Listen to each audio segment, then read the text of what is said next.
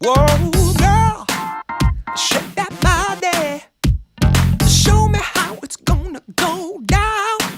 Don't be late to the party. Don't be afraid to scream and shout. 'Cause when we dance to the music, you know that's what it's all about. Yeah, yeah. Hey, girl, shake that body. Shake it to the left and to the right. Yeah, girl, shake that body. We're gonna shake it all night. We're going down to the nightclub in my stretch SUV. 'Cause you know, girl, when we're dancing, there's no place I'd rather be. Yeah, yeah.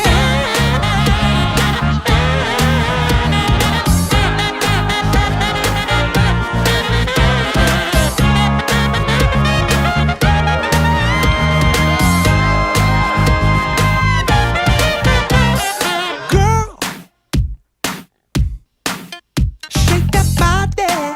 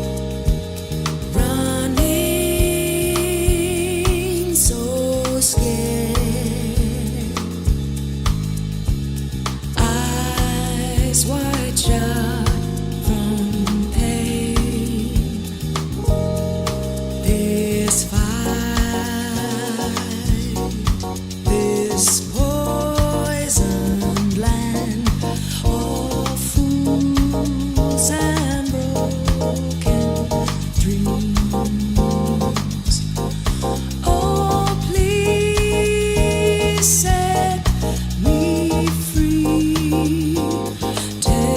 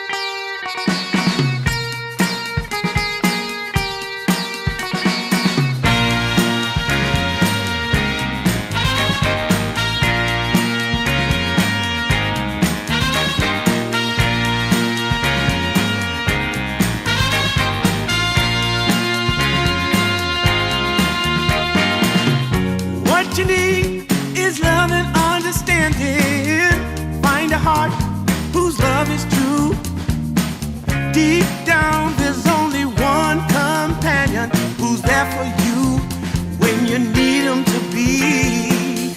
Your heart was broken in 1,000 pieces. So much pain that you've been through. Here stands a man who's your salvation. Just ask yourself, am I ready for you? 100% now. I'm ready. 100% now. Yes, I'm ready. Eyes wide open. I'm ready to move. 100% now. Take a chance in a new direction. Any place you wanna go. I don't have all the right answers, but one thing I know, I'm so ready for you. 100% now. I'm ready. 100%. You know I'm ready. Yes, I'm ready. Eyes wide open. I'm ready to move. Well.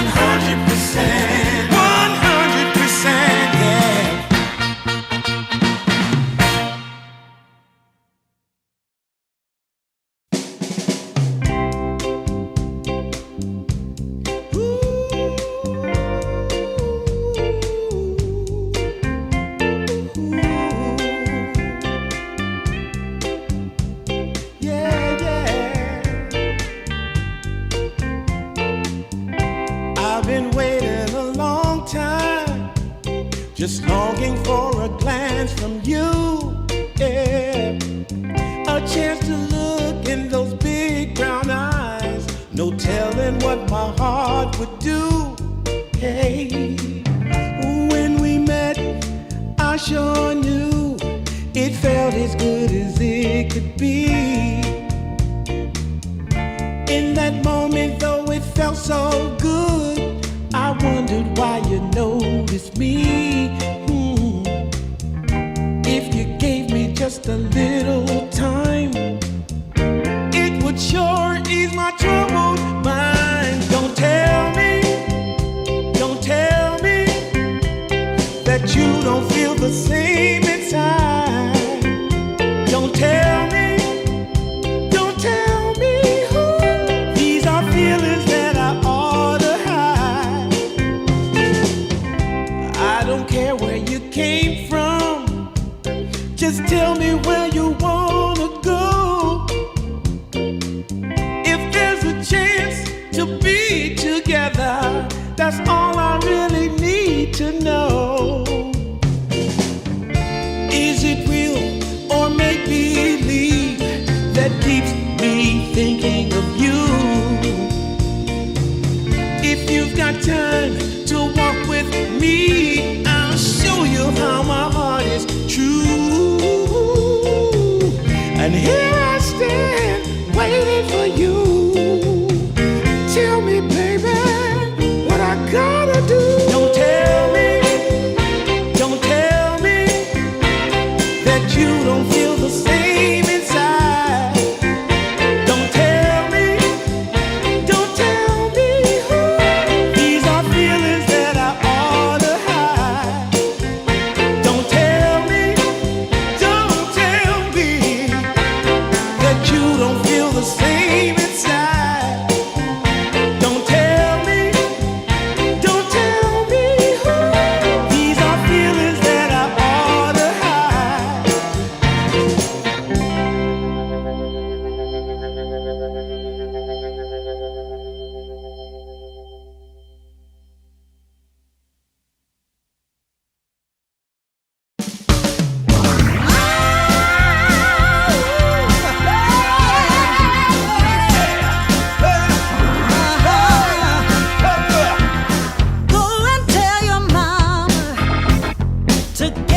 off her seat.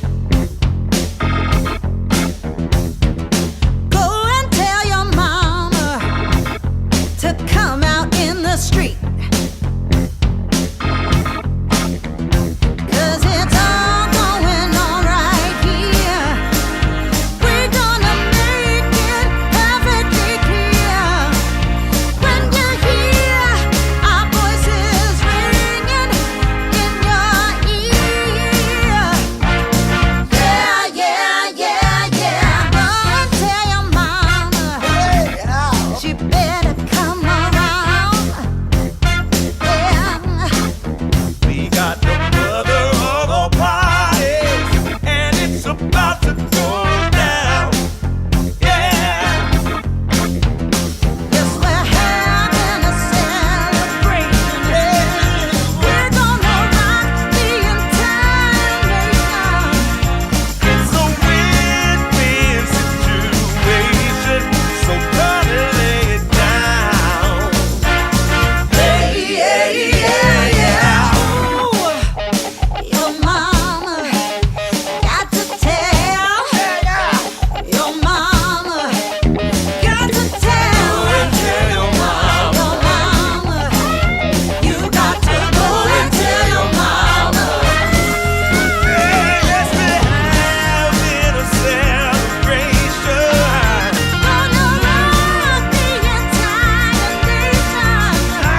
It's gonna be a sensation, so mama lay it down. Go and tell your mama. Get up on your feet now. Go and tell your mama. Tell your mama, yeah. Go and tell your mama. Tell your mama, yeah.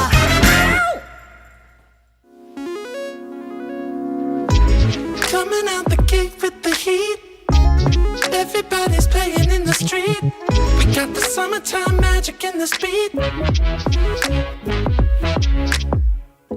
Sun is in my eye, feeling high. Only good vibes, I'm alive. And if you see me driving by, don't be shy. I'm so excited. You know just what I wanna do.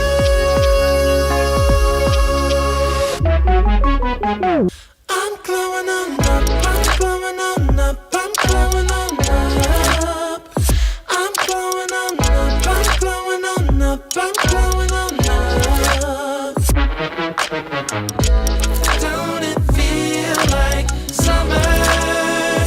I'm glowing on up, I'm glowing on up, I'm glowing on up.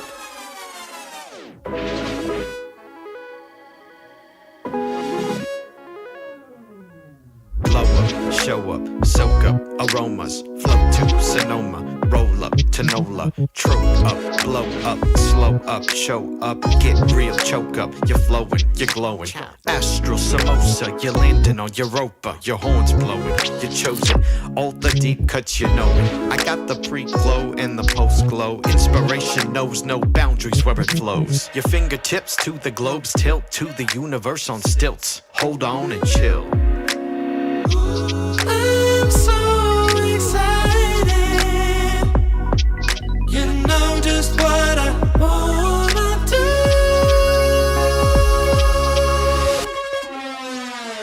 I'm glowing on up, I'm glowing on up, I'm glowing on up. I'm glowing on up, I'm glowing on up, I'm glowing on up.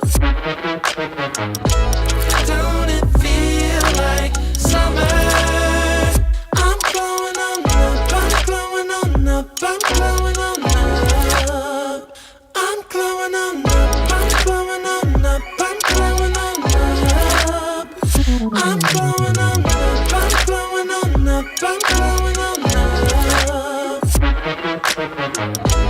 Don't it feel like summer? I'm glowing on up, I'm glowing on up, I'm glowing on up.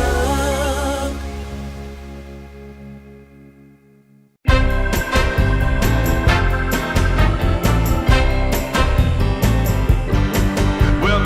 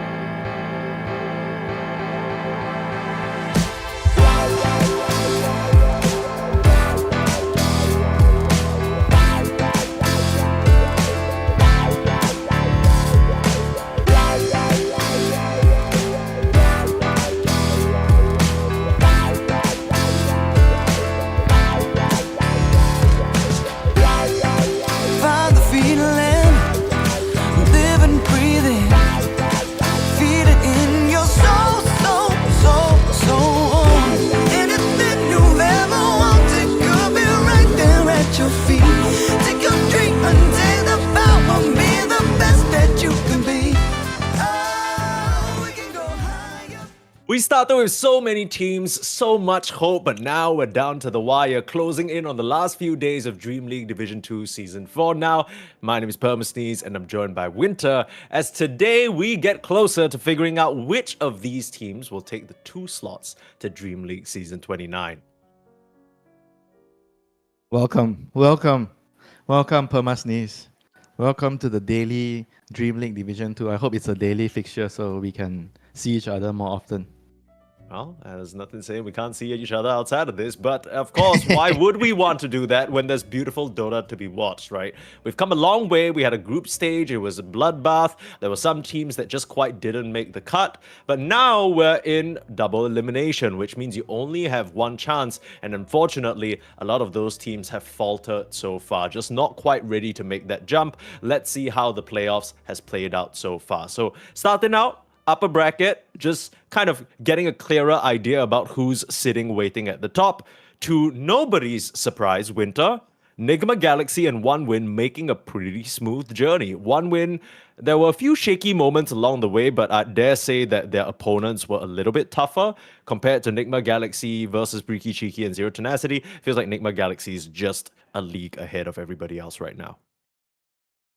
It's a surprise to me to see 1win here instead of South American Rejects, not gonna lie. I thought South American Rejects, they were kind of maybe a tiny bit or at least somewhat better by 10-20% compared to 1win, but they had a rough series in the first round of the upper brackets and just couldn't make it through. But South American Rejects, they are making a run right now in the loser bracket, so maybe they can be the loser bracket kings of the Division 2 Season 4 here. Yeah, I think especially with their recent results at PGL Wallachia, top 6 there is no easy feat. Of course, somewhere along the line within this playoffs, they dropped out of that tournament. So now they're fully focusing on Div 2. Maybe that's going to be the missing piece for them to get further. We take a look at the lower bracket, some of the teams we've had to say goodbye to already. Some pretty strong fights put up, right? Modus and Namiga, they did not go down without taking at least one game. But we had to say goodbye to Breaky Cheeky. I was kind of looking at them as a potential dark horse. But now we're up to these 5 teams remaining in the lower bracket. You got Power Rangers versus Liga team. That's a really sharp series. I think it'll be very close. And then coming up on this stream, we have Team Lynx versus South America Rejects. So the schedule has changed a little bit. I think when we started group stage, there were 4 streams happening at the same time at one point, but now we're down to 1. Every day is going to be just 2 best of 3s, which means the action will be condensed and very, very exciting to watch. You don't want to miss it. But yeah, Lynx versus South America Rejects. Winter, you already mentioned that you thought that South America Rejects wouldn't even be here in the lower bracket. Yeah, they shouldn't really be here, based on what I've seen in their previous games. I think they definitely felt more like an upper bracket team, at least into the upper bracket final. I felt like if they were to lose, I would only accept them losing to Enigma Galaxy, something like that, But they still have a chance here. They need to figure out what's wrong. Maybe, like you said, playing 2 tournaments at the same time kind of took, a toll on them, playing so many games during the last couple of days, the last 5-6 days. So now they get to focus on one series at a time, one tournament at a time. Maybe this is a time where we'll see them, elevate their play even furthermore. Yeah, that's definitely the hope, because South America Rejects, we've already seen what kind of ceilings they can hit. It's just whether they still have the stability, endurance, and honestly, grit to keep on reaching further. Making it to Dream League Season 29, they'll definitely be one of the main teams that organizations are looking to sign. But on the flip side, Team Lynx, maybe too early to count them out either, because when we were watching their previous series against Rune Eaters, after that game 1, I thought they were done. I didn't know how they were going to come back from that defeat mentally. It was kind of crushing. But pretty one-sided, but they were a bounce back, reverse sweep. Surely, Winter, that has to count for something. Yeah, good morale boost for sure. But that series, I remember, Rune Eaters were also kind of self-destructing a little bit. They were giving away a lot of kills, a lot of plays on the map towards Lynx. Some of the team fights weren't as coordinated as they should be. So at the end of the day, it wasn't Team Lynx just the sole team doing all the hard work, right? Their opponents kind of also gave away a lot to them. And today against South American Rejects, this is a much tougher series. I don't think you can expect too many freebies from the South American Rejects.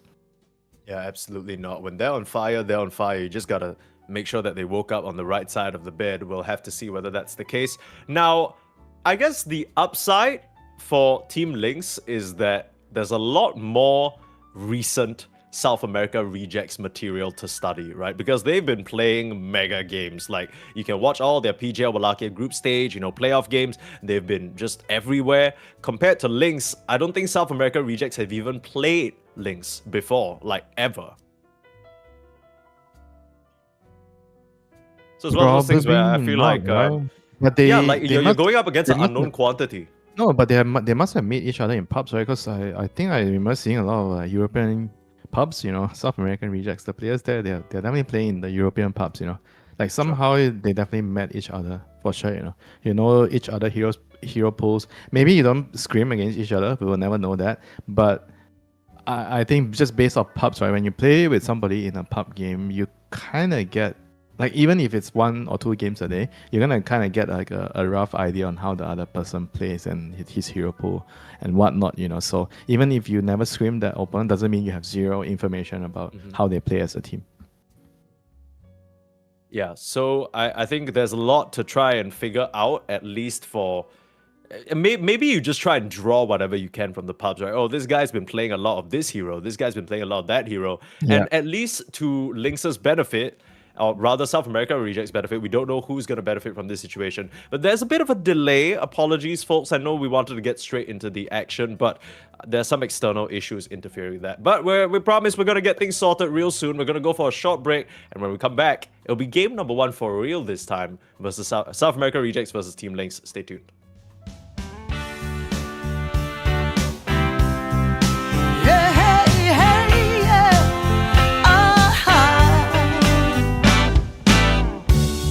Some days you just can't find the right words to say. And deep in your heart of hearts, where it feels like you're losing your way. Yeah, yeah. I know that it's hard sometimes when the world's closing in on you. But as long as we stand together, there's not a thing that we can't do. Oh, we can do this if we have to climb another mountain. 'Cause baby, who's counting now? We can do this if we have to swim another ocean. As long as we got the notion, yeah, we can do this. Yeah, hey, hey, yeah.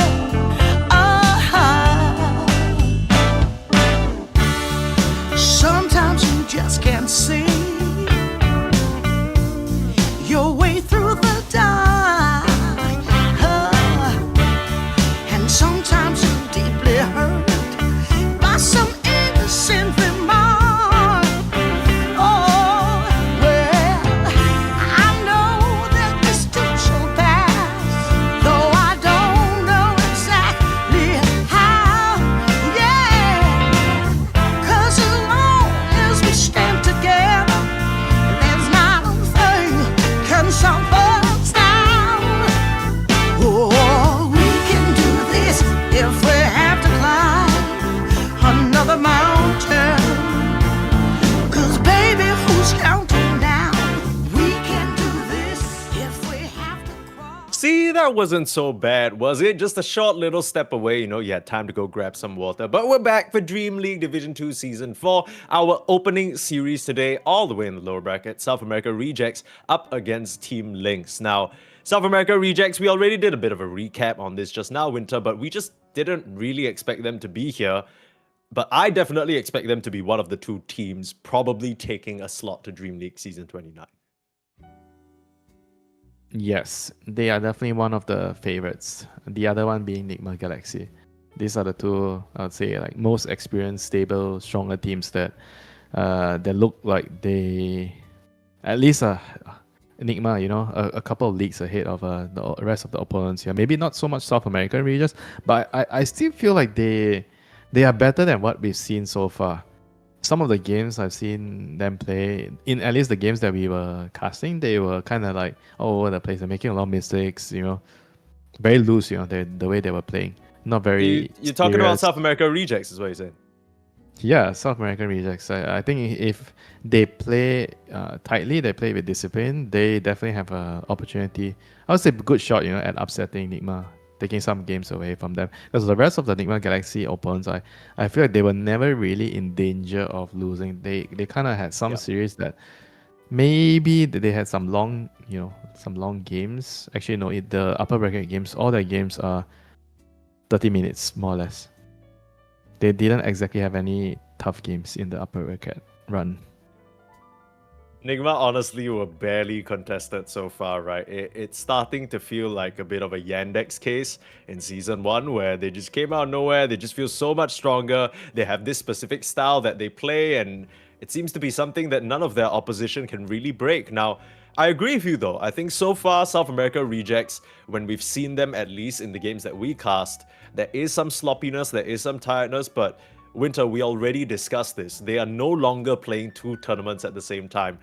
It is so damn tiring. I don't know how the hell they even manage that.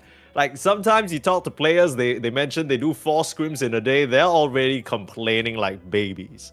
And then now you're doing 2 tournaments along with all the prep and like try to, manage your sketch. Is crazy stuff. I don't know how they managed it. I think they're the first team in a while to pull something like this off. How did you manage it? I remember back in the manage day, it? you were working. Yeah, you were working 2 tournaments in the same day, different regions in the same day. Basically, one region in the afternoon, one region at night, and then you sleep, and then you wake up, you rinse, repeat. Yeah, okay, well, I will say casting has its challenges, but I don't think you can compare casting to playing the damn game of Dota 2, bro. That's because Why, bro? right now, Bro, I'm why sitting not? here. Okay, let me Were you explain. not tired? I am, but I'm sitting here. I'm talking to my friend.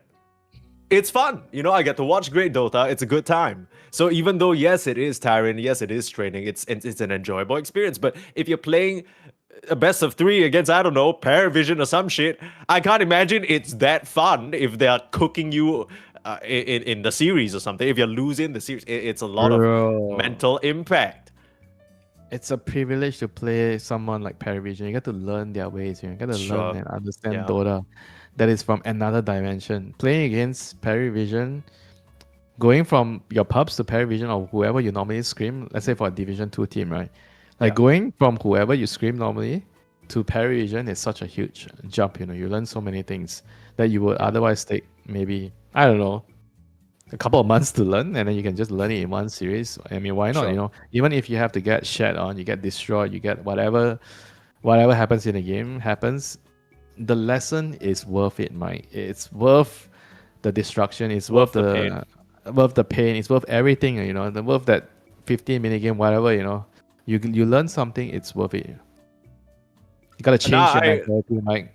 Yeah, I mean, that's why I'm not a pro Dota 2 player, brother. I ain't gonna go into a series, get my ass spanked, and I'm not gonna think, man, I'm so glad I got cooked there. That was a wonderful experience. That's why I'm sitting here yapping about the game and enjoying it that way. But soon, my friends, you guys will have a game to enjoy. I promise. We have all 10 players in sight in the lobby. We're just making sure that everyone has their picks in order. Everyone's seated on the chairs. No random, oh, somebody opened the door. Let me pause the game. Everything's being sorted, I assure you. Food So is delivery, it Mike.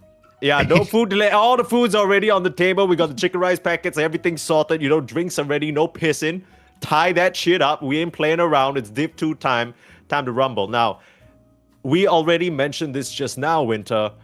Team Lynx, in their series against Rune Eaters, it kind of felt like Rune Eaters also self-destructed. So as much as we want to give credit to Lynx for making it to this point, it wasn't very convincing. What would you say are the main things they need to fix if they want to stand a chance against South America rejects? I remember them having the problem with like making a lot of mistakes, not loose, playing a lot of loose Dota. You show on the lane, and then the other guy on the other. There's a couple of rules in Dota that you mustn't break. You cannot show heroes across all 3 lane rule. Then there's also the rule of who is playing the dead lane. It has to be a low value hero. I think these are the 2 things I remember from that series, right, the Team Links, they kind of didn't really particularly do very well. Because it's a lot of discussion outside of the game to fix this type of problem. You can't just say, all right, guys, we're going to play, I don't know, like 3 scrims a day, 2 scrims a day, and then hopefully by the end of the week, this problem is going to go away, right? And then you don't exactly talk about the game, you don't sit down, you don't yap about the replay. You have to yap about the replay, you know. If you don't yap, it doesn't get into the heads of the players. You need to actually forcefully screw it in, you know, so they remember that shit. I'm sure it has happened to you. Why the hell does this guy do this every single fucking time, you know? And then it gets to your nerves. And you get mad, you know, and then the next time it happens again, that's it. It blows up. Somebody gets mad. Somebody says some dumb shit to the other person. And it's over, man. It's over. The team disbands. So you have to prevent that from happening. Okay. Well, Winter, the way that you told that story sounded a little bit too personal, so we'll relieve you from being inspected by the public eye so you can fume in private. Team Links versus South America Rejects on your screen, folks. We're starting the draft again. We're in the lower bracket, not where we expected to see South America Rejects, but it's a position from which they'll have to wedge themselves out of. Up against Team Links. Now, Links, they have the benefit of a lot of material from South America Rejects to work with, a lot of competition matches to study. Let's see whether they did their homework here. Let's see whether they really yapped over those replays, like you said, Winter. Any particular heroes that you're looking at for either team to prioritize?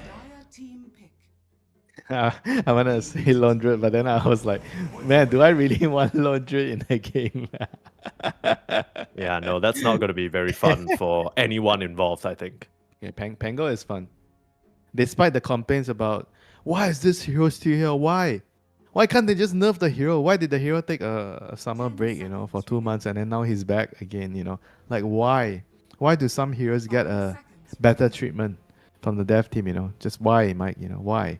This is Pango, but at least Pango is not boring to watch. Is it really it is boring? No, as in I don't think it's boring. I think it requires a lot of execution and high skill. It's one of those heroes in my mind that even if it's a great Pango game, it never feels like, oh, look, nobody can do anything about him and he doesn't even need to think about pressing his buttons. It always requires precision. So I never really understood when people thought Pango was boring. Everyone was like, oh, it's so annoying that he's in the meta and he's first picked all the time. It's a cool hero, man. Like, Rolling Thunder is hard to use. The Swashbuckle it takes a lot of skill. So, yeah. I don't mind this, but the Slada's left open as well. Link's choosing to ban out Viper instead of the Slada. Very, very interesting stuff. Viper counters Slada. That's probably why. Yeah, but then were you not scared that they would just pick Slada for themselves? South America Rejects were the ones who first picked and they prioritized the Pango. Let me see. According to Dota Buff, what you got for me, Winter?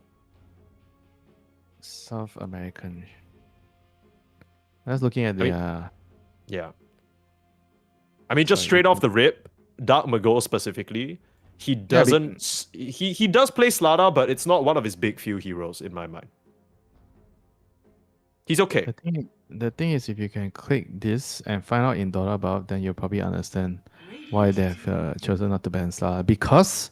according to Dota Buff, they have not played Slada in their last, they have only picked it one time in their last 10 games. A lot of the games it was available. So this is why they decided not to. See, I mean, if you look, if you try to look at the draft and try to understand why the teams are doing certain things the way they are doing, you just need to look up in Dota Buff and it miraculously explains a lot of draft patterns. Yeah, that's fair. Most of the time, that's the only thing you have to work with anyway. Maybe you meet them in pubs like we were discussing just now, but you haven't really played this team before in a competitive setting. Yeah, because Frank is like a team fighting player. I think he plays all the team fight heroes. Tide, Pangolia, he plays what else? He likes his Underlord. Yeah, Underlord. Like, he plays all the team heroes. So Slada is like, I mean, Slada also can kind of be a team hero, but it's just you don't buy aura items and you have to always be with your team. You're always on the move, you know. I think Frank is more like I guess he takes a lot. I don't know if it's accurate, even if he takes a lot more farm. It's just he's more team based and he's not exactly like a Mars or Slada player. He's not an initiator. So South American Rejects, they have the Enchantress and Shadow Demon here. Enchantress, one of the best counters, against the Slada Wind Ranger opening. You can dispel the Wind Run, you can dispel the not the Lake Day, the Guardian Sprint. You can remove it. So it's a huge counter. I mean, Lynx is already showing their intention to put the Slada on offlane because it's Slada WR. They definitely have the right setup for it already. It's a very, very powerful lane. A lot of chase and rundown potential, a lot of spell damage. South American regions, they have to be very, very careful of this lane. And Lynx, right away, picking a Luna into SC. This is something that you would have never done if Dota was played on a patch 5 years ago, 6 years ago. This is criminal. You cannot pick a Luna into SC. But nowadays, with the Luna orbit, you don't actually care about the SD disrupting you so much. It disrupts you. You come out of the disruption. You pop your orbit, and then you're good to go. Sure, but isn't it still good overall to get Luna illusions? You don't even need them to kill her, right? You can just make it target her own teammates. Yeah, that definitely is still good to copy her, but it's not as bad as before where you just die, The Luna just dies to her own illusions.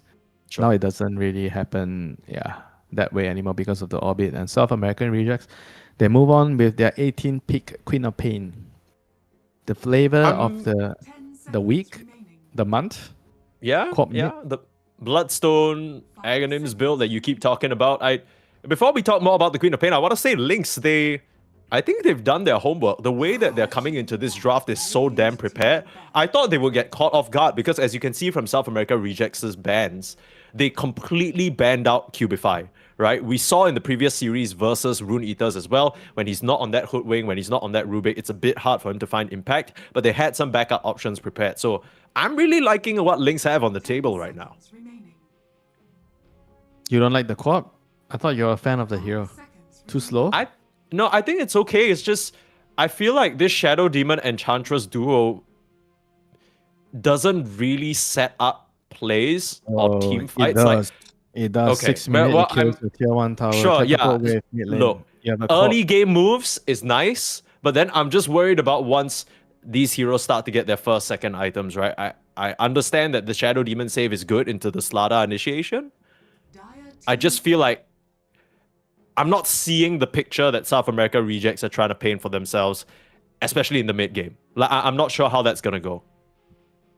The Ench is gonna maybe walk in, body for them, give them a bit of vision, but how do they intend to take the fight? The Rolling Thunder comes in, maybe it knocks into the Luna, then what? Like what happens there? Who's doing the damage? Sure. You get sharp block. No, but with the Ench and SD, it's more about getting the early game advantage. Because South American Rejects, they're like a very snowball early game centric team. They want to win the lanes, they want to run at you. You think they care about having scaling late game? No, man, bro. Dota to them is a 20-minute game, 20-25-minute game. They're going to run at you and destroy you. They're pick heroes for the lanes, and they're going to make sure that they, just pressure you all the time. They're in your face. They can't let you farm. They take your towers. So Necroforce kind of does that for them right now here, The Ghost Shot's very good against Taz, very good against Starter, a lot of physical damage. And again, it's a hero that will occupy an area on the map, and then the Enchantress and NC, they will just move over and take down your towers, So I'm just wondering who's actually the carry, Is Necro the carry or the Corp is the carry? I guess the Necro is the carry. Very interesting stuff here. So they want the Necro into the Slada off lane.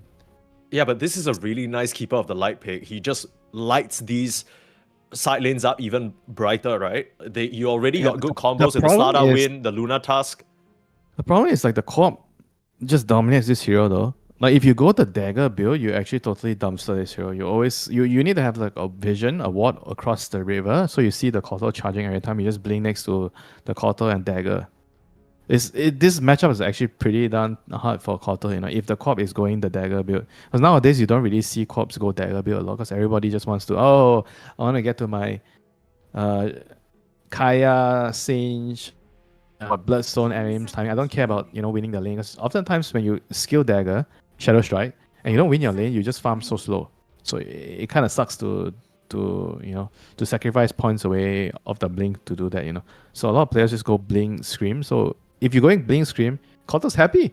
He's really happy. You're trading farm, you're not losing the lane, and then he can out-rotate you and out-farm you with the jungle farming because he's Kotal, So I think Dark Mago, he's skill points on whatever spell he chooses to prioritize, however he plays the lane, is going to decide actually a lot of how this game is going to look like, you know. So a lot of the critical factors are going to fall on his shoulder on the Queen of Pain.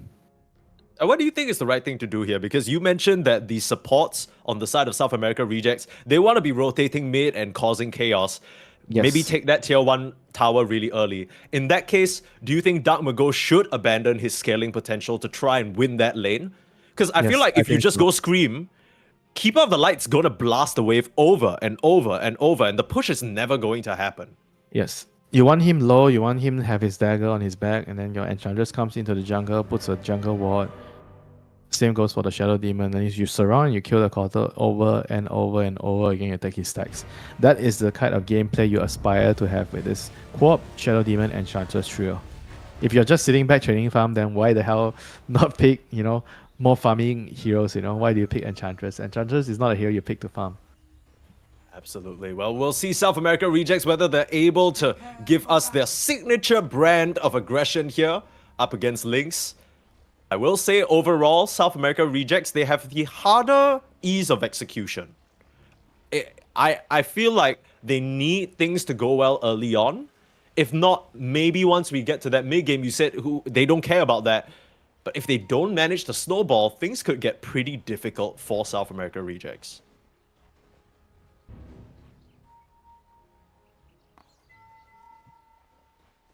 I think that's also the usual play for them, right? They kind of always have drafts that are all in for early game. They don't really have like much late game scaling. I don't think they care so much about that. Yeah, these boys Just the literally way go they hard play. or go home. 30 seconds to battle. Some aggressive posturing here from Lynx with Cubify setting a ward down, spotting out Frank. I think Frank spotted that one out. So they will know that there's vision and they will know that there's some sort of presence. I feel like you never make that type of move without some backup. Talk to me about this Necrophos carry. I know Ghost from Gamer Legion was playing it quite a bit, but it felt very much like a him thing. I know it's good into the Lynx offlane duo, but what is the Necrophos offlane, carry supposed to do, really? Oh, Schofield, he's being real cheeky with the jukes. He's got an early boot, so I don't think they'll be able to chase him down. They're wasting quite a bit of time. Don't get the vision. Second blood grenade. Oh, he is juking his socks off, but still should get run down here. First blood actually taken by the Wind Ranger, so not really sure whether that's what they wanted, but they at least make good on their chase. But yeah, Necrophos carry. What are your thoughts on this pick? I have no idea. I know it's good against Lada, but I haven't really seen this hero a lot. I think it's just a hero where you can sit in the lane and not die, you know, so your supports can roam mid. That is how I see the reason why this hero is picked. Just to win the lane and you can sit and farm in front of their faces. Sure. I don't exactly know if there are other particular reasons why they picked the Necrolite here. It's kind of... it's not like he received any major buffs to No, the items that he no. buys or stuff like that, or maybe his skills didn't really get tuned. I don't So- really know if you change any of the build, right? It's just travels, Radiance. the chart rate. I don't know if you buy Radiance. I've seen people, maybe you have to. I'm not sure. So if you don't buy I've Radiance, always found the Radiance pretty interesting because it's not like Necro farm slowly, right? So the Radiance felt like a pretty expensive boost. I guess you're just worried that you're not able to do consistent damage in the fights. The Radiance seems okay this game, right? It doesn't really feel like this crazy item that's gonna affect Lynx a lot.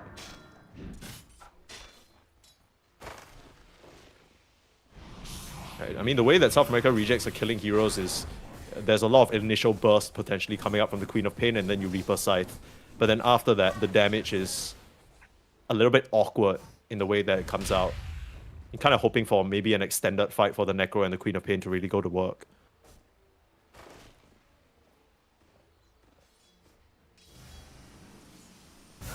Yeah, I don't know.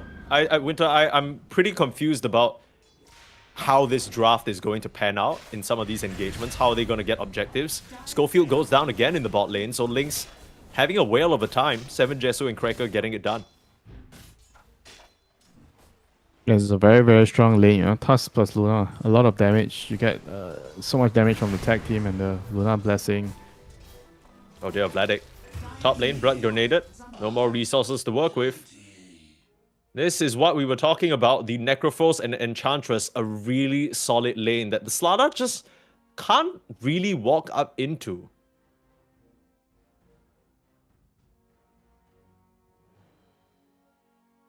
And what do you even do in this case? Do you just do you need to start maybe setting up the jungle for him? Because I don't think it gets easier even with levels. No, for Slardar, you just kind of have to Eat shit. figure out how to get some XP. You know, I don't think you can get a lot of farm in this lane against Necro. It's a very difficult matchup.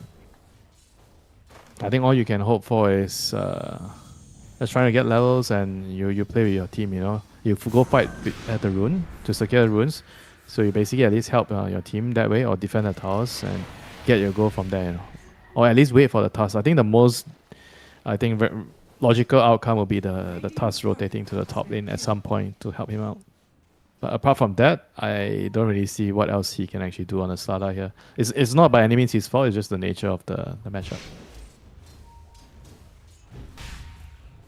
Krika is thinking about chasing Schofield down. Maybe we'll see the Tusk rotate, but he's pretty low on mana at the moment, so needs a bit more resources to work with first.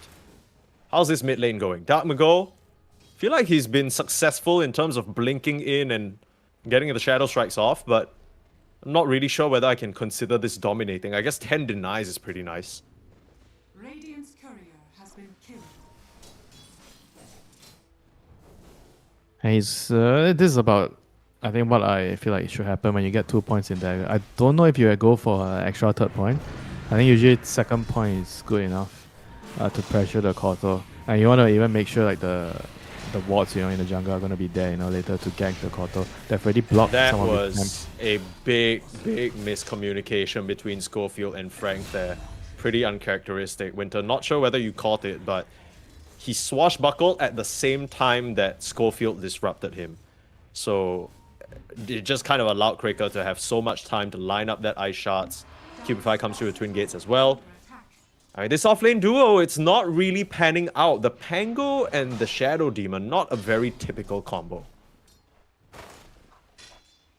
Yeah, not a very strong lane. There's no apparent synergy, right? What do you actually, do together? Like Pango, apparently. I think the heroes that we see a lot is with Rubik, with Wing, with Lion. They're all very, I think, straightforward, right? With what you do together. Shadow Demon Pango kind of is like a very defensive lane. Yeah. We talked about South America rejects their style, wanting to get that early advantage in the lanes and snowball into the mid, perhaps. But Schofield, he's kind of getting his hands tied down here. He can't afford to leave Frank alone. Even if he is here, I don't know whether Frank survives from a 3-man gank, which is coming his way right now. Tusk and Cubify wrapping around this Pango. He doesn't know what's coming just yet. Shadow Demon's gone up to the top side. Frank will be spotted. Swashbuckle into the Shackle. Really nice setup. Yeah, Pango over the trees though. Shard's gonna block him off. Yeah, they got way too many spells for him to run away from. That Pango's gonna go down. Meanwhile, top lane, Vladik not really threatened. So he's just chilling. The Shadow Demon's wasted quite a bit of time, now needing to TP back here just to get some EXP. Yeah, early game going really well for Lynx, and now they're turning towards Dark Magol. We talk about the 3-man rotation from SAR, instead it's from Lynx, and Kraker's ready to follow up. Got a beautiful shards lining up the blast, a Fairy Fire, trying to keep Dark Magol alive, the last hit, and managed to finish him off. Even Frank TPing in can't save him. And in fact, Frank might be the next one being targeted as well. And he's level 4, bro. Why is he even coming over? I mean, even if he completed that TP there, I don't even know whether the Queen of Pain survives.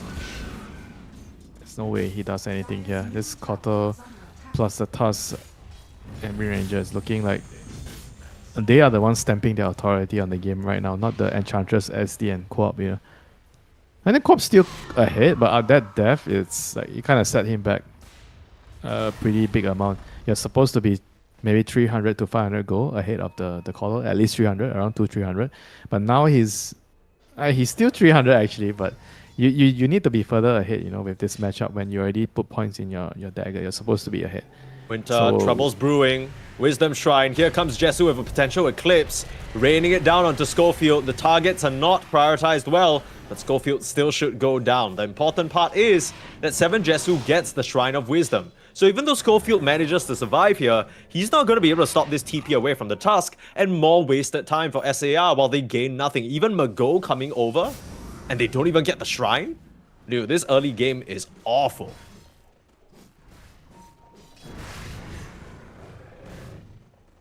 They're supposed to win the early game, but they're not winning the early game. Losing both shrines. This is like a huge blow for the South American reject side.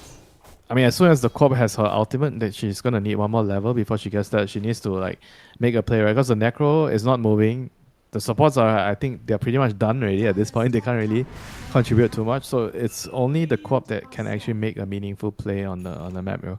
Try to rotate to the side lane and maybe pick someone off. Radiant's middle tower Flip side, it's so easy for Lynx to just continue the aggression.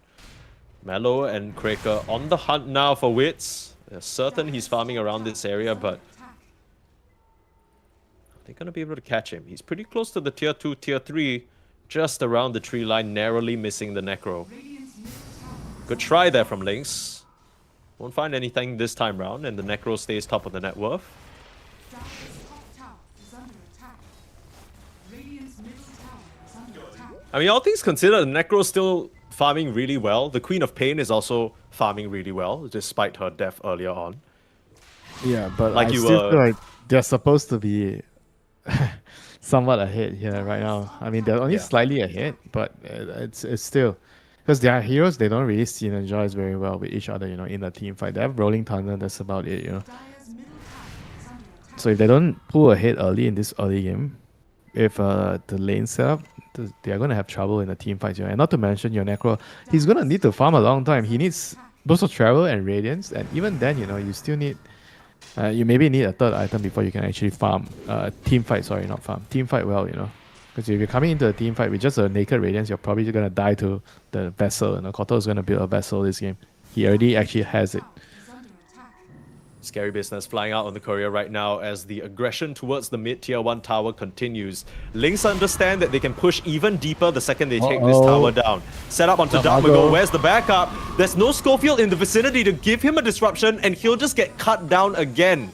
The lone defender from SAR for this tier 1 mid gets punished, and Lynx continue their rampage. Tower is under attack. That is really, really bad news, man. The Corp went down. Like somehow the task manages to follow him with the snowball after the blink, and that was all she wrote, right? She got slowed by the solar bind as well. Is under attack. I mean, you pick the Corp into this in this matchup against the Kotal, and you are the one losing your tower. You know, this is difficult. It is very difficult, you know, news for your team. Has fallen. He also picked the Necrophos into the Slada Wind Ranger to be able to stand and farm, but Wits has not even seen his tier 1 tower in the past 5 minutes. He's been forced to farm so defensively. Schofield's the one in the top side trying to take whatever EXP he can. That's why he wasn't there for the mid save. But now he'll get hunted down as well. Easy power shot into Blast, the long range assault. Cubify is dominating.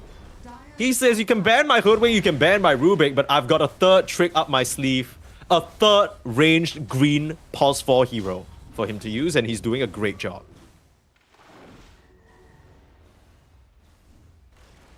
You mentioned the Necro, like why is he not able to hold his lane and farm, right? It's not exactly his fault. You know? I think it's just the nature of the game. When your mid lane just has gone to shit, right? Because the Kotal is, like you said, better at rotating to the side lanes compared to a Queen of Pain.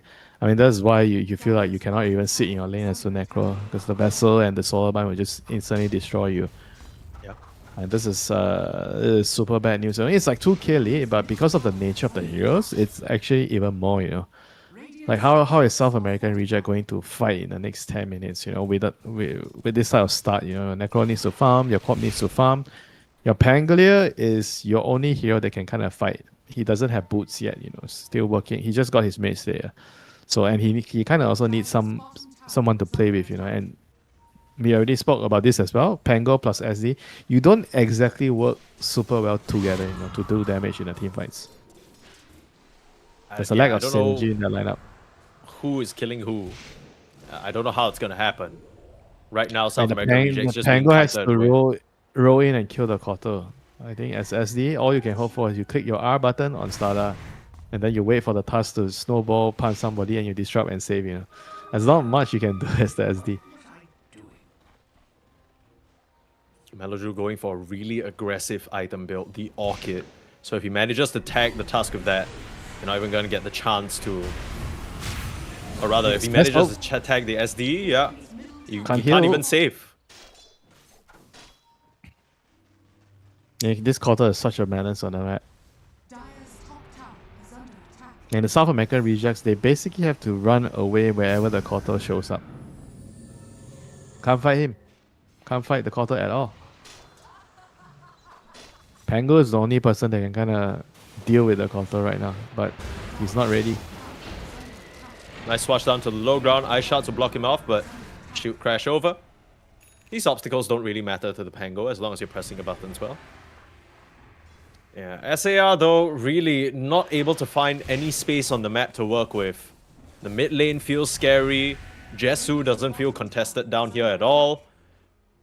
So as a result, you see the way their heroes are positioned on the map, it is so cramped and uncomfortable. We'll try for smoke move out now with the level 6s on Schofield and Elmisho. Maybe get that first Reaper Scythe kill. They're stuck in a 3-bedroom, 3-room apartment. Yeah. 600 square feet, 700 square feet right now. With 5 people. Not including the balcony. Yeah. The toilet's actually one of the rooms. That's how rough it is right now. I mean, they're trying to make another room on top, They're moving top to try to gain space. But I mean, can they get in? It's a slippery fish. Nah, He just got he his sees dagger. the... He has the dagger on the courier. Oh, still managing to get the ult. Daytime vision working against him, but here comes the backup. Is Heal, the healing heal. from the Koto enough? Vladik still surviving, but will get screamed down. Comes at a cost though. Schofield, nice dodge, but he won't be alive for long. Only Melojule actually TPing up here to try and help. The rest of Link seemed preoccupied They're getting somewhere surrounded. else. They're getting surrounded. Luna's behind. Oh dear. Jesu through the twin gates, gets himself a freebie and gets himself out. Really nice map play there from Lynx.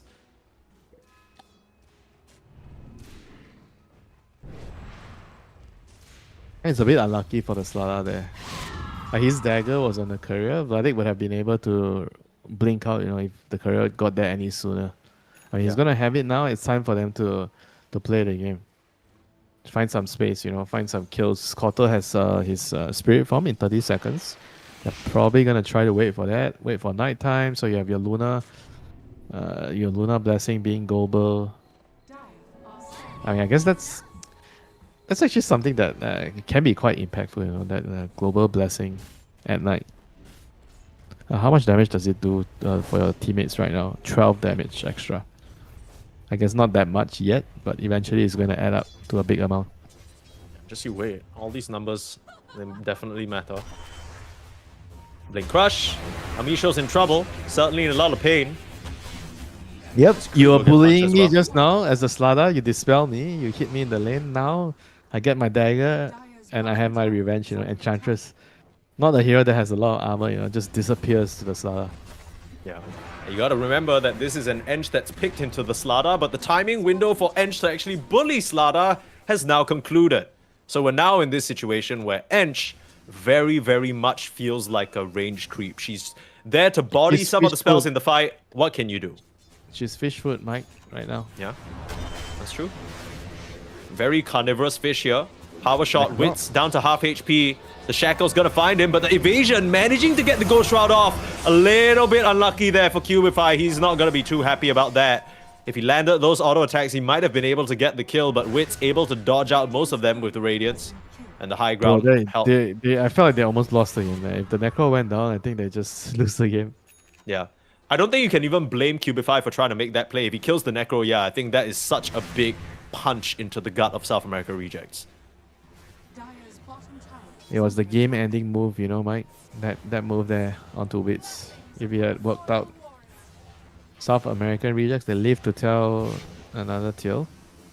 Get the shot on the Necro, so it's harder for them to kill, but you also kind of want to have a dispel against the Vessel. So he needs shot, he needs Lotus. Then he can start to play like a crazy man. Run into the middle of the fights and not worry about dying. Long way to go Yeah. before we're at that stage. I mean, though. at the rate he's farming, it won't be long. Necro is one of the fastest farmers in the game. Sure, yeah, Yeah. I mean, that's if he's uninterrupted, right? But we're kind of assuming that Lynx are going to be on the prowl of this Blink Dagger Slaughter.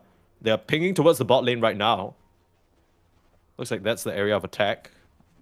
I mean, I say that, but just the looking Slaughter's at the still map, sticking around top. Like how many heroes can actually keep up with a Luna free farming? I want to say Mm. not many. Luna is definitely, if not the fastest farmer, if left untouched. Either Luna or TA. And the fact that Necro is keeping up says a lot. Amisha will break this attempt. Orchid revealed. Going down. 4 members shown though. South America rejects now know this triangle is no longer theirs and they can split up on the map to farm. Radiant's top tower is under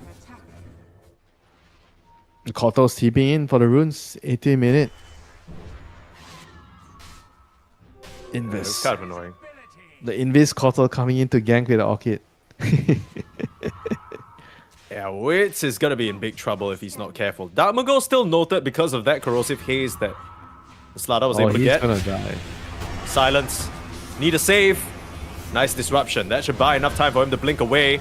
Down to the low ground. Close. Back to safety. Rolling Thunder thought about, and Frank's gonna come through with his own blink. Nice little return play there. Looks like Vladik will be the recipient of the death. Looked like it was supposed to be a free kill onto Mago, but it ends up being a potential turnaround as well. Snowball and look, they'll find themselves another. Scythe down, Wits with a double kill. Pretty nice reversal there, honestly. South America rejects. If they can keep stuff like that up, they're gonna be in a good spot. Yeah, I guess they kind of knew what was happening, right? They knew the rune was top. I don't know if they knew exactly what rune it was, but they were super ready for that play coming in from the Link side. As with the Immortal Invis in. I mean, the core actually almost died, despite the disruption. Yeah. The disruption came at the very last moment there, for sure. But being able to dodge out that Orchid damage, very crucial. The soul And burn yeah. damage. Indeed, indeed. The soul was preserved in this case by the... Not the soul catcher anymore, it's disruption, but... Rest in peace to that ability. Top tower is under Yeah, attack. I actually, now that you're mentioning it, it's kind of crazy that South America rejects are only less than 1k behind. The fact that they got the co-op free farming, they got the necro free farming, Radiant's top the co-op is still on top of the Kotal, who's had so many kills to his name, a great early start, a lot of support from his team.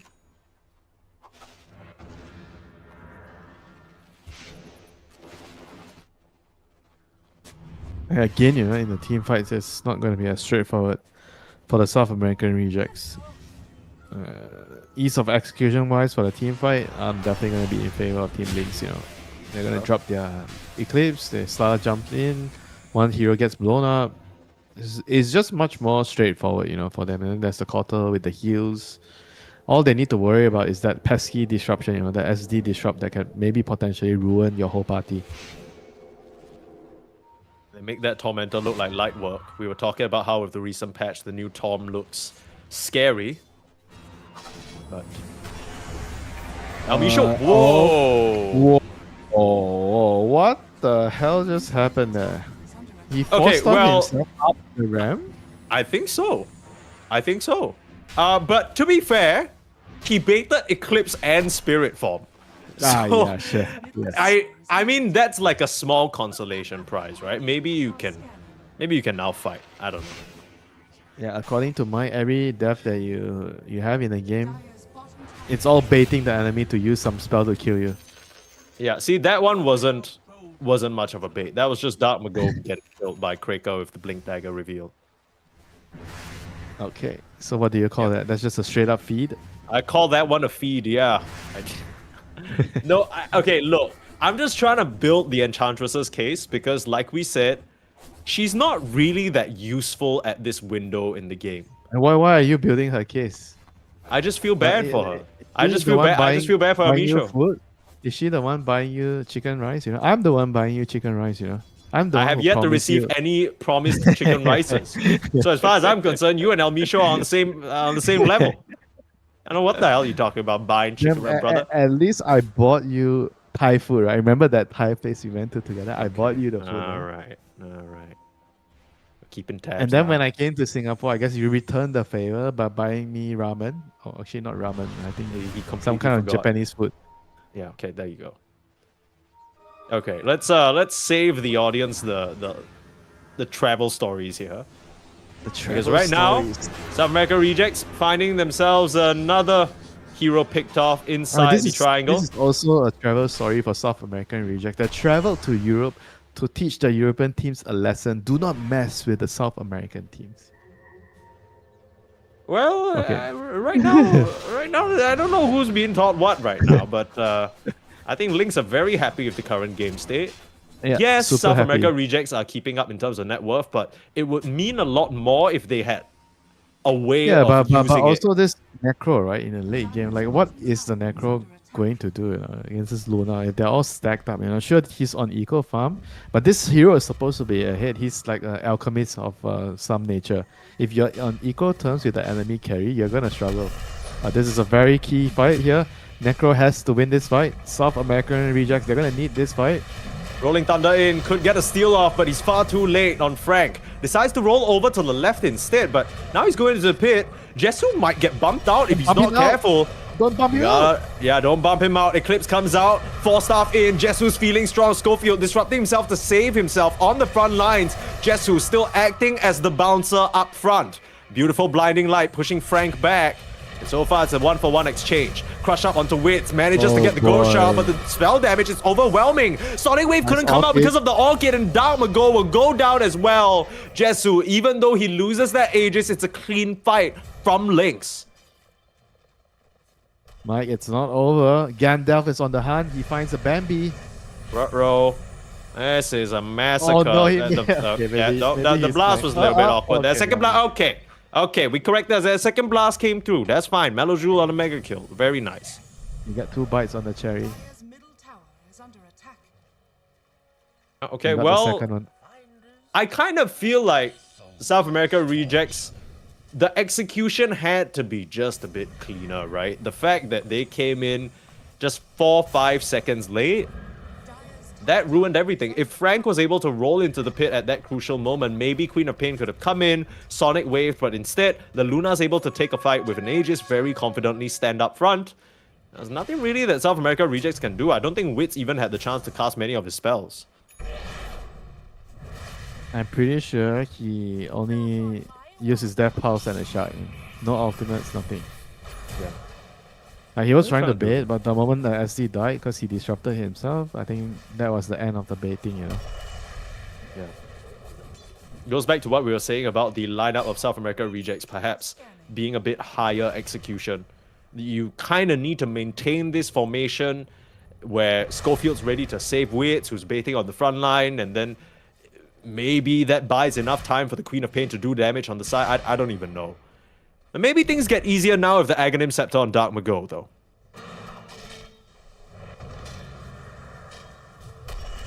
Frank's gonna get caught, though. Nice roll up. Don't know whether they can roll out of this one. Okay. I mean, the Okay, Pangolier. so far. Pangoliers can roll out of every trouble, every difficult situation. Nice Ghost Shroud. You need a save. Disruption comes through. Schofield there this time round. But it's going to come back out into a punch. BKB there from Jesu to get the job done.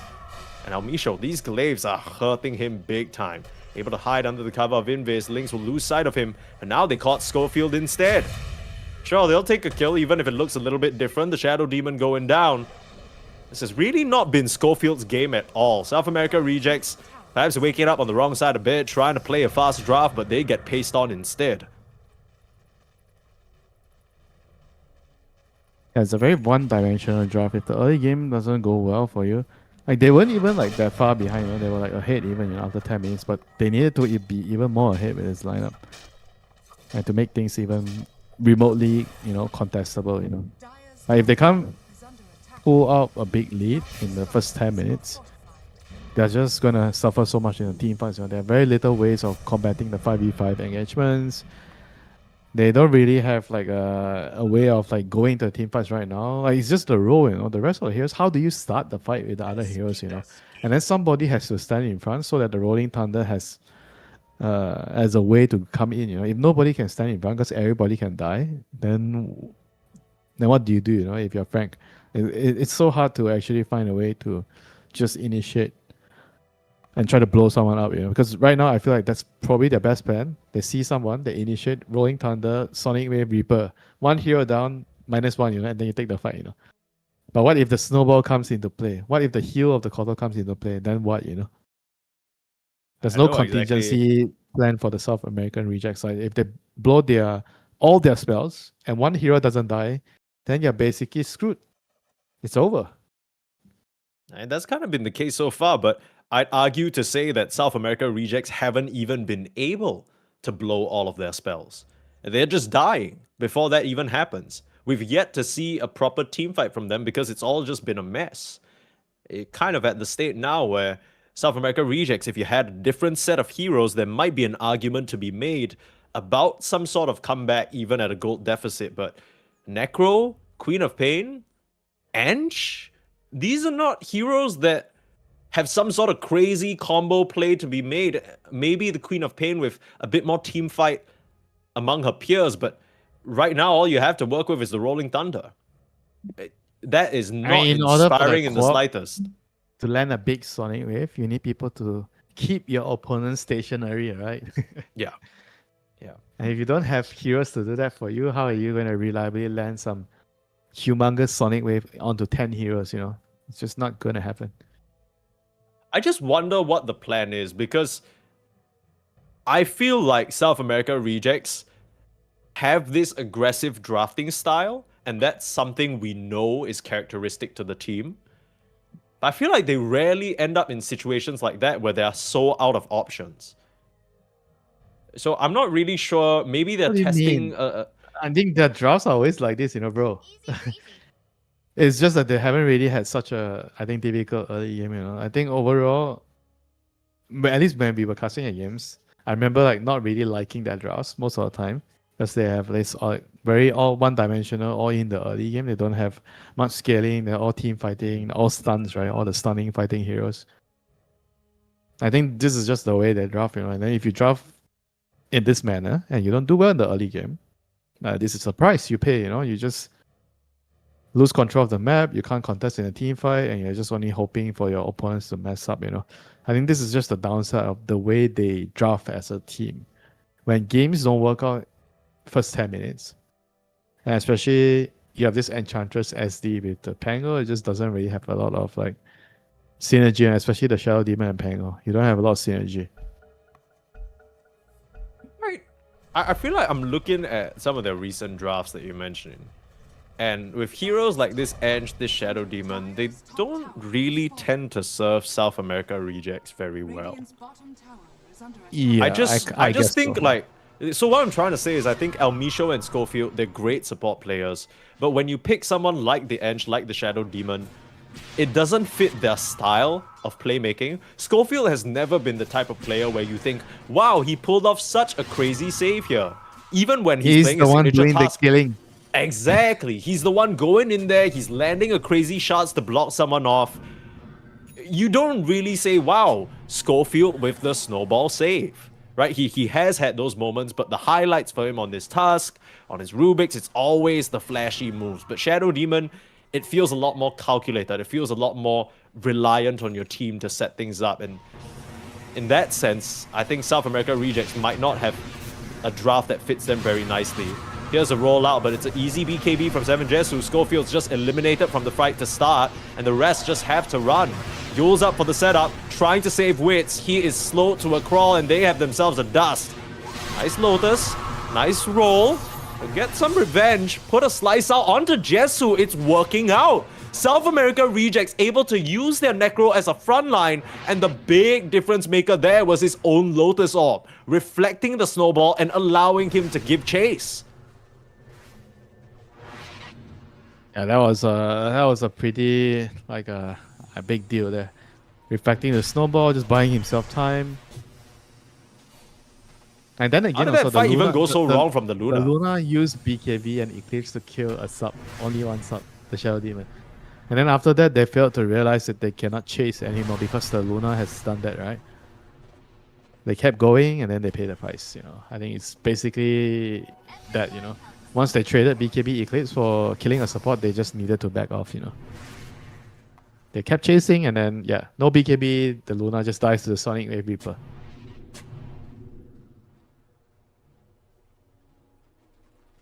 And still some signs of life here from South America rejects, but again, They've been a given similar, hope. yeah, Team a Lynx. kind of a similar trend from what we saw from Lynx's previous series, where even in a winning position, sometimes they kind of let the Drop the ball ball? drop a little bit. Yeah, Yeah, I mean, these are very common problems, like tier 2 teams have. You give them a lead, they don't really do a good job holding onto the lead or building on the lead. They tend to make mistakes. I think this is something that differentiates the tier 2 players and the tier 1 players. Making mistakes, I think if you talk about button mashing, how well they can play a hero, everybody can play the hero, but everybody can press the buttons well. It's about making the right decisions, how you're playing as a team, the discipline, playing the odds. Always making plays based on the odds. Instead of just running in just because you see somebody show up on the map and just wanting to kill that hero right away. yeah, for sure. I mean, Lynx, I will say their early game, the first 20 minutes, the moves they made were very solid. I really thought their map movement was pretty suffocating for SAR.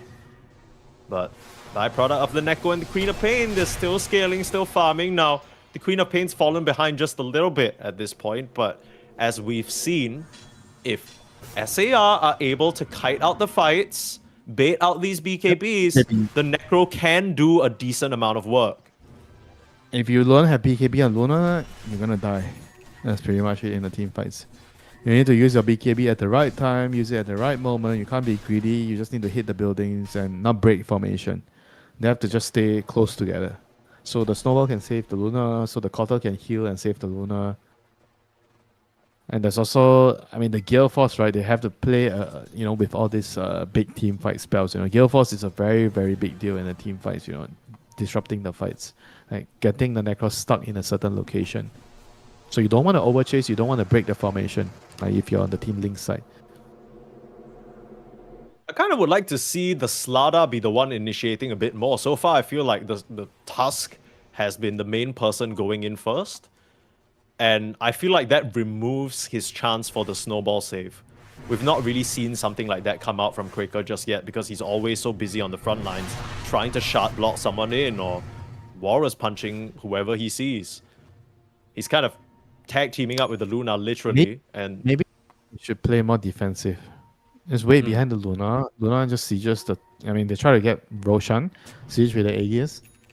So you can actually just use the Luna. It's kind of like a bait, right? So you don't really exactly want to jump your opponents. You just hit and you wait for them because you force them to jump on you with the roll. Then it's easier. Yeah, exactly. And the second you see that roll come out, all you need to do is kite, or you could just kill the Pango in the mid lane. Caught out. Now without their Rolling Thunder, it's a precarious spot for South America rejects to stay in. They'll just evacuate immediately. No Roshan or real objectives to be fought for though, Lynx. You can tell with this one man down, they want to try and find an opening, but what can they really do here? Yeah, certainly hoping Roshan will be spawning. Now we know that's not happening.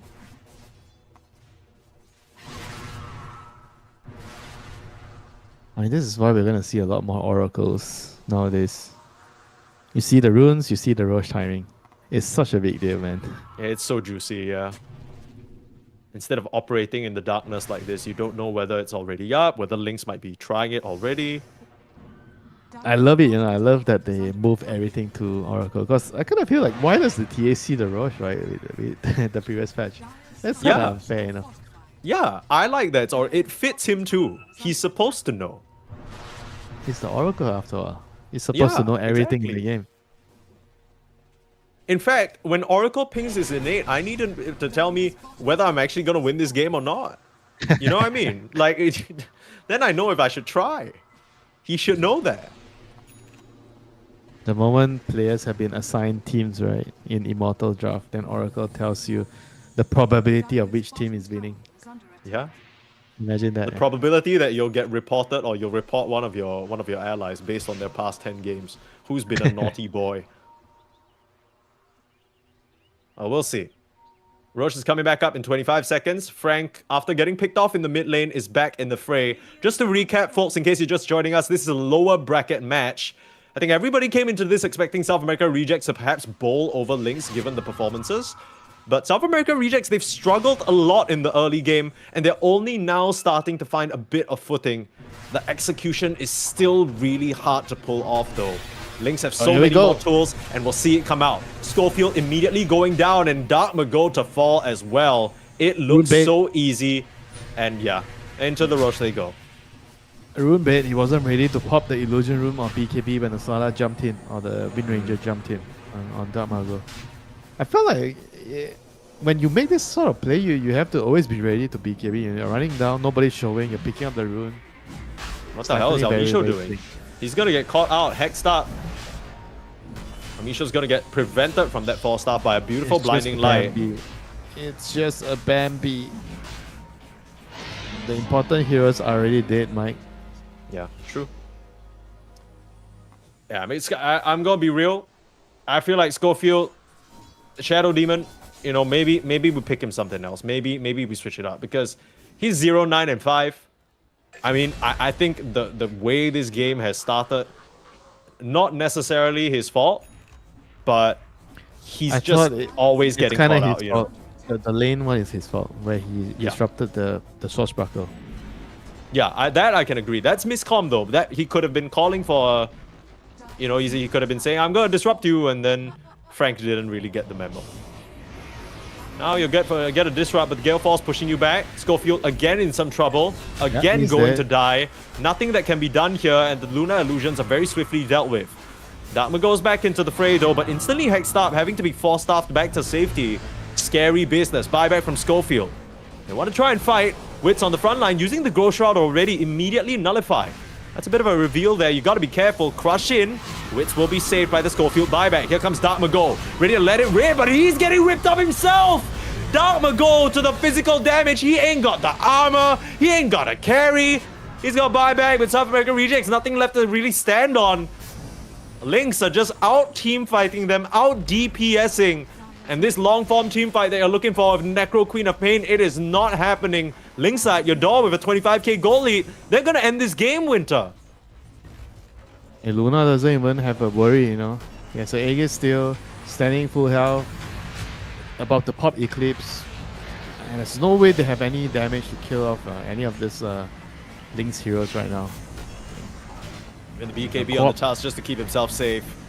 Corp is your primary source of damage. Even the Necro doesn't feel like he's doing a lot, you know, in the team fight. It's not necessarily his fault, just the situation of game, you know, just being so dire. Yeah, this draft not working out for South America Rejects. They needed to crush the early laning stage, but they're the ones being crushed instead, literally. Here's the Slardar, nullify the Queen of Pain, and the blast will finish her off in the fountain. That is a morale crusher right there. As South America Rejects, this lower bracket, they have one last chance at making it to Dream League. The top 6 in PGL Wallachia doesn't really seem to have mattered. The momentum there halted as Lynx able to take game number 1, I think against most people's expectations. Against our expectation, at least, as well, you know. I think South American Reject, they definitely look like they just decided to play a strategy which I wouldn't say it's surprising for them. I think this is something that they normally like to do, but just the execution part, you know, in the early game, I felt like they could have done a lot with their heroes, the SD, Enchantress, and the Co-op in the early game. I think Dark Mago, he kind of did his job, he won his lane, but his supports, you know, on the SD, Elmisho and Schofield, on the SD and Enchantress, respectively, just didn't really had the right place, you know, in the early game to snowball the lead that the Co-op has amassed, you know, from the laning phase. I think a lot of things have to go correctly for them to be able to snowball and control the game with their heroes. It just didn't really happen, you know. Sure, you may not like their draft, but I felt like there was a way to play the game and they just didn't execute that way. But we always talk about this, Winter. When you set yourself up for a draft that has such a slim window, then maybe, just maybe, there's room for opening that up with some adjustments. Correct. I think that's also correct to say. You know, you can't deny the fact that they had a lineup where they didn't really have a lot of room to make mistakes. But again, you know, it doesn't mean it's impossible for them to win. You know, I think there's a way to win. they just didn't execute it. And yeah, you don't have a lot of room to make mistakes, sure, but they still could have done better and maybe took control. I think their heroes are meant to take control in the early game with the supports, SD and Enchantress. Whenever you pick these two supports, I'm going to even disregard, the cost. If you're picking Ench and SD, you're going to win the early game, But the fact they are not winning the early game, that is a huge problem on those two supports. I've seen it time and time again. Teams that try to play fast miss their early window, and then it all comes crumbling down. South America rejects. Their chances at DreamLeague could vanish right before their eyes here if they're not careful. Need to shake things up for game number 2 up against Lynx after a short break.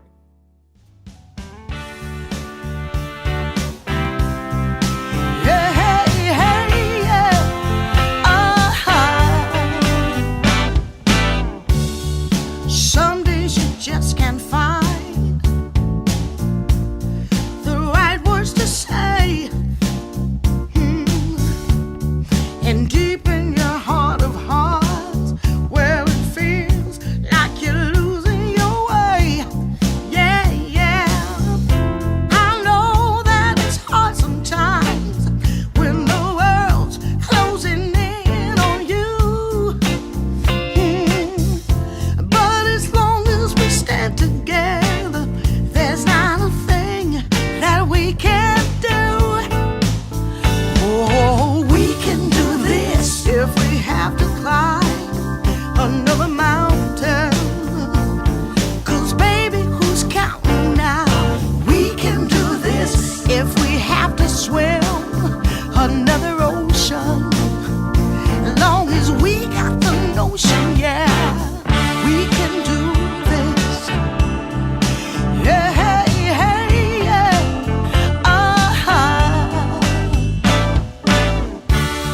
Sometimes you just can't see your way through the dark. And sometimes you're deeply hurt by some innocent remark.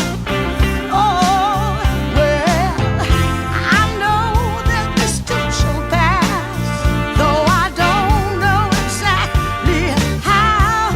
Yeah, 'cause as long as we stand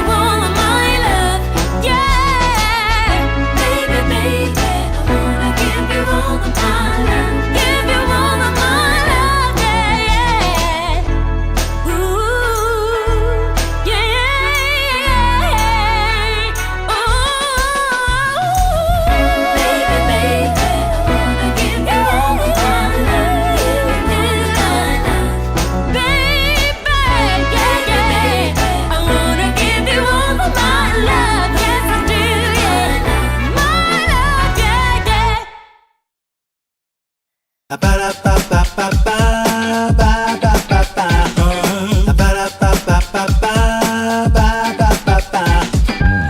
you wanna get with me, all you gotta do, call me when you need me. I'll be waiting for you. I know exactly what you want, satisfy your need. We can have a good time, don't you worry about a thing. If you want it here, or if you want it there, you got it. Have yourself a good time, act like you don't care. You got it. Get that motivation, you got it. I got just what you need. You got it. I got just what you need. You got it. I got just what you need.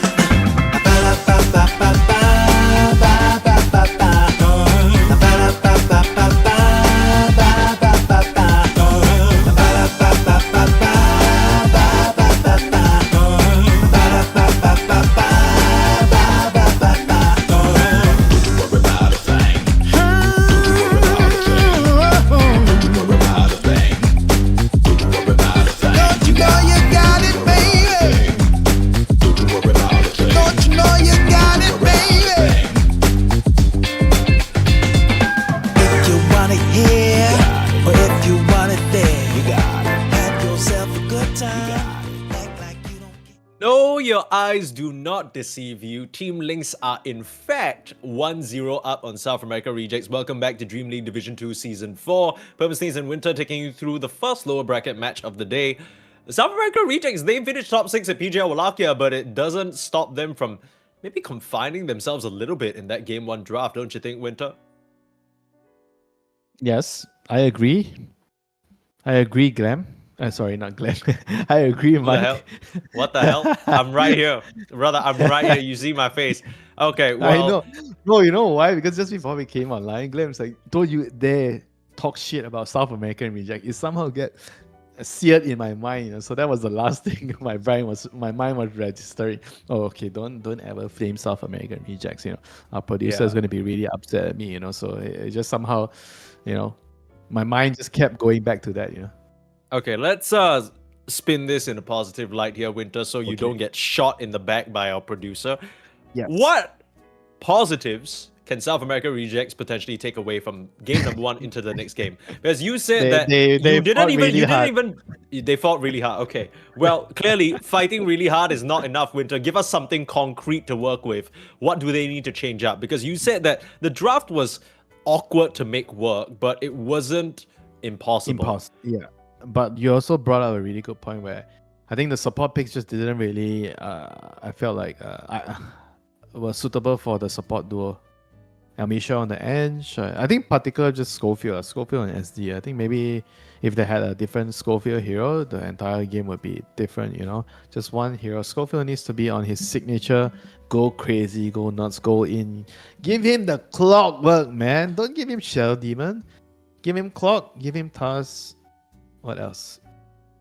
I mean, he kind of plays some of the range heroes too. Clock, you know, Task, Rubik. give him Rubik, give him Hoodwink. I think any of these definitely fit Schofield more. Yeah, than- Shadow Demon, Ringmaster, if you give him this type of heroes, yeah, it's gonna be tough, you know. To sit behind, wait to save heroes, they're just not Schofield's MO. Yeah, and the thing is, we're not even saying that Shadow Demon or Ringmaster are not playmaking heroes. They're great heroes. It's just different types of playmaking, right? Whether you're kind of being the one to open things set up for the team. Bro. That What? is a play waiting hero, not a playmaking hero. Ah, okay. Shadow A Demon and reactionary hero is what you're saying. Yes, yes. Team ban. There are two types of play heroes, you know, playmaking or play waiting. A lot of I think majority of the players are good at the play waiting hero. They like to wait for things to happen, let things play itself out, and then jump in. You know, I think that's the easier part of the coin to play, compared to, oh, I need to be the first person in and figure out how to survive. You know, especially playing something like Slada or Mars. You know, you're going in, you're identifying a target to go on. You have to think about who needs to be taken down first. You don't want to just, oh, somebody shows up in a team fight, you know, just jump, you know, hey, somebody's here, just jump, you know. If you do that all the time, then you are not suitable for playing the first contact hero, the first Sure. initiating hero, the first jump, the primary initiator. And Lynx, they are the ones to use the Queen of Pain this time.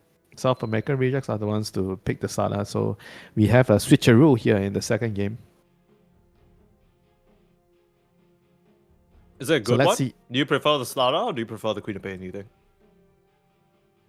I mean, it really depends. The question is hard to answer because it depends on your 10 team. seconds remaining. But if you're talking about just on paper, which hero has more value, I would say Slada. Because Slada is flex between mid and off, right?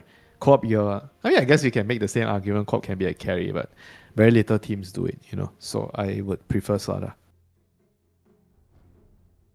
Slada gives you Tormentor and Roshan as well, Mike.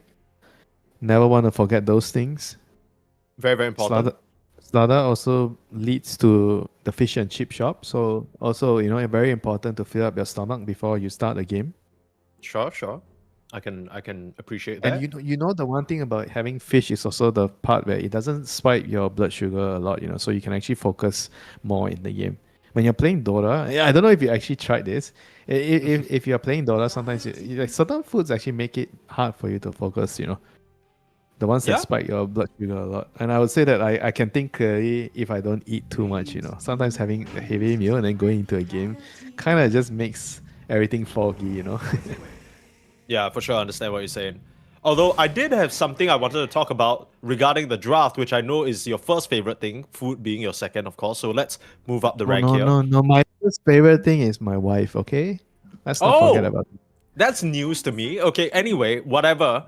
I want to talk about the draft, Winter, because the way that I see it, we were criticizing South America rejects about maybe some of the draft choices, maybe some of the execution, but it seems like they played that first game as a limit test to see whether this necro carry, this ench safe lane could work against the Slada. And now Yeah, that it could be. didn't, they're like, okay, I guess the Slada's too strong. Now we need to fight for it again. So they're snatching Yeah. it back. Now Team Links, they're gonna show some illusion hero. Slada, Pango, Bat Rider, they're not good against illusion-based heroes.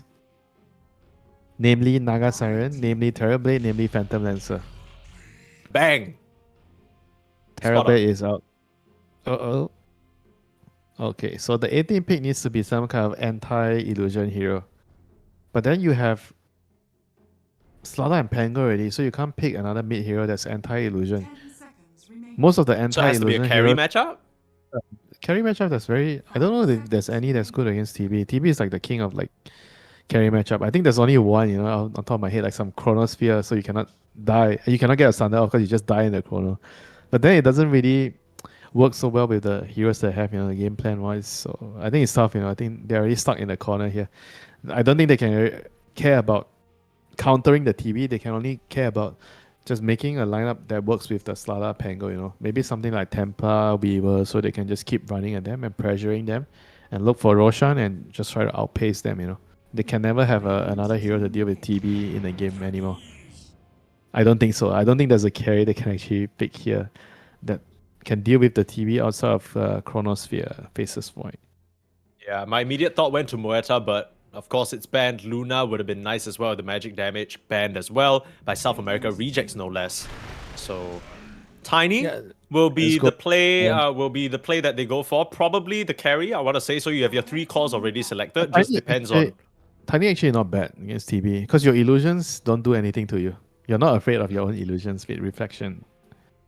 I mean, then again, you also don't really do too much against TB because TB is so high armor. Tiny is mostly physical damage. So this is again, you know, a very timing based lineup from South American rejects. They need to snowball the lanes. They need to get Roshan, get Tormentor. If one of those things don't go according to plan, if somebody's late to work, then you just effectively lose the game. Like, how are they gonna round out their lineup now? They need a support that can help them win the lane. I feel like they should pick another pos 4 and put Bat on pos 5 here.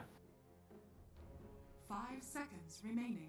So Techies is pos 5. I think Bat you don't really want to go into the Techies lane. You can't right click because of the taser. So I believe they should pick another pos 4 hero against Techies here.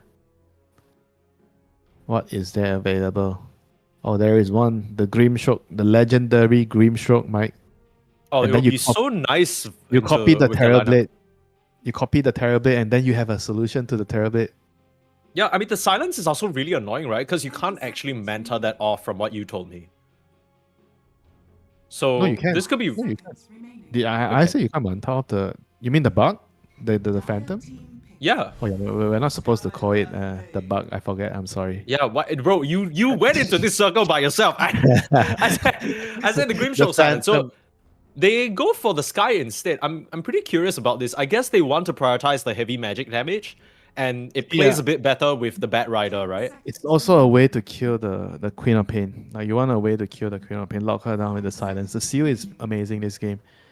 I mean, again, it's a very timing based thing. Skyrath later, you're practically useless against TV. In the mid late game. And then Team Links, they just focus on their draft integrity, just keeping their draft integrity. They're just playing to push the lanes and scale and win the game. They don't really need to do anything. They're on a holiday mode right now. Team Links, they are by the beach, just sitting down, sipping their mojitos and just waiting and enjoying the wheel. Where South American rejects, they have all the work in the world to do. They need to do overtime this game. They have to win the early game. They have to snowball. They have to take Roach. They have to take Tormentor. They have to take everything. And at the same time, make sure that they don't give away anything. They don't make mistakes. So many things they have to worry about on the South American reject side. Can they do it realistically? Yes, but the odds are on Team Link's side. I have a question for you, Winter. Yes, ask away, Mike. How does this happen? How does a team, just from the draft alone, put themselves It's- in this type of position where So much trouble, right? just now you were joking. Okay, there are different types of players. There are playmakers and play waiters. It just feels like the entirety of SAR right now, they have to make plays, but Team Links, all of them can wait for the plays to happen. They don't even need to do shit. Yeah, it's So- it's the combination of the heroes that they pick in the first three heroes. Slada, Pango, I just didn't really like Slada, Pango, and Bat. I think maybe Pango and Slada it's kind of okay. Yeah, Maybe. the bat is where it's a But bit the much. bet is just because they're all similar type of heroes, right? Like if you want to go Slada and Pango, maybe you need something like, for example, like a Grim or Warlock, like something more team fight, that would actually put a lot more stability in your draft, right? But because Bat, Slada, Pango, they're just so abusable with the illusion heroes. The Link side just sees that they pick an illusion hero at 16, 17, and then you're screwed, right? Like, you're like, oh, what the fuck do we do right now? You're stuck in such a bad position. Yeah, it might have Then been a you're- different story if the 9 and 13 pick was like maybe one of the heroes can flex to carry, right? Then you can still respond with a mid. I think that's the problem. A lot. It matters a lot, all these things. Yeah. It might be a small little detail, small little blip, but it just matters a lot at this level. You can't give your opponents too much to work with, and I feel like with the opening few picks, they're just giving a lot, for Team Links to work with, I mean, hopefully they can prove us wrong. Even though I'm doubtful, I know you like to call me the negative guy, and you're even the positive guy, the PMA guy right now is telling me, you look at their draft, you're like, oh my god, how are they gonna win? So it tells a lot about the story of the draft. A very small window, not impossible, but a very small window to win the game. The first 10 minutes, think- once again, they're gonna be so Yeah. crucial for the SAR side. Okay, the one thing I will say is I like the carry tiny. I think this carry tiny can make a lot happen for them. But I guess technically you could say that about everyone on SAR, right? Like the making shit happen has to come from everyone on SAR. Nobody can really afford to chill, hang back, farm, and wait. You've got to be looking for these plays. You got to be making moves. Looks like an early setup. Kraker coming around the tree line for blast off. Schofield in trouble. He fed first blood in game number 1 and looks like he might be in trouble again. Trying desperately to survive one more auto attack. Cubify can't find him. Cubify can't find him. Schofield's gonna be fine. He's bloody and bruised, but he'll make it out this time. Happen every time, like Sophia almost dying, and now he has a salve, so he's back to. And that would have been so bad, if they got that kill there. Yeah. Now they're putting out some pressure on 7 Jesu. Now the Terrorblade is really good into the Slaughter, just because of that high armor that you always like to talk about, Winter. But maybe the Skyref Mage can tip the scales with his magic damage. And if your Skyrim Mage is pulling the wave, I'm telling you, that itself already tells you how hard the lane is, with this Tekis. Tekis is such a strong laner. Despite having the blast off at level 1, but still, Schofield doesn't feel comfortable, fighting into the Tekis lane. And wants to get his level 2 first, so you get your power spike with Skyra. Level 2, you're very, very strong on this hero. so not really looking to play the lane. But TB has already pulled the lane to the middle of the tower, so they're gonna get some good denies off, So I think overall, I'm not too worried. If I'm the 7-0 TB, I think this is fine for me. And once again, we also have a very, very critical mid matchup here, like Corp against Pango. Like Melju, he doesn't have so much to do, but Dark Mogul, he has a lot to do, on this Pango in a bad matchup. He needs to control runes, he needs to rotate, he needs to scale. Whereas the Corp it doesn't really look like a bad matchup right now. Are you watching this mid lane? Meloju's getting his ass clapped. Yeah. Not what I expected to see. He's going to get the bottle, he's going to refill himself up back to full. But yeah. I mean, the thing is, if you're not really getting dagger, you're not actually, winning the lane, But I think a lot of times I've heard mid players tell me that it's not even that worth it to get the dagger to win the lane because you don't win the lane so much and then you just sacrifice so much of your farming potential. It's better to just ensure that you farm yourself and you give Pango the farm. And then when it comes to the rotations, you can always use Sonic Wave to push him during the roll, right? So that itself is a way to nullify the Pango's effect in the early game. I will say that compared to some of the other drafts that we've seen, because Winter, at this point, we've seen so many early Pango picks, right? There's no Grimstroke, there's no Overgrowth, there's no real BKB piercing. It's not worth it to do that because the Pango hero still does a lot, even if you pick counter. So a lot of the teams, they just, it's meanwhile 7 Jesu dies. So this is the start that South American rejects needed. I mean, there's no game where I felt like I saw the Pango get countered and he can't do anything. Even in bad games, you get countered. There's always a way to itemize around it to ensure that you have impact in the game. That's why I think it is actually not worth it to put stock into countering a hero like Pango. Sure, yeah. You just kind of have to outmaneuver him in the team fight. Speaking of outmaneuver, though, Schofield. Maybe you can pick. Okay, oh! Mago kills the Corp. So Come this is definitely the start they need. Everything going perfectly well for the South American rejects here. Yeah, we saw this on our screens, but we didn't touch on it. I think because it's an innate, it's a bit harder to notice. But Skyref still has the shield of the Scion, so Kraker was trying to commit for the kill, but didn't respect the shield that could come out. It actually helped Schofield survive and allowed for the Slaughter to get a double kill. So, like you said, early game, going the way that South America rejects need for it to go, Frank should be able to waddle his way out as well. Got the River move speed, Seaborn Sentinel. And might even round. Sheesh, that's so aggressive from him. Queen of Pain from out of nowhere, still got Lotus and a Fairy Fire who's hanging on to that till the very last moment. Bro. So some wasted time there. Some level 4 Corp rotating in. Pango is almost level 6. Bro, this Corp is so damn far behind. The Qify goes down, double kill in the bot lane as well. This is going the complete opposite direction, Winter, from game number 1. This is a bullet train towards the other direction right now in the second game. Everything just going so quickly. Yeah, it feels like when you watch those really, really good ping pong players, and then one of them has just hit a crazy serve. But now South America rejects, they've hit a backhand, slapping Lynx right back into the ground. 5 kills, 2k gold lead at 5 minutes. That is really, really big. And this is very, very bad news for Team Link side in this second game. I mean, on the other hand, they do have a lineup where it allows them to play defensively. Underlord, TB, Co-op, just play slowly, just push out the lanes. But provided they don't lose the early game too much, if they're going to fall even further behind the next couple of minutes, especially the 7-minute shrine, the 6-minute power rune and the 7-minute shrine, those are the two things they need to ensure that they get control of.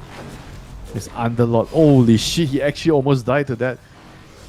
That Tiny is such a tanky hero and he actually almost died to that full firestorm. I think no matter how tanky you are, standing under a full firestorm, probably never a good idea. Not like he has a choice there, he got pit, then he got bushwhack, and he got pitted again, Yeah. The pit to pit special. Really rough. 6-minute AD rune for Mr. Mago.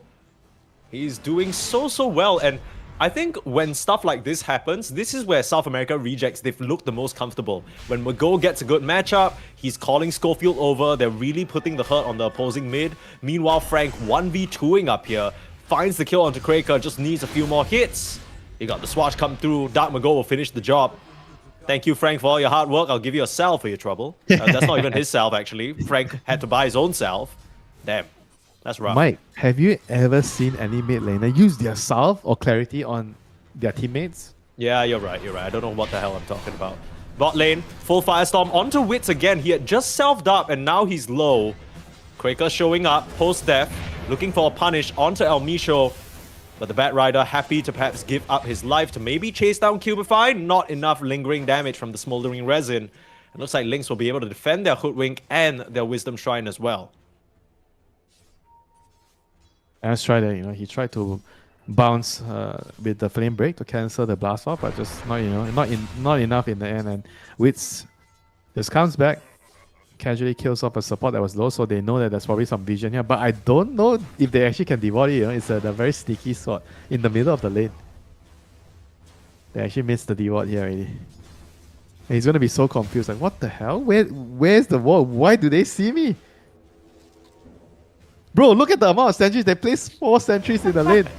What the hell? They have no idea. Meanwhile, Seven Jesu up here being chased down by Frank, but here's the response. Can the Slaughter get out, slowed by the Sticky? Still got them fuse raindrops to work with, but he's so bloody tanky. Sonic Wave on Schofield, Meloju looking the other direction. They're not looking for Frank. They went for the easier kill, which means the Slaughter. I think he's just gonna walk away. Swashbuckle in, the Scream, it doesn't find him. He's still alive. he dies. The illusion will God. finally die. What the hell did he die to? A Sticky Bomb?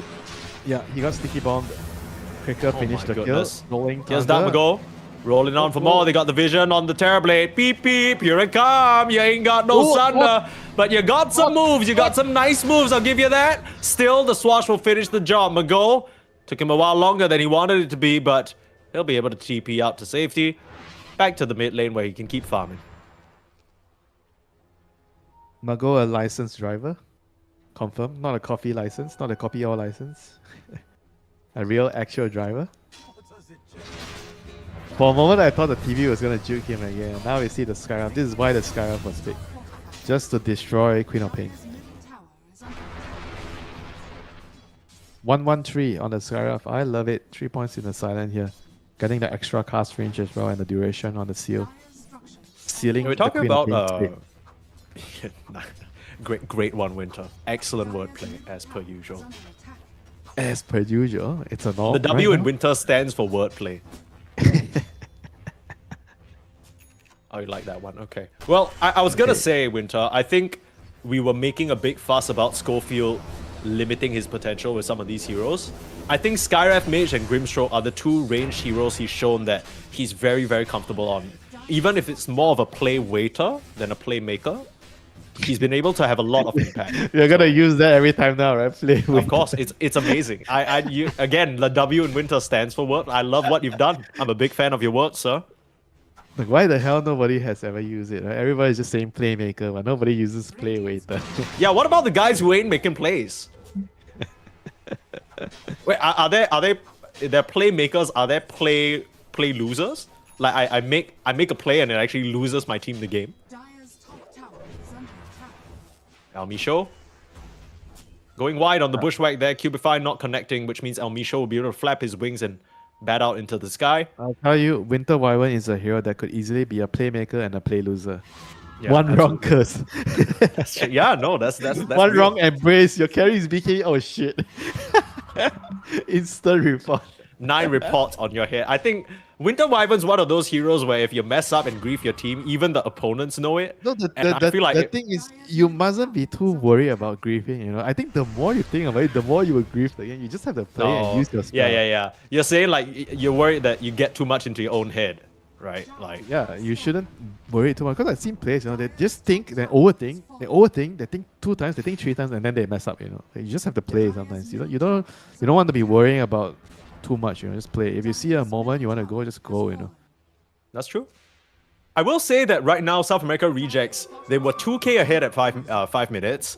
They've doubled that lead, but 4k doesn't really feel quite as crazy at this juncture. Link still able to hang on to their areas on the map. Start with the instant rolling thunder, but ooh, around the tree line, El Micho, that was too obvious. And now Schofield will just get burned down instantaneously.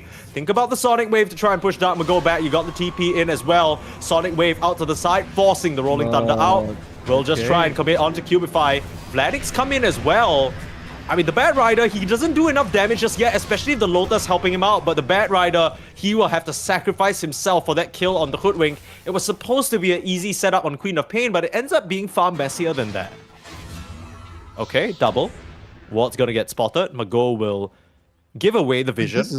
This is still actually okay, for the Team Link side. They're behind 4K, but if they can somehow stabilize and keep this lead at 3 to 4K for the next 10 minutes, I think they'll be pretty happy to be able to keep things static, Yeah. Like if you go late game, say you go 30 minutes, you think about this 4K lead the 4K deficit they have, right? If it's at 25 minutes, 30 minutes, it doesn't really mean too much anymore. But right now, it's a big deal in the early game. But if they can somehow keep everything together, keep scaling, keep pushing the waves, they have the heroes to do it. Underlord, TB, they shove the waves. Even the techies shove the waves pretty quickly, So they need to just keep the status quo. Yeah, it's not a similar situation to last game where, South America Rejects, they fell behind, but their heroes just didn't have the tools to come back. Link's very much in a position to scale, as what you're saying. This Terrorblade is still farming, but at the same time, South America Rejects are still finding opportunities for these plays. Not all of them are perfect, but they're still connecting enough to make it fine. Oh, Jesu was trying for a Sunder play around the tree line there, but Frank's wise to it. Still might be able to catch him with a nicely timed bushwhack. Start with it completely going wide. Man, what was that? It's okay. Points for effort, right, Mike? True. You try. Hashtag you try. If they didn't even try, then you can give them shit for it. I mean, right now, I learned from the best. Winter told me I can give shit to anyone for anything. Raiden has 2 wards on the high ground on both sides in the middle lane. Like, I don't understand how this is not dewarded. They just haven't really been able to walk up back to the triangle, right? That's the issue. It's giving South American region such a big deal and such a big Schofield advantage. able to stick up. Here's the Rolling Thunder. Things are getting messy now. Dark Mago, you might want to bail on out of here because you're surrounded by 5 enemy heroes. They were ready for that move on Lynx and they will push back the side of SAR. Pit's not going to connect with a nice blink. Frank will get himself out. Yeah, but at the same time, that's a 5-man rotation just for Schofield.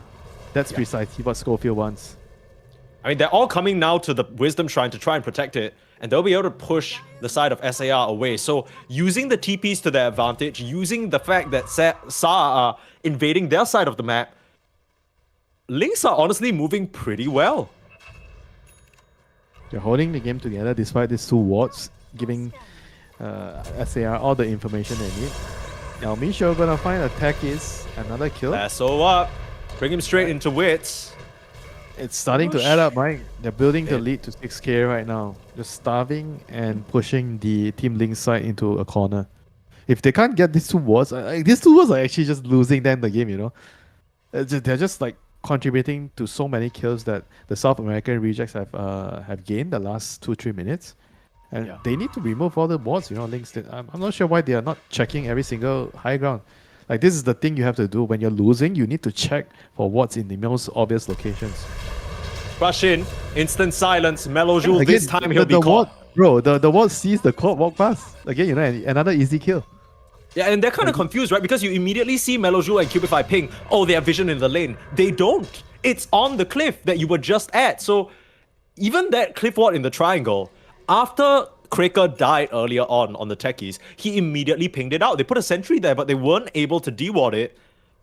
I completely agree. I feel like the vision game, maybe in the chaos of losing this early portion, it's been missed a bit by Lynx's supports, and they are suffering big time because of that. I mean, not a bit, Mike. This is a huge deal. The last 5-6 kills, they're all because of these 2 wards, amazing wards that the South American reject side have, too much vision. They see everything, and the corp is in danger of dying. And Shadow Blade on Wits, he's gonna find the Queen. Top lane now. Gonna try for Frank instead. Queen is safe. Slada might not be. Go in for the burst. Here's the backup. Vladik coming in. Really nice setup there from Lynx. Still keeping themselves afloat. And Melojo's gonna blink straight into Schofield. What the hell is this? Straight up TP out. Schofield wrong side of the map and won't end up being punished for it this time. Oh, it's still sneaking around with his Shadow Blade. Might run into a sentry. Amish is showing first. And Tiny is coming in. He's looking for another victim. They're looking for a lasso, try to pull someone back, but Misho just gets very easily swatted down. When links are in formation, it's hard to break, but now they'll turn towards Quaker anyway, blow him up. The techie is usually the one who likes to do the blowing up, but this time around he'll be the recipient of that. But finally, they put a sentry, finally they bring the courier over, but the ward's already expired. It's over, bro. It's gone. It's already done its job. It did its damage. I mean, you see all the fights that have gone in. If team links, they are just defending their territory, and Underlord TPs in, usually it goes well for them, you know, as long as there's no advanced vision there. So they just need to keep this happening. Fiends get on cooldown, just try to hang in a bit. Sit back, chill. Don't do anything, you know, dangerous. Just wait. But Schofield doesn't like waiting, you know. He is the playmaker right now. Jump straight in, easy elimination. They were looking for that move. Even a sentry couldn't save him there. South America Rejects, they are in an excellent position. Even though not all of their moves connect perfectly, they're still connecting on enough for it to be meaningful. Now Cubify, hoping that the Westwoods Mayfarer saves him there. A little sharpshooter away. Whew. Chunking out all the HP with just one tree toss. Nothing that Lynx and Quaker can really do about it. Getting back control. Meanwhile, look at bot lane. It almost feels like El Misho looking to try and set up again. He had a blink available, but chooses to blink up to sentry the cliff instead. Okay. Frank. Wow. That was quick. Frank the Quick. He's not Frank the Tank anymore. He's Frank the Quick today. Yeah. Fast Frank. Maybe we could go with that one. Too fast, too Frank. Yeah, too fast. Frankly faster. Jesu, again, in trouble, blown up. It's too much. Turns out, Skyref Mage Tiny, they're all the solutions that you need for the Terrorblade. He's never going to get to that big bad raid boss if he just keeps dying like this. Frank dies to a neutral creep. Not sure what that was about. Maybe just farming on bit too low HP. Frank the donator. Frank the Feet. Okay, we can go with that one if that's what you prefer. Cubify will get chopped down though. The Iron Nut left without an owner. Vladik will claim that. Taking his friend's nut. Very cool. I do not want my friends to do that to me. I don't know about you. If you are a true friend, you do not do that. Don't take someone else's nut. Yeah. Can you do that, you know? I mean, A depends sensitive on nut, you know? what kind. Well, I mean,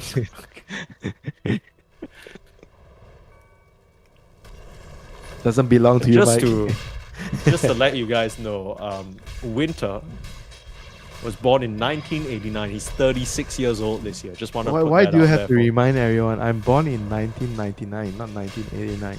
You wish. You wish? I don't wish. Actually, I don't. Yeah, I don't. Oh. I'm sure that would be a badass line if someone else said it, but the fact that I don't wish, I am.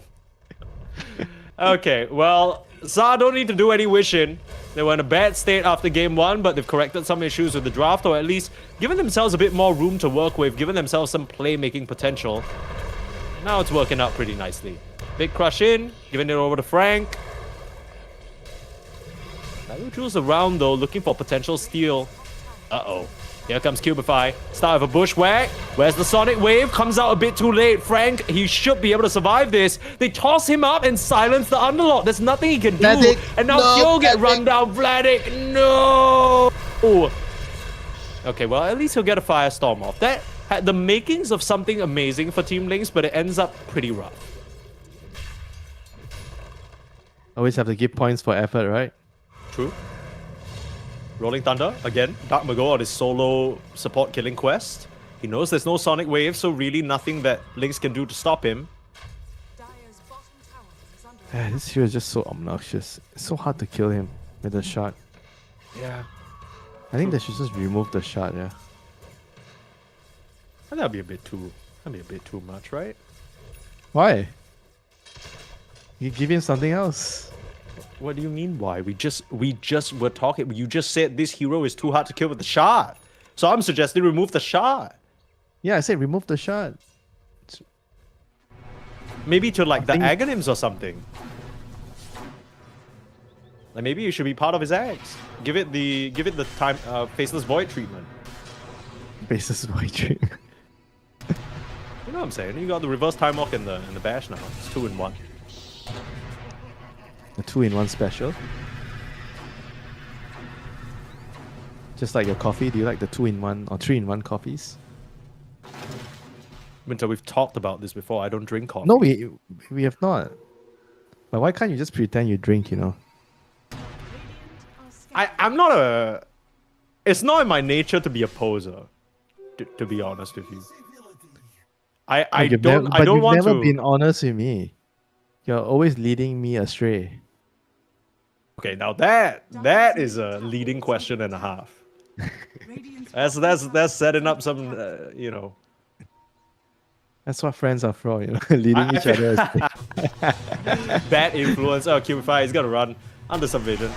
Thought he could get away with that. Way too cheeky. I mean, Not even allowed. in Dota, you know, every game you play in pubs, there's always that one guy that's a bad influence to the game. You follow Yeah, he's that like person, baiting you into the bad moves. Yeah, every time you follow that dude in the game, you die, you know, and then you just end up. This, okay, you make a mental note. I'm never ever gonna follow this guy anymore. Whoa. Dire's bottom tower is under I mean, the worst thing is every day you finish work, you play Dota with a group of friends, like the same group of friends every night, and then there's one guy that does that to you, you know. Like inside the friend group, right? Yeah, inside the friend group, there's always one guy leading the whole team astray. You know? Every day, every night is the same guy, you know. I will say that playing Dota with like a group of friends, you just kind of gotta accept that winning isn't the priority. You know, because if you, I feel like, oh, big team fight potentially, or maybe just Cubify getting picked off, a lot of magic Not a damage team stacking fight. up, nowhere to This is go, not and a here comes team the Rolling fight, Mike. Thunder. Yeah, This you is might just be a right. bully.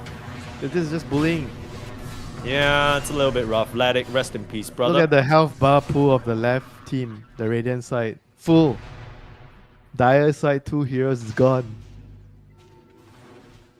With all that being said, and South America rejects taking the ages, they haven't really been able to progress the map yet. They're taking like all these non-stop team fights and whatnot. Oh, okay, not team fights, sorry. As you like to call But it, again, they're bullying links. Again, you know, we had this conversation. It's not about just taking the map, you know, it's about the amount of farm you're getting from the map. They're constantly building this economical lead because the South American rejects, they're farming almost everything on the map. Or say 80% of the map belongs to the Radiant side. Oh, Mystic Flare. Wow. Goodbye. I'll go. Sayonara. Nice, Sunder, Jesu, wow. Saves the Queen of Pain. Okay. Mellow Jew will owe him a plate of chicken rice if it was you or me, or if they were operating in our system. This is not the type of the game. This is not the type of game that I would have the mood to demand a chicken rice. You know, this Yeah. the game is going so badly. I mean, there will be just a moment of silence, you know, when that happens. Oh, thanks. And you move on. Dire are scanning. I mean, you have to picture how are you supposed to drag yourself back into the game, right? If you're on the team link side, like how are you gonna win that one important team fight? Not by having Vladik lassoed, you know, into the enemy team. That's definitely not it. Yeah, this does not have the makings for success, especially with Jesu now being looked at. Sonic Wave only connecting onto El Misho. They're focusing down the Terrorblade and he doesn't have any help. Quaker, the blast off comes far too late. You Yeah, will be able to GG. finish off El Misho, maybe on the other side, Schofield as well, but they can't even get the Queen of Pain out of there. This one is looking very close to the end. Two very It is one-sided bad. affairs here as Cubify will get chased down, swashed up, and yeah, I'm kind of surprised that Lynx are still hanging on, but maybe they, in somewhere deep down in their heart, were hoping for an easy 2-0. South America Rejects say absolutely not. They're just waking up in game number one. This game, Dark Mago is definitely mid-diffing Melojo. Dire structures. Pango is winning a lane against Queen of Pain Radiant structures are fortified. Dire's top and totally destroying the lane. They're just losing the game mainly because the mid lane just went so poorly for Lynx that the Pango actually rotated so much and they had to bring the Techies and the Hook Wing to help fend off the pressure, you know, on the mid lane. And then Schofield and Elmisho, they were just basically moving around the side lane, setting out kills on top and bottom because the enemy supports are so occupied in helping the Queen of Pain because he got pressured by Pango way too much. That was the story of the game, Mike. He freaking stunned the Underlord and just devoured there right in front of 3 heroes. He just went in. Oh, I guess the ward is actually more important here. I need to protect the ward. Uses his stun, uses BKB, get out. Gets just a sentry, just a sentry. What on earth, man? And now the Hoodwink comes back to devour. Bro, man. And meanwhile, Vladik's just dying. Bro, Vladik has been abused this game. Meladru might be just dead. Okay, I think he... Never mind. I thought the Tiny messed up the timing a little bit there, but it was completely fine. Wits, he was in control, Mike. He knew, man. He knew the angles. Never doubt 16-year-old kids, They are really, really good at Dota because they have insane human reflexes or cat-like reflexes. Did you know cats they have one of the fastest reaction times in the world? You know? In the world, as in amongst all living creatures? Yes. Did you Yeah, know I've seen how fast my cat runs away when a loud sound Bro, did you happens know in the that house. average household cat can actually dodge a snake bite? Like if there's a king cobra trying to attack a cat can always out dodge the bites and just slap him with the paws. If you ever put cats in front of the PC playing Counter-Strike or Dota, they will have insane reaction time. They'll always manta dodge the glimpse and everything. You reckon a team of 5 cats could beat South America rejects? No, that's not what I'm saying. Okay, well, We we my have living word proof of that. entirely, bro. We're seeing proof of that because the Lynxers, unfortunately, are not really reacting well enough in this game. Vladik just has to stand his ground. Jesu here, he's popped the Metamorphosis, but he doesn't even have really much links to stand on. Here comes the Thwash in. Jesu needs to find a Sunder. Can't even get it because he's busy being lassoed up. Cubify caught out and noted in the tree line. All you can offer on the Queen of Pain is a Sonic Wave from the south before you continue retreating in that direction. Die back on the techies, die back on the techies. I think what's a little confusing to me is why they haven't called GG yet. No disrespect, of course, but maybe they thought they could still pull off a team fight. The felines believe that there's still a chance. No links to stand on. That was by far the highlight of the game, man. Okay. No links to stand on. Okay, relax. Man, this game it was just so incredibly difficult after the laning phase. It's too one-sided. I mean, Dota is just a very, very unforgiving game. There's certain mistakes you just can't ever get away from. There's no recovering from. There's some mistakes. You're just stuck in a game. You're getting tortured for the next 20 minutes, hoping and praying that there's still a chance your enemy is gonna mess up. Well, look at Schofield, man. Even at this point in the game where it feels like it's basically secured, he's still being a nerd and cutting down trees on the high ground just to plant a better ward. What an absolute freak. I don't know what to tell you, Mike. The game is not over until it's over. Doesn't mean you just stop trying. Right. And then 2 minutes later, I hear you say, yeah, it's so done. Like, they don't stand a chance. There's no team fight. It's just going. So, one of the best... Casting with you is a roller coaster because you hit me. You'll tell me none of this shit matters. I'm like, it's a 5k gold lead though. And then you're like, yeah, but it is not relevant. And I'll be like, oh, this guy hit him for 50 damage. You're like, hey, don't disrespect the numbers. Every little bit. In a way, I don't know how many of the people watching this stream are Asian, but it's such an Asian parent or Asian senior thing to do. Are you just trying to call me old in the most indirect manner ever? No, I would never do that. Right. So what are you trying to do, Mike? What are you trying I'm trying to say that there's a little bit of, as you like to say in Malaysia, a bit of prata flipping. Oh. In your statements there. But I think, flip or not, I can confidently say that South America rejects. Unless a catastrophic disaster happens, and then 4 more catastrophic disasters happen, I feel like they got this one in the bag. Like a 37k gold lead is pretty insane. The Techies doesn't have this part of the base mined up as well. Dire's middle tower has fallen. And Crimson Guard's barely gonna do shit. Radiant's bottom tower is under attack. Maybe he started to try. Lasso out, El Micho looking for a better target. Didn't want to lasso the Underlord because he was already dead. Can't identify the right Terrorblade though. They get a big scream onto Wits. He's dropping low and Meloju will come back, finish the job onto 2. But the silence now. He doesn't have any defensive items, which means he's locked up and killed. Buyback there from the Underlord doesn't do jack, while Dark Magol's dealing with the front line. Who did they toss in there? Frank, a flying fish. Not something you see every day. Need to look for the Sunder back into the base though, saved by the Solar Crest. I mean, still, all you really found is the kill onto Wits' Aegis. And now Frank will jump back in with his BKB, swash up with the physical, and finally, the Gs are dropped. At least you get a cheeky Sunder. You're still gonna die anyway. Yeah, this was one-sided as hell. So far, 2 very one-sided games. South America Rejects understandably not willing to go down without a fight. That can only mean one thing, right? We are gonna get a banger of a third game, which Yep. is only fair. Yep. Yeah. Two We've had one-sided enough games. stomps. Cut it out, guys. It's bad. All the one-sidedness have been thrown out the window. So the third game, South American Rejects have already figured Lynx out. Lynx has already figured South American Rejects out.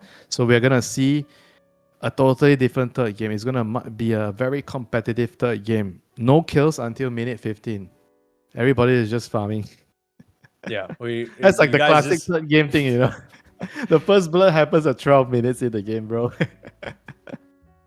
Yeah, I Both don't win. know. They're Both gonna be win. really scared, but we'll see. So far, Schofield, you know, he's had a penchant of finding himself in trouble within the first 1.5 minutes of the game. Maybe that will continue, maybe that won't. But what we do know is this series is going on to a finale between Team Lynx and South America Rejects after a short break.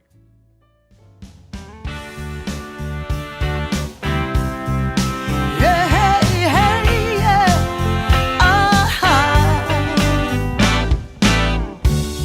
Some days you just can't find the right words to say. And deep in your heart of hearts, where it feels like you're losing your way,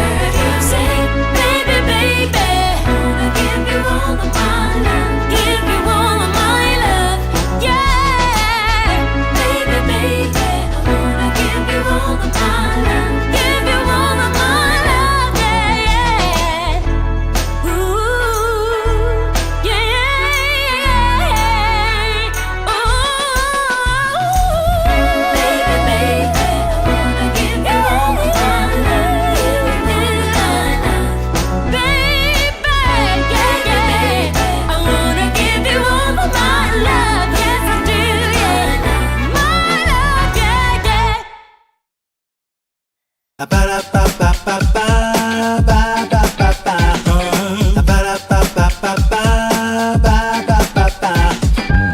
you wanna get with me, all you gotta do, call me when you need me. I'll be waiting for you. I know exactly what you want, satisfy your need. We can have a good time, don't you worry about a thing. If you want it here, or if you want it there, you got it. Have yourself a good time, act like you don't care. You got it. Get that motivation, you got it. I got just what you need. You got it. I got just what you need. You got it. I got just what you need.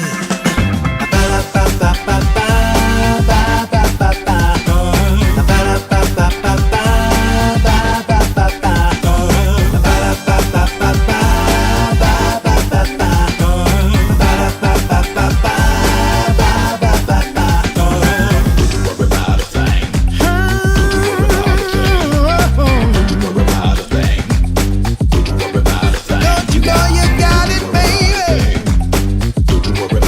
Don't you know you got it, baby? If you want it here, or if you want it there, you got it. Have yourself a good time, act like you don't care. You got it. Get that motivation, you got it. I got just what you need. You got it. I got just what you need. You got it. I got just what you need.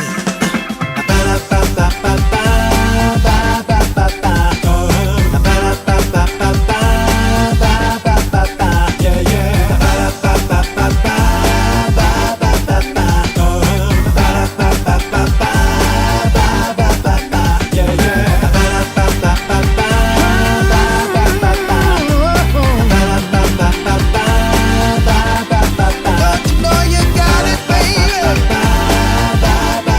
Don't you know you got it, baby?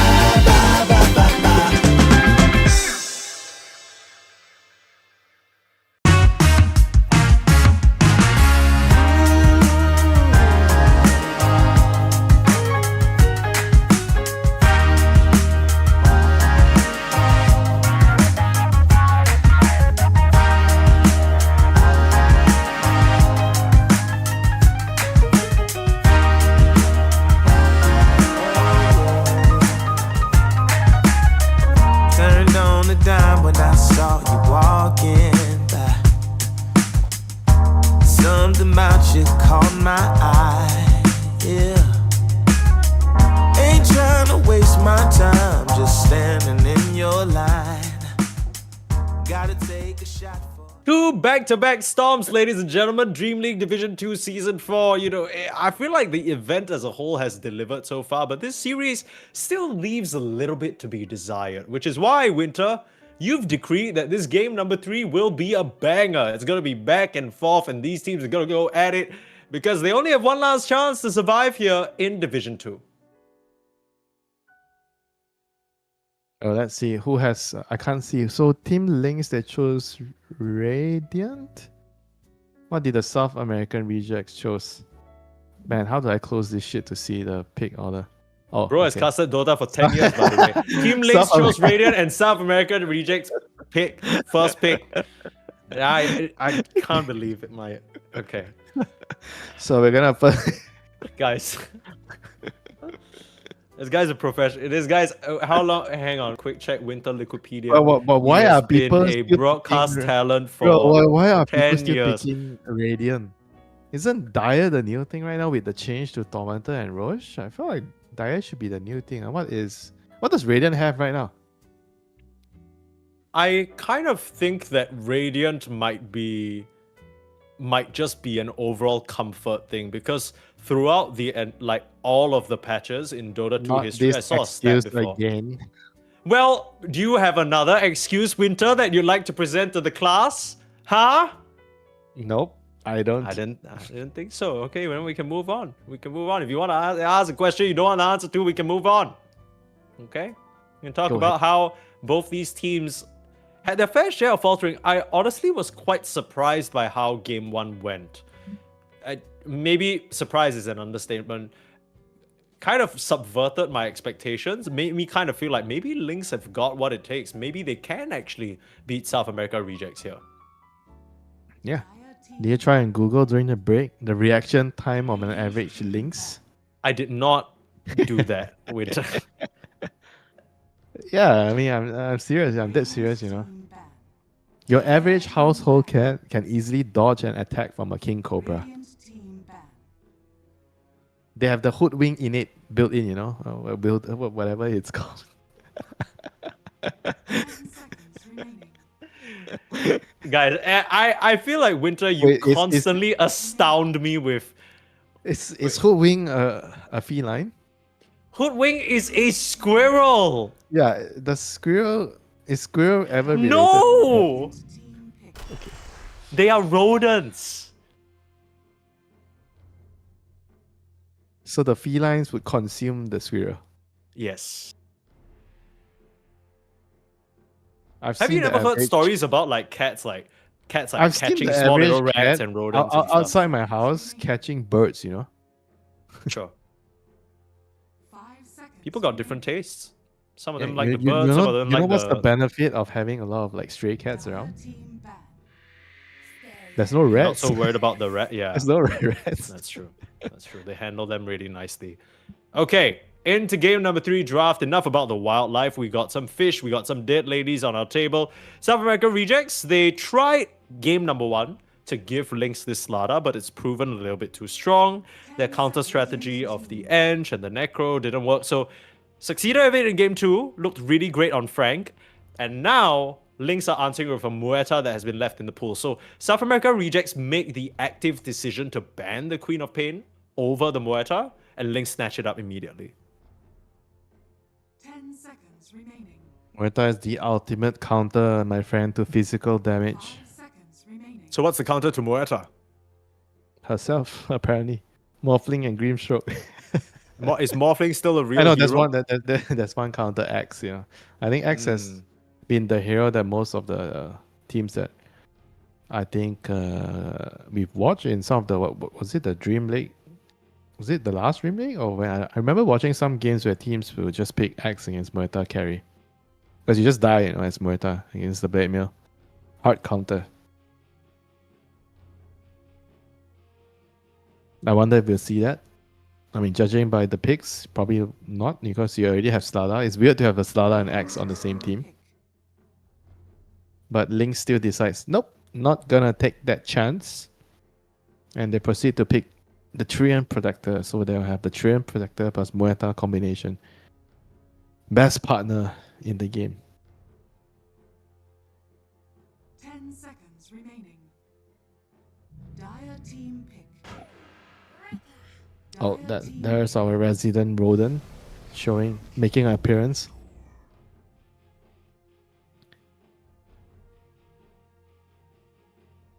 Why did they pick Treant Protector? They just want to block pick it because Team Lynx haven't picked their pos 5. I think that's probably it, yeah? They don't want to give away Treant and Muerta together. Okay. And Treant also Sky- works very well with Skyrath. You lock the enemies down, and then with the Skyrath Aghanim's, you burst them away. You eliminate them from the game. 10 seconds remaining. It doesn't really have a lot of apparent synergy with the Slada, though, I gotta say. These two supports. They're kind of... I can kind of see the Skyra Slada. They literally ran this last game and they were very I know, comfortable. in the but lane. in the game, you don't really have apparent synergy outside laning phase. You are strong in the laning phase, but in... Like, as a two-man, right? The Slada and Skyrath, they don't really enable each other. The stun is not long enough for the flare to hit the full damage. Sure. Ancient Seal does not help Slada. So, yeah, outside of the lane, they don't really interact a lot with each other. So, it's going to be... The Sky is going to be moving with the mid hero. So, I presume Slada off lane, and then they pick like another mid hero to move with the Sky. Guess what Sky's favorite partner in mid? The Ember Spirit. The Slight Yeah. Chains. I wouldn't mind that, although it's a bit awkward now into the Tidehunter. Why? Because of the anchor? No, just because I feel like as an Ember Spirit, it's very hard for you to kill the Tidehunter. I guess, but is And it I ever think your if you job? pick something like an Ember Spirit, then your objective pressure is a bit lower than I'd like. Yeah, but it's right? not exactly your job to kill the tide, right? I think it's the Ember. You want to pick like maybe a carry to counteract the tide in the lane. Some Ursa. What else? Anti melee hero. Why is my brain not figuring out what to pick against tide? There's no 10 monkey. seconds remaining. We're talking about silver edge heroes most of the time. Yeah, Silver Muerta Edge, is the top Luna. priority. 5 seconds. Yeah, Something you with could go magic Luna. damage. Yeah, you want some magic damage against the tide. Yeah, Luna would make a lot of sense with the Treant Protector as well. Good benefactor of the The other corrosive one haste. will be Weaver. Weaver does well against tide in lane, especially when you have Treant. Isn't Weaver kind of awkward into Muerta though? Like you could very easily get bursted down within the Ravage if you're not careful, and then there's no save. So what are you saying? You want a Brave King because you can never get bursted down? Stop it with your Wraith King, such I swear to God. Okay, Legion Commander is the replacement to X, a Blade Mirror hero that counters Muerta. Also works excellently into Skyref Mage. The duel Yes. can't be dispelled. This is the duo. Yes. This is the duo. Slada is mid, LC is off lane, and LC can dispel Venomancer spells. So what do you do as Yes. Venom, Mike? You the plant easy wards. No, bro. The easy answer is you jungle. Not this shit.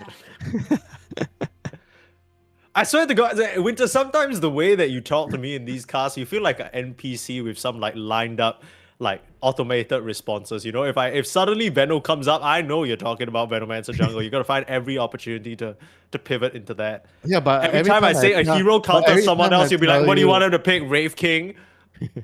But what, Seconds remaining. but when I talk about the Venom jungle, right, I always never tell you about going jungling at level 1, right? I always tell you have to choose a time, like the time to you have to choose the right time to go into the jungle, but you always want to kind of sort of jungle with this hero. And I always tell you after the Lotus, you need to stay in the lane till 4 minutes before you start thinking about leaving, to jungling. I have never What's your encouraged. I have never encouraged you to go jungle from level 1. Have I ever asked you to start jungle with Blightstone or whatever jungling items? No, right? 10 seconds Okay, remaining. so enough about the crazy old man rambling. Let's talk about 5 What? seconds Okay. remaining. Let's talk about actual Dota. So no South American Venomancer is It's bad obviously against- their kind it's of bad against Nerubian Weaver, okay? no. Listen to me, Winter. Venomancer is meant to be the Muerta bodyguard. Is it a good enough Muerta bodyguard? And you're saying you want to see Venomancer in an ideal world move away into the jungle, like at some point, because that's ideal. But then do you really want to be leaving your Muerta alone? Nope. The answer is no. They go for the SF instead of Luna. SF also very good against the Tide. You have the magic damage. You build Silver Edge. SF plus Slada. So why Heroes do you are pick going to Venomancer disappear. here? I have no idea. I think it's just a straight up 10 seconds not a very remaining. suitable pick for Muerta. It's mainly for Slada. If I were to guess, the main reason is Slada. 5 seconds I want to counter the remaining. Slada with the Noxious Plague and the wards, making it very difficult for Slada to dagger around, you slow him. But from my experience, I personally tried this countless times recently. I pick Venomancer when someone picks Slada, and I usually don't feel like I'm countering him in the game. What was the idea anyway behind Venomancer? Like, why do people consider Venomancer a Slada counter?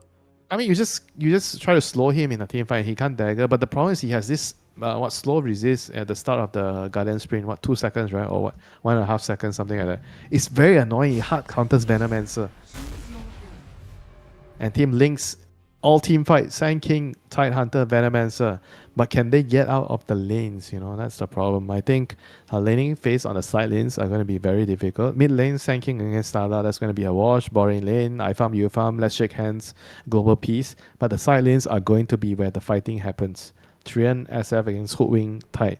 This is the most fun lane. Anybody could get a kill if you make a round move.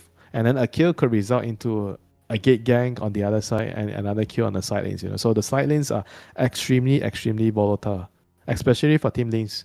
If the Trian gets a good start, he goes over. Oh, you have a Venom. Poop! I invis. I show up. I punch him. He's trapped, and then my Skyraf and LC kills him. So they could easily snowball the lanes from the gate ganks for South American rejects. And Team Links, the Hoodwing and the Tide, I think they have a very important part to play in this game. Their lane has to go well in order for the Trian to stay there, and then they can protect the triangle, right? The Sand King wants to farm Ancients. So this lane is going to be very crucial for Team Links. So is that why we see the Shadow Fiend come out? Because obviously it's great with the Slardar, but then every time I see Shadow Fiend, I feel like this is a carry player that wants to decimate the lane with the razors and the early pressure. Yes. Okay. A blast And- from the past, you know? Yeah, SF was like pick every game, but how long was it? Like 3, 4, 5 months ago? The lasting maybe half- presence patch, right, where everybody was Yeah. like super hard abusing it. So what happened to him? Because we don't really see him as got much butchered. anymore. What happened? Yeah, they nerfed they nerfed the innate, right? And then they nerfed the. He no longer has the. I mean, he doesn't have his facets anymore. No, so he scales that's what- with the damage, right? So I remember he had like some innate thing that scales with his ultimate. And now it no longer does that anymore. So you don't get as much damage. Yeah. Yeah, you also lost. What else did he lose? He also lost. Lasting presence is not a thing anymore, right? That's Oh, kind yeah, of one of the big there's- deals. Yeah, there's no more lasting presence. So you can't exactly snowball in some of Is these his situations ulti you like otherwise would. weaker than the previous patch as well? Girl, Because you have apparently- less souls, right? yeah. So no longer has a damage penalty. Okay, I can't. I'm not Yeah, a because SF you have player at 6 all. soul. You have 6 less soul than before. Mm. So it definitely does less damage now.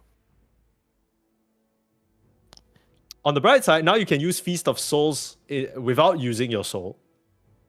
So How does that make sense? That does not make sense.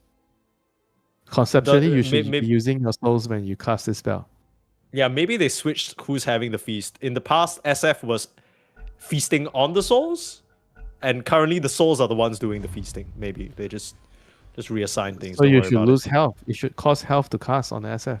Yeah, okay, you go send them an email about that one. I'm sure they will be very keen to hear your ideas, Winter. You're supposed to be doing that for me. You told me Oh, you're doing all my emails here. I will have to discuss a revised service fee then as we get into game number 3. Oh my Early God, smoke Scott. out from both sides. Yeah, the Trian wants to go bottom lane to be there early to scout out if somebody is coming in to chop off his trees. Deforestation tactics, you know. Yeah.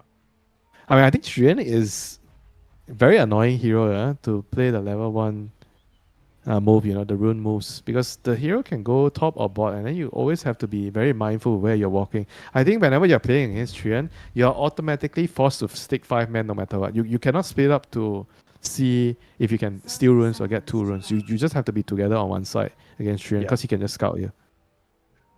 I think, funnily enough, the best case scenario of playing against a Trian is if you 5-man smoke and you run into the Trian, because at least then you can account for the enemy's location. on the Yeah, map. but what are the odds, right? Like, if Yeah, the it's Trian is, really like, tough. hiding It's so hard.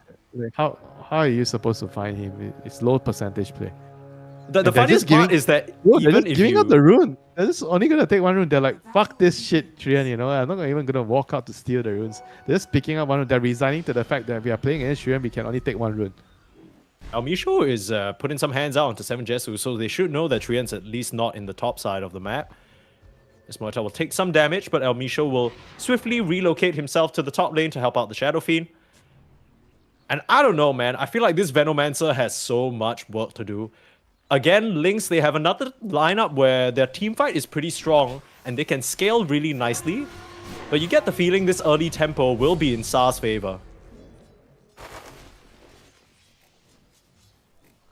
That's just based on the lane matchups, right? Based on lane matchups, the side lanes are very better for South American rejects. The Trian and the SF, very good lane. You know, once more, I want to reiterate this tight holding. This is the lane that could make a difference here for the Team Link side. The mid lane is going to be a wash. Glam, we're not going to see a lot of kills here. This is the boring lane, so to speak. Yeah, I heard that Glem's sticking around to see who kills the sentry on who. And how we can find Yep, and it's all That's about the sentry important. walls right there. Yeah. Right.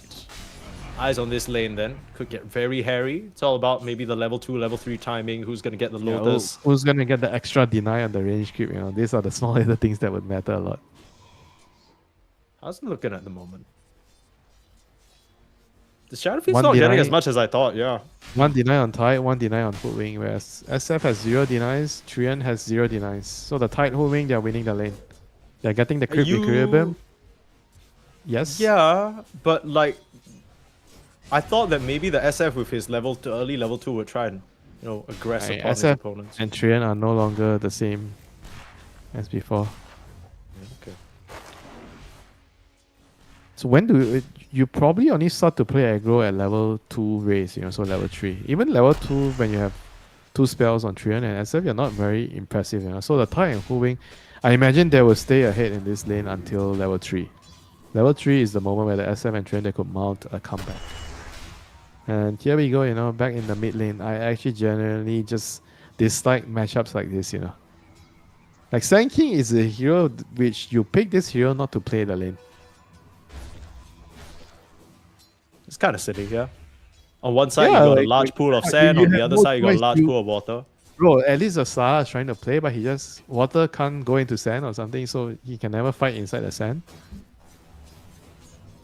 I mean, props to the Slada. He's still getting some pretty nice denies. I saw him use like a crush even in no vision to just make sure that Yeah, he's mind stopping you, the Sand it's King.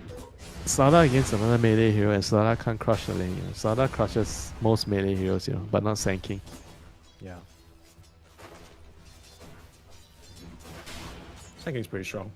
That's the reason why people pick it. Lotus, Elmisho late to the party. A little bit of an awkward situation there for South America rejects, but I guess for them, it's fine. As long as the Shadow Fiend's getting those levels, getting the advantage. Level 2 Ray is available now, so you know that Sa want to try and set up a play. Maybe just start by pulling the equilibrium back in their favor. The Lynx have done a good job keeping the creep wave in front of their tower so far. It's pretty hard to chase them down from that location.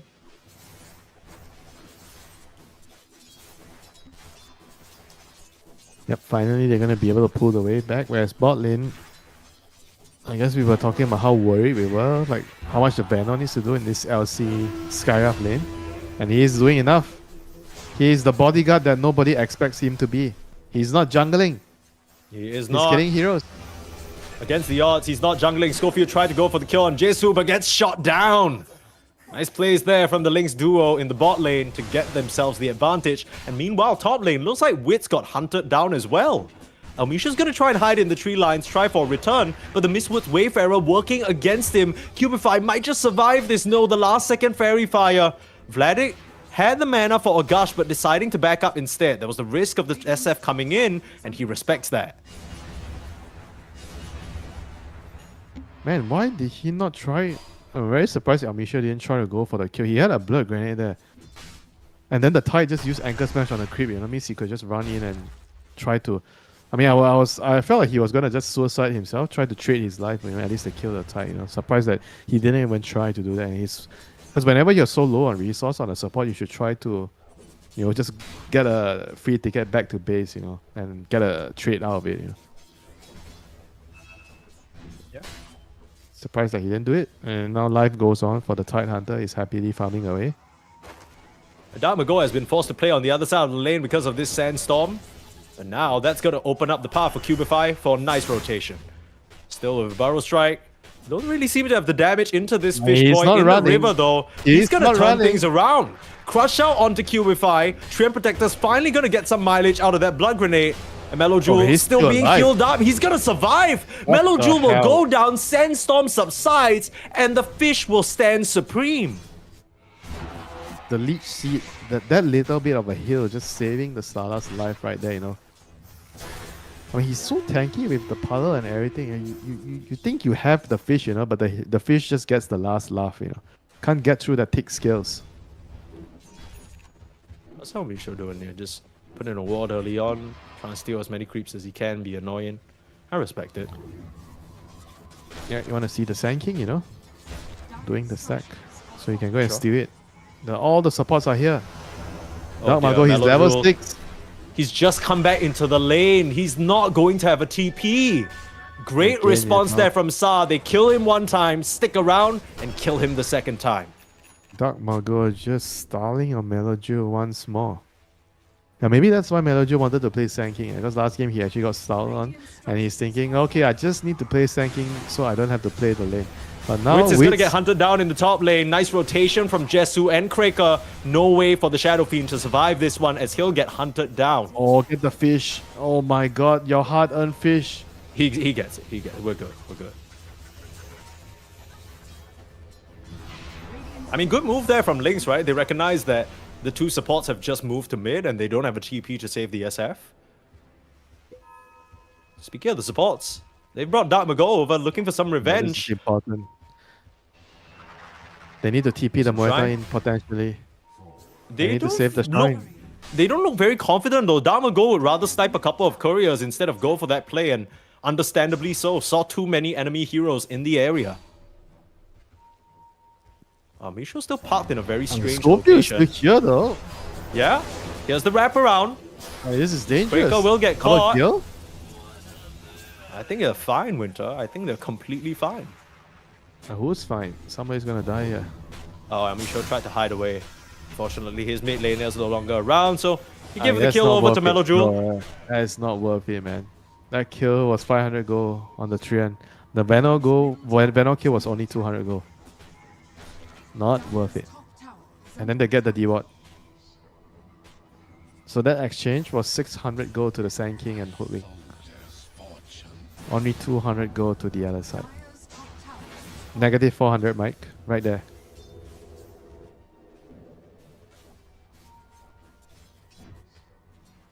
First rule of playing Dota, never take bad trades. Or never put yourself in position to take bad trades. Is it worth it at all to mention that maybe Frank now has a bit of free space? Because if the Venom's busy up there, then at least the LC can farm, right? That's kind of some intangible Yeah, net but then worth that you've gained there. Again as well, right? They picked the LC knowing that it's a Venom Muerta lane, right? And then it still didn't really work out. Like, Muerta is just a very strong lane. If you can just win the lane even with a Venom answer, this is... I feel it's more about the Muerta just being a really strong hero rather than Venom being a strong laner. Yeah, that's true. Oh, we haven't really seen this Legion Commander enter into the game just yet. Not a duel, not a rotation. Still trying Nope. to work towards the Blade Not Mail. yet. Nope, definitely not. You need Blade Mail plus Dagger this game. And with the start that he's gotten, maybe I would say 17, 18 minutes. Like around 20 minutes? Pre-20 minutes. Might get slowed down here. Nice dead shot there from Jesu. Lines him out did. into the rest of the supports. Gonna try and survive with a nicely timed press the attack, but way too much deeps coming out from the Pierce the Veil. Even the living armor cannot save the LC. The living armor only works on the living, Mike. Not on the dead. It's true.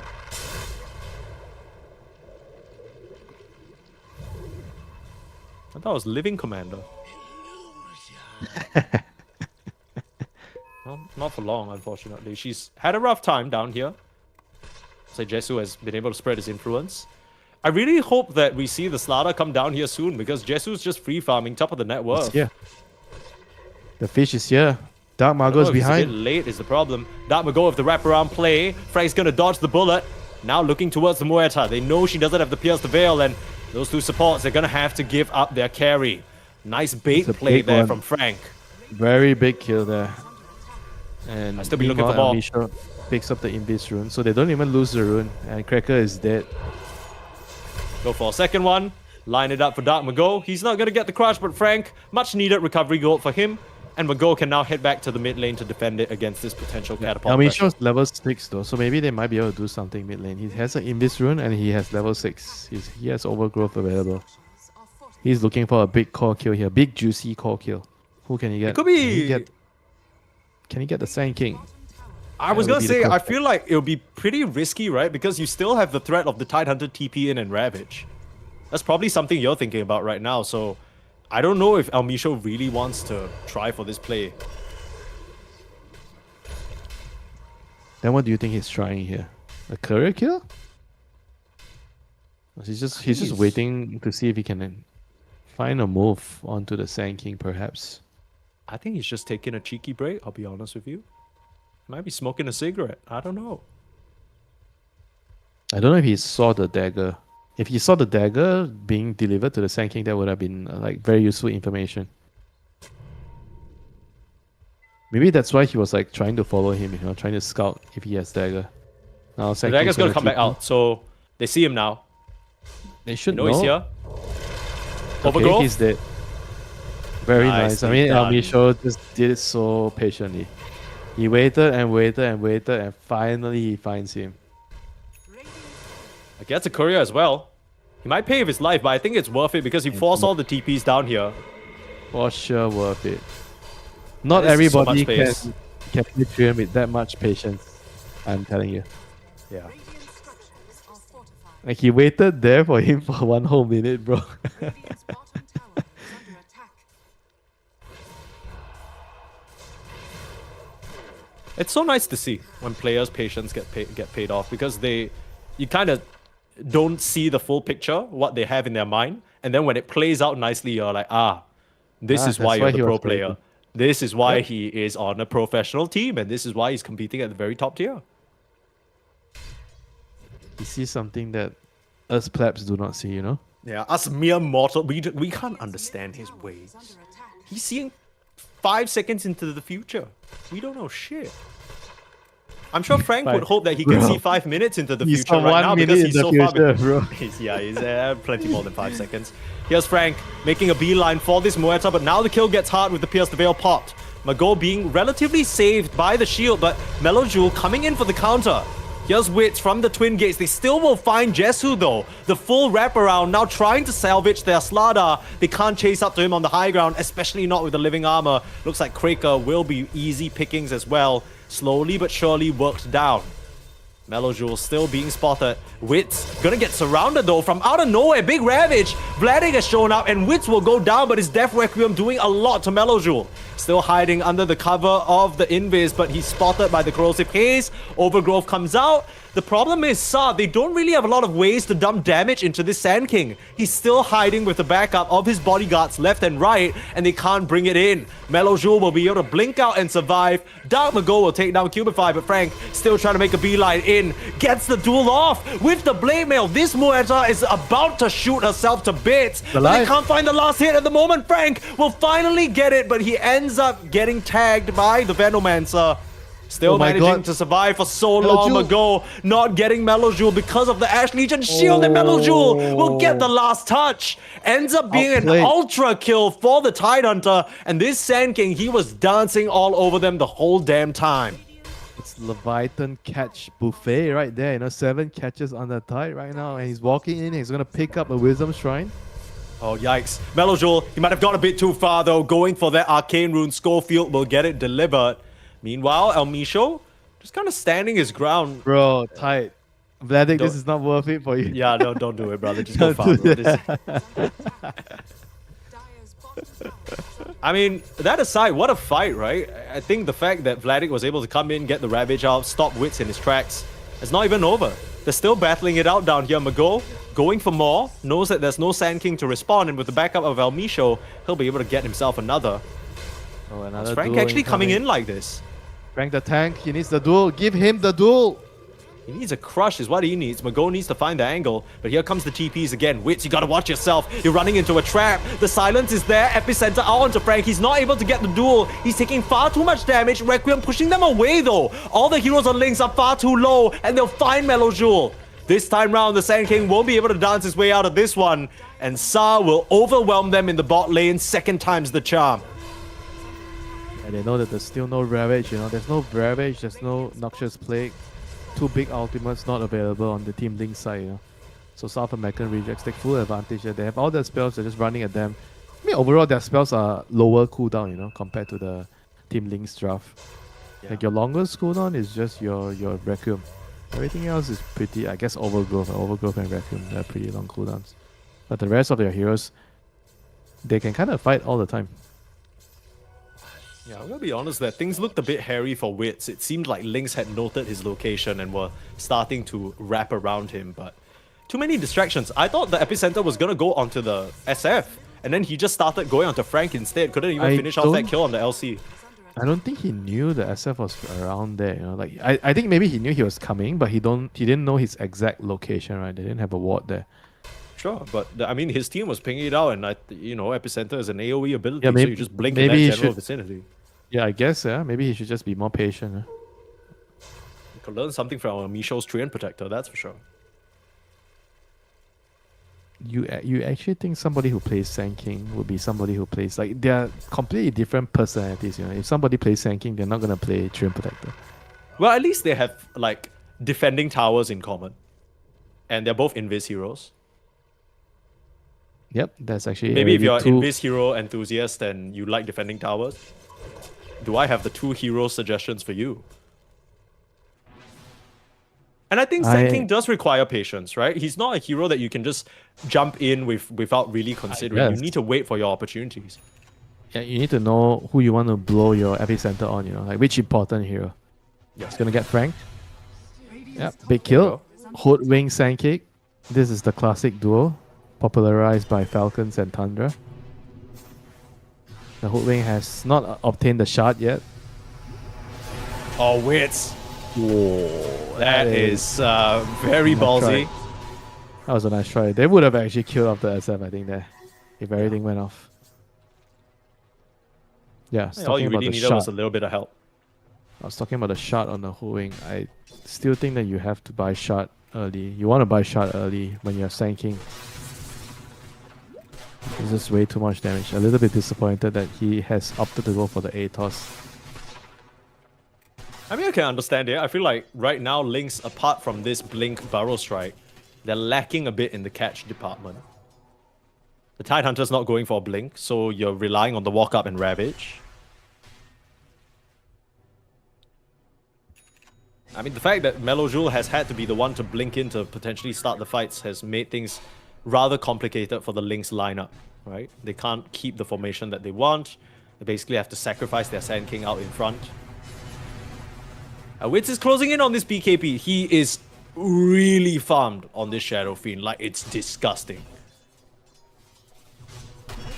Yeah, BKB very Magol? important. He's He gonna needs get it. gone on in the top lane. Still rather tanky. Where's the backup? Schofield around the corner. Try for the silence out, but can't save. But they'll find the duel on the Sand King instead. Frank and Schofield, they were patient with it. And now their patience will pay off as Cubify looking to get chased down. Still got the vision from all these arcane bolts. You ain't going nowhere, but the neutral creep denied. That is cute. And meanwhile, they find a Triumph Protector, a stray Triumph Protector just walking around. Okay. Good dust out. Didn't need to use Yep. any ultimates at that. So Yeah, Moeta is actually still having a pretty good game. And late game SF against Moeta is definitely, I feel like on paper it should be still Moeta favorite. Like nothing beats Moeta late game, I feel, but herself, you know. yeah. Although we did have the concern of the Muerta, like if she doesn't get the BKB off, then she's always cooked, right? And you can potentially screw her up with that duel.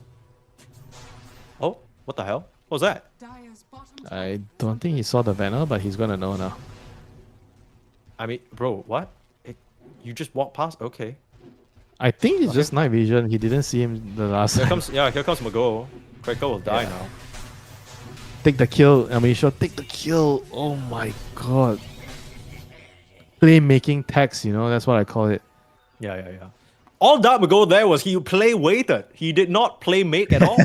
So the person making the money should be the tree, and I completely agree. You gotta Yeah, file right, the invoice that's- to the right person. That's how the economic should work. Why are the supports making all the hard work, doing all the hard work and not getting paid, you know? Assist goal, bro. 100 goal assist. I waited there for 1 minute for that kill and then I get 100 gold. How is that fair? I'm Just sure you the other day understand we my were having pain. the Like, discussion of supports maybe getting a little bit too much gold in this current meta game. why do you remember everything that contradicts what I'm saying? You'll be surprised to know that it happens very often. Here comes a jump in. El Micho in some trouble. The full commitment in Ravage will stop Frank in his tracks. Magoo with a counter crush though. Pretty nicely done, and in comes the SF. Finds himself inside the silence, so he couldn't wind up the Requiem. That's a little bit awkward. Losing the Tidehunter, but the Sand King managing to survive. Link still feeling confident to try and siege this tier 1. Yeah, they still have They the know it's a Requiem. 3v4. Witz has BKB on his career. So this is actually maybe still a fight, you know, for the South American reject side. Absolutely not, because Wits is not even there. Wits has decided to go What? farm up in the top lane. They don't want to take this fight, but Schofield and Magoo are still sticking around, strangely. Now you'll TP in on the tree, and But Wits already made the call that he wasn't wanting to participate. So I'm not really sure what that was about. No, I think he wanted to fight. He was just waiting for his career, but he showed himself in the lane to push out the wave. I think that was the critical mistake. So the career was going back to pick up his BKB. And then he actually just needed to just sit around. So he's not in vision. So that actually doesn't happen. Because the moment he shows himself in the lane at top, guess what? Skull feels like, what the hell? Why are they jumping me? You know, he's going to be clicking on the map and just silently complaining about his carry showing himself on the lane. Or maybe just straight up, straight up complaining, why are you on the lane, kiddo? Why? Yeah. Before you show yourself, another unspoken law of Dota, before you show yourself to shuffle lane, you need to give your teammates, guys, I'm going to show here to push out the wave. And then after you say that, then it's never your fault anymore if somebody else is fat on the other lane, But if you never say it, then it's always your fault. That's the unspoken rule. Yeah, do you ever compile all the rules?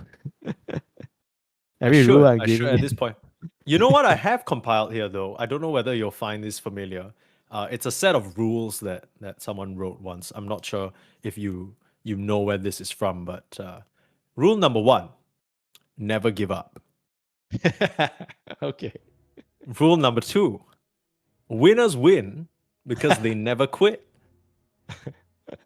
Rule number 3, at any point in time, if you'd like to fill in the gaps, feel free. Rule number 3, continue to strive hard, no matter how far and how hard the goal. Oh, that one really hits. That's The a classic good one. talk without talking, Yeah. Rule number 4, perseverance is one of the keys to success. Is this ringing any bells for you, Winter? Do you know where this is from? Why I feel like you're reading it off my Wikipedia? I am absolutely. Yeah, for those of you who don't know, those are Winter's mottos. You know in that life. that was some shit I wrote up like 20 years ago. Okay, maybe 15 How could you years ago. say that about your motto? How could you say some shit you wrote up, man? That's so disrespectful to Winter of the past. Yeah, I'm afraid the past me was an idiot. Damn. I would have the me now would have never chosen Dota as a career path. Damn, don't say that. Don't say that. You've had one of the longest careers in the entirety of the Dota 2 scene, brother. I'm stuck getting tortured by Dota. Stuck, every day. Damn. Every day, I just hate the game so much, but I can't go away from it. Bro, okay. Okay, you need to relax. You do not mean that. If you really hated it, you wouldn't be spending every single waking moment playing and watching it. Yeah. You hate it and you love it, the love-hate relationship. True. Can't stay away from it. Some people might call that a toxic relationship. Okay. So We what can- do we I can need to ponder on that one. change to make it a healthy relationship? Bro, I don't know. I'm not your secretary. I'm not your relationship therapist. I'm sure many other millions of Dota 2 players asking themselves the same damn question. Like how, right? What do I need to do to get out of this loop? Are scanning. Oh, I love this. Look at the vision toggling. Elmisho, he spots them all out, but Lynx, they have no Who's idea they're being painted? set up. Who's for. hunting who? Who's hunting who? It's the LB Overgrowth Show! wins. Bam! Straight onto the Sand King. They don't stand a chance. Meloju will get raised mid-burrow. And Bro. Elmisho, again, the patience pays off. He is the 007, working behind enemy lines. He's the spy, hidden deep into Link's territory.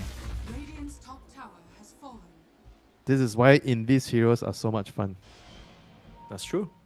Elmisho, we gotta remember that back when he was first debuting on the scene, he was a POS 4 player. He transitioned to POS 5 somewhere within the past maybe 6 months to a year. Yeah, you know when you're playing all these Invis heroes, right? You get an inherent advantage if you play it every game.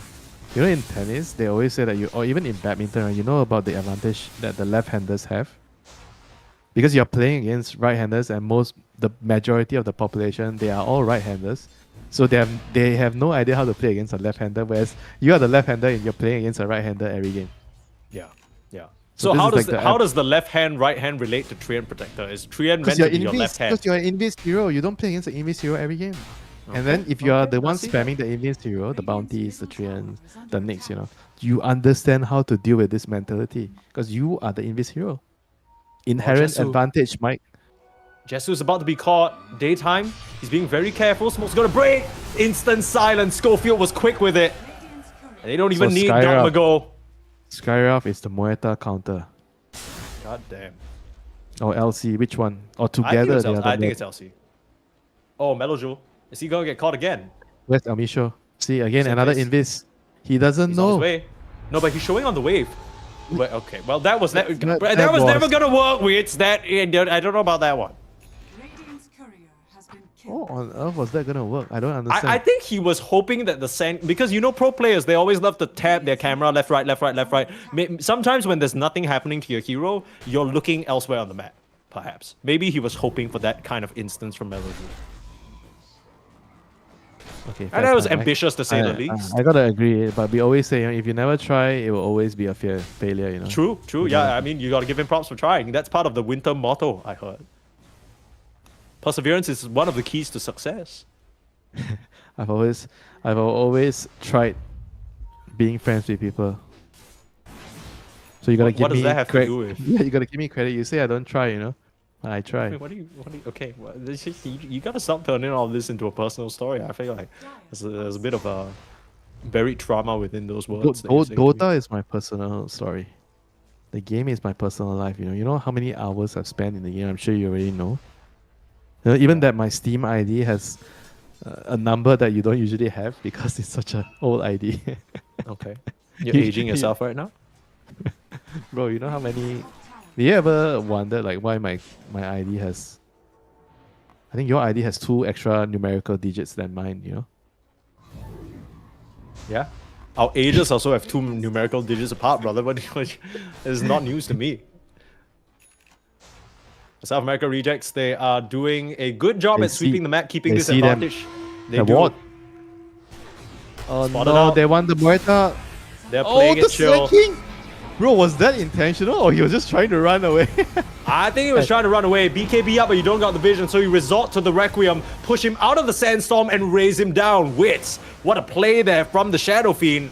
Now Tide Hunter's gonna blink in as well. I'm not too sure about this one. Another crush, another duel, and they'll find themselves the gem to boot. Cubify can't even run back to his tower. This is looking like a smash and a half.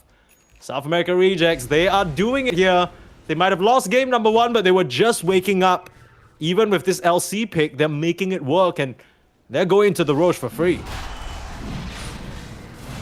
Yeah, this is the South American Rejects we were expecting, right? When we came into this series, at least for me, I don't know about you, but I guess you were also expecting this to be quite South American Rejects' favorite, right? They should be dominating this series, just based on Yeah. the games that we've watched in the past.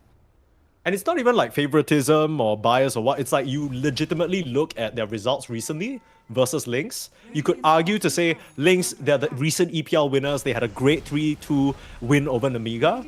But then there's a reason why Namiga are out of this tournament, right? They're just not quite at the level as everyone else. While South America Rejects, they've already proven their place in the tier 1 scene. So you would come into this match expecting it's going to be pretty lopsided. This game number 3 is a bit more of a display of what we expected dynamics-wise. Yeah, I think especially Elmisho on the Trin. I think both the supports, I think we criticized them in the first game where they had the Enchantress and Shadow Demon and didn't work out. I think this game and the previous game, having the Skyraft Trin this time round, just showcases you how much different it makes when people are on when the players are on their comfort heroes and heroes that work well with the team. Just night and day, vast difference from the first game. Absolutely. Now you're jumping forward, but you got the vision. Easy for Schofield to just blink in. Silence and Wits will get the job done. Both supports were complementing the ones on the side of South America Rejects, but this game, Kraker and Cubify have not quite connected with quite as much impact. I mean, they kind of also didn't really have a lot to play with, though. I think the Sand King was I think he was the only one that they could play with, but they were constantly reacting to the Trian and the LC. I felt like the Trian did a lot of very, very nice scouting that kind of nullified a lot of the moves that Lynx could make. The vision battle was won by the Trian alone. I mean, even in the second game, also the wards, the warding was really good, on the South American reject side and the Team Link side. I'm afraid I have to say that they're maybe not as good as dewarding, Like usually I don't like to bring things up like this, but whenever you're behind, right? Like if you look at the map on top and they don't have sentries on the Radiant side behind the tower, I think this is a big no-no for me. And now they get dual. These are the things, right? They see the Muerta running to the lane and then he gets caught. And there's no excuse not to have a sentry behind the tower. You're also playing against Shrimp Protector. Like why? Why don't you have a sentry on the left, on the high ground, and on the right behind the tower? Just why, Yeah, well, part of the reason for that is because the two supports got picked off and they weren't able to establish this vision. In a regular setting, I feel like Lynx, you might have just decided to give up this location, wait for them to reset and then re-establish vision, but they didn't do anything of the sort. They walked up the Muerta, very confident they could defend. And yeah, like you said, I don't think there's any real excuse. El Micho has been completely controlling the vision on their side of the map. And if Lynx want to stand any chance at a comeback, they need to start clearing these out.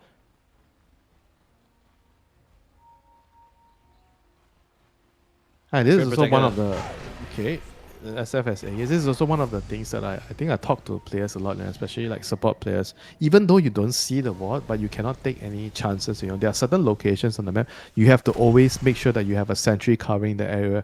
Whether you waste the money or not, you have to do it. There's no argument about it. You just have to make sure that there's no wards in that area. You cannot be Yeah, I get greedy. what you're It's just freaking 50 gold. You don't want your core to be fucking dying because you don't want to spend that 50 gold. Sacrifices have to be made, and I think it's Bro, less of a... it's not even a sacrifice. It's just fucking 50 gold, No, like, no, I'm not talking about the sacrifices. I'm talking about just getting into that position to actually deward without being punished. Because, as we can see, Issa, they have an insanely pick-off centric draft. BKB TP, that's the Nightfall out. Really nicely done from Frank. Yeah, because the thing is, you walk up and you try and deward, and then you instantly die. So yeah, okay, you got a deward off. Yeah, but that's also because you look at there's another deep ward beside the tier 2, right? Like okay, they see the Sand King, they're they're gonna gonna jump on lose this that. game. It's just too You much. have to BKB vision, on the they see Muerta. everything.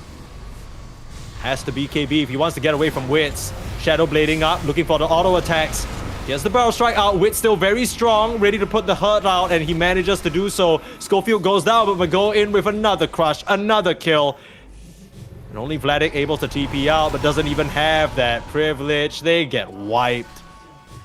And again, the wards just seeing everything. They see the Sand King, they see the Muerta, they see everything. The South American reject side, they know precisely how many heroes are in the area and where they are location-wise, and they just knew who to strike first, Everything just became very apparent. Again, like this vision just winning them every fight so far on the South American reject side. It's rather disgusting. Wits got to back up for the Aegis to time out in a clean way. Get that full regen up. Resume the push up here. You got to buy back on your Sand King and Muerta, but Lynx, like you keep mentioning, Winter, they just haven't been able to re-establish a place on the map for them to fight. Even with the epicenter, they didn't even get the Ravage off the previous fight. Radiant's middle tower has fallen. Yeah, Q5's just it. Okay, cool. Late game Slaughter into supports that are behind. Very cool. Radiant's top tower is under No Ghost Scepter equals no chance, my friend. Yeah. Against I think Slaughter. even with Ghost Scepter, I don't know whether you even have the chance to pop it before he just obliterates you. Yeah, you have to preemptively just pop it. Yeah, if you see him, you just pop it. You don't even wait for the blink in. Yeah, you don't.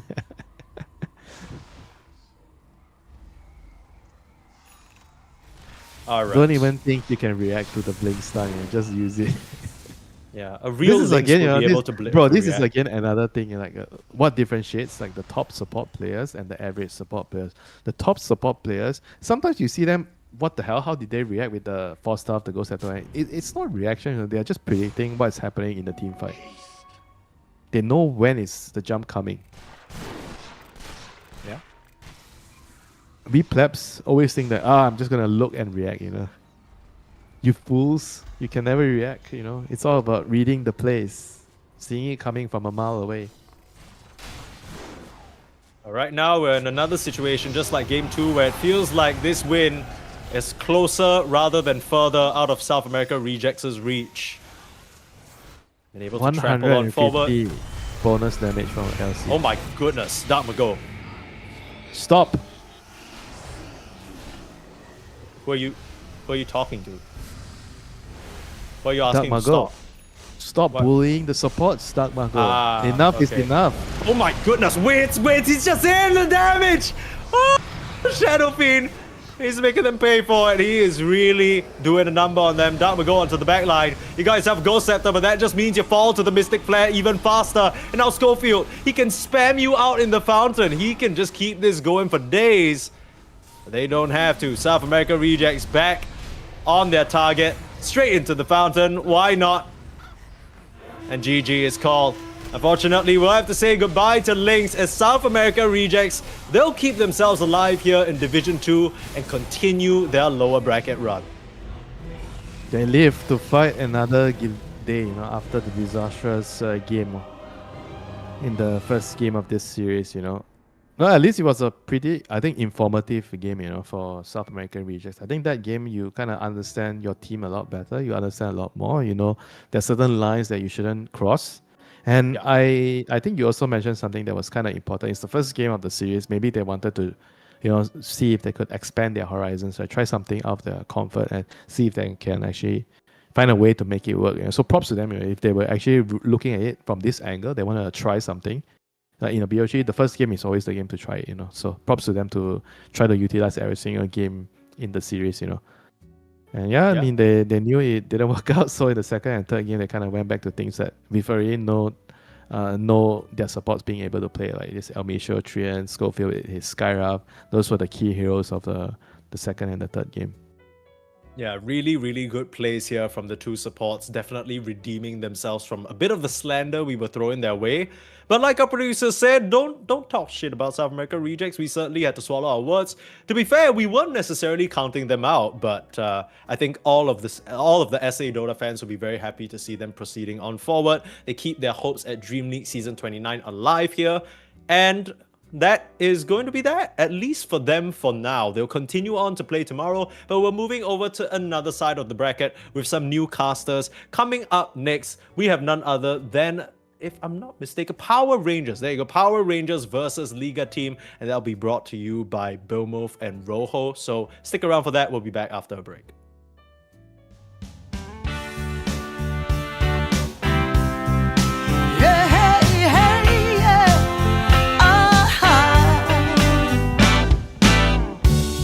Some days you just can't find the right words to say. And deep in your heart of hearts, where it feels like you're losing your way,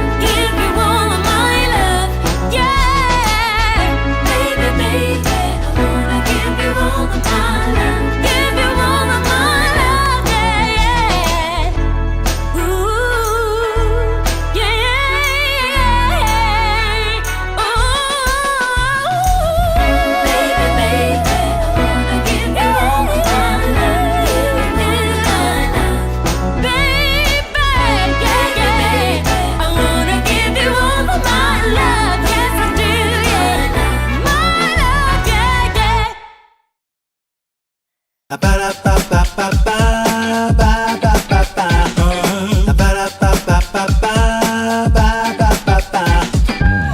you wanna get with me, all you gotta do, call me when you need me. I'll be waiting for you. I know exactly what you want, satisfy your need. We can have a good time, don't you worry about a thing. If you want it here, or if you want it there, you got it. Have yourself a good time, act like you don't care. You got it. Get that motivation, I got just what you need. You got it. I got just what you need. You got it. I got just what you need.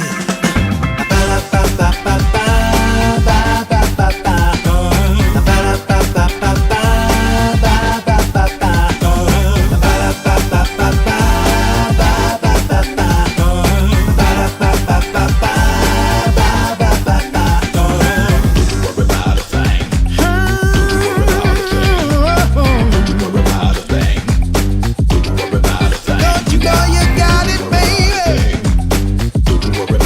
Don't you know you got it, baby? If you want it here, or if you want it there, you got it. Have yourself a good time, act like you don't care. You got it. Get that motivation, I got just what you need. You got it. I got just what you need. You got it. I got just what you need.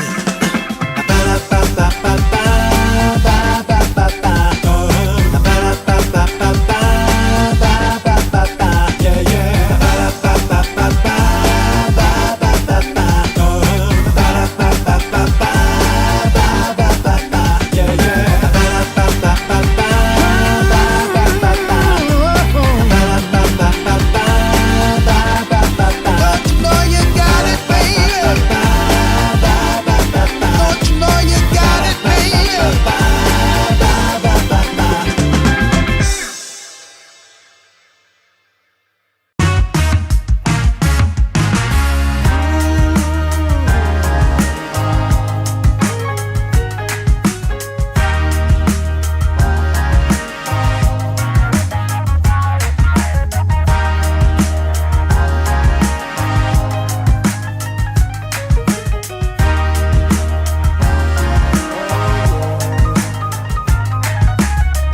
Turned on the dime when I saw you walking by. Something about you caught my eye, yeah. Ain't trying to waste my time, just standing in your line. Gotta take a shot before you pass me by. So you wanna be alone for a minute? Come on, tell me what's on your mind. I wanna know what makes you happy. I wanna know, can I make you mine? Ooh, I wanna know if you know that I treat you right. I wanna know, can I spend the night? Well, I had my eyes on you for a little while now.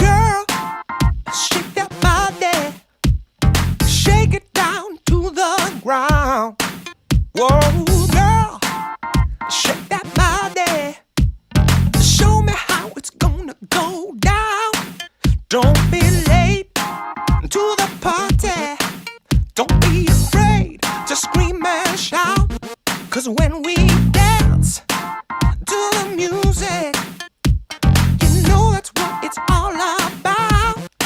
Yeah, yeah. Hey, girl, shake that body. Shake it to the left and to the right.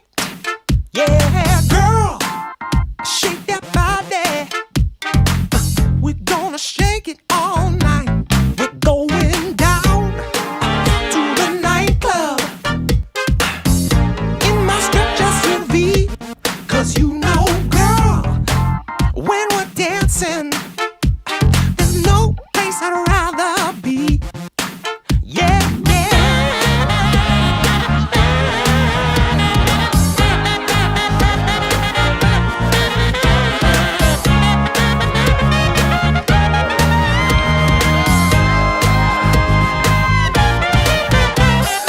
Girl,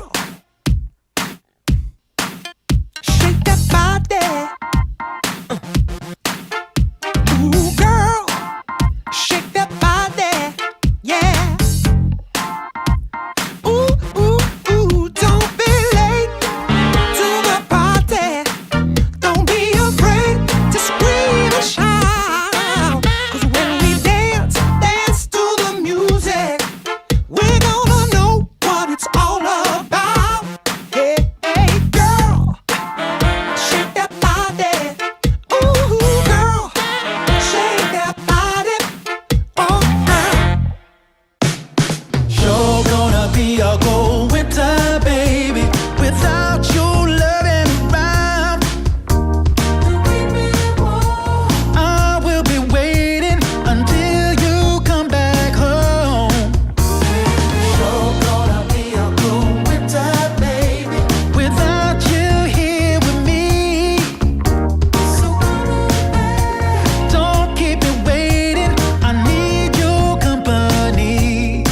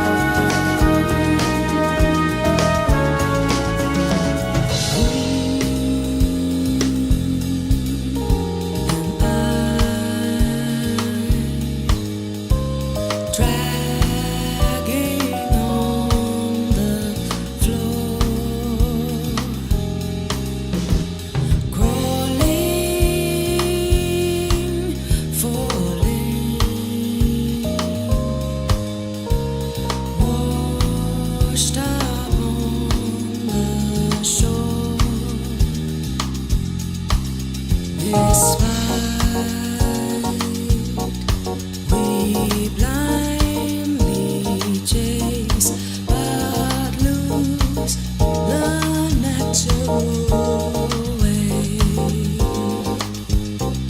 Oh, please set me free. Take me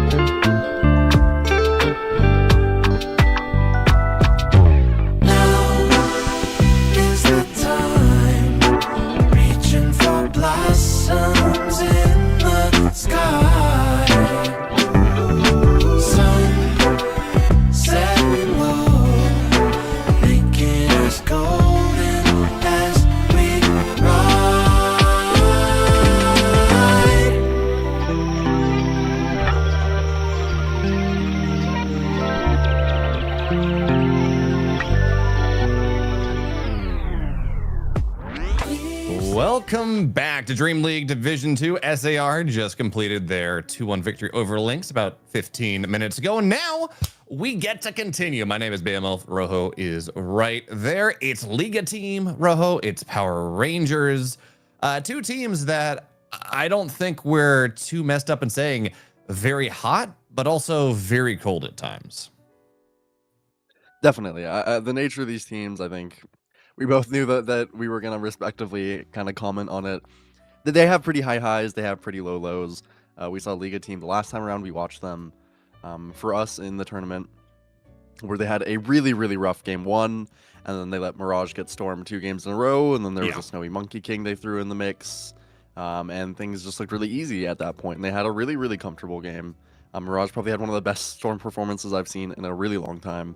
And then for Power Rangers, T2000, Nikki Cool, Alberca, Immersion till the end. All these players are very strong, but they've also definitely have a little bit of inconsistency between them. Particularly, we talk about TA2000. But so far in the DreamLeague, from what I've seen of him, he's looked pretty solid. So I have overall a better kind of feeling on Power Rangers in terms of maybe that slightly bit more consistency, feeling how kind of TA2000 is. But in Dota in general, you take the wrong day, take the wrong team on the wrong day, the wrong player on the wrong hour of the day, and sometimes you end up with, maybe a tough game 1 draft, and Power Rangers put themselves behind a game. There's always some mix-ups, and with TA2000 as well, I think especially. Sometimes he'll get his Muerta and completely 1v9 the game, and other times he'll maybe go for something like a Wind Ranger that doesn't really work out for him. So curious to see how he matches, particularly into Snowy, who I think is a little bit opposite in that way. I think Snowy is a generally much more consistent carry, even though Liga team themselves is not quite as much. Yeah, and as we talk about this, exactly what we're expecting to see, it is worth talking about how these teams got here, because they did have quite different paths, right? As we can go pull up the bracket. Power Rangers, they started on the top side. They had a decent run up until this point. They took down Ruin Eaters 2-1. They played 3 games against 1 win, which is a team that generally in these Division 2 tournaments does quite well for themselves. Very much a team that it doesn't always punch up to tier 1, but is almost this gatekeeper, right? You got to be able to beat them to go do that. So taking a game off them, not bad. Of course, Liga team not even qualifying for the upper bracket. A little bit gate kept by South American Rejects in Group B, so they start in the lower bracket, but they make it 2-1, cheeky, breaky cheeky, as opposed to cheeky breaky, 2-0. And it's often the case here, Rojos. We start taking a look at these lower bracket runs.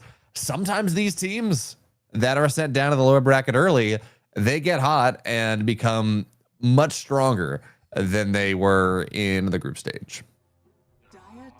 Yeah, and so far I think Liga team is finding their footing a little bit. All very, very good players in their own regard, but we have seen them, again, kind of struggle, and Liga team in general has kind of been that way for a little bit of time. We get into this game 1 draft pretty quickly, not going to waste too much time on the bans here, and I am kind of curious to see what kind of presence they put on the support picks, because Power Rangers have been pretty open about playing the IO, and I was wondering if Liga team was going to do this. The Muerta is definitely the most overlapped hero between Snowy and TA2000. TA2000 has been playing it very frequently. He's been good at it since the hero's release, basically, but taking a special liking to it this tournament. As we've kind of seen, Bayo, that there's not much to do with the Muerta. I mean, yes, you can run away from it, and we've seen that be successful a time or two, but in general, this hero has just looked good in most of the games we've watched. I don't think, even in the early picks, has it struggled too much. The Hoodwink is, of course, a great answer, though, for Power Rangers to just being consistent. It really is just a function of tempo, right? Can you roll over this Muerta before eventually she just takes over in the late game, starts, builds a Silver Edge and 3 hits your Tidehunter or whatever your tankiest hero is? Because that's what happens, right? You get yourself into 4 items, Muerta gets to level 18, they get to level 20, and it just becomes a very, very complicated game. Don't know if Power Rangers can do that, to be honest. TA2000, Nikki Cool till the end. They've been looking solid, as you said, but they haven't looked fast, right? This has not been one of those teams that is rolling over in 25 to 30 minutes. They've been played for the late game a little bit more, which, if that's the style you're going to play, hello, you have to run into a Muerta now. Yep, they'll ban out a few annoying offlaners as well for the hero, which I think is a good shout, because it does feel like most of the carry matchups are not really a big issue for this hero, so ending up kind of getting rid of some of the offlaners that could potentially be super annoying, I think, is a really good idea. For Snowy, we have, I think, what was the game that we watched of him? He's like 23, 0, and 14 or something. He just had a ridiculous scoreline, which I don't think he'll be able to necessarily replicate in this series, but he has looked very, very good on this hero. For Power Rangers, you do have a little bit of pressure, I think, on 13 to just try and pick up anything to mess with this hero. I think, unfortunately, maybe partly the success as well of Muerta little bit is that we just aren't seeing very much like Centaur in particular. I mean, there's still Tidehunter in the pool, which is okay, but we have seen again Mortha can shred through that hero like pretty much nothing else. I don't think any other hero has a matchup in the Tidehunter where they can kill that hero nearly as fast. Not really. But my question for you, Ro, we talked about Tidehunter is okay, right? Ravage, sure. But hey, there's Centaur you were talking about. Kind of it's kind of the best hero against Mortha, but we just really haven't been seeing it. Yeah, it received enough nerfs over the last 19 patches because it has just been so strong. But my question for you, okay, Centaur for Power Rangers, right? You can go in, get on top of the Muerta, get out of the Muerta zone of control.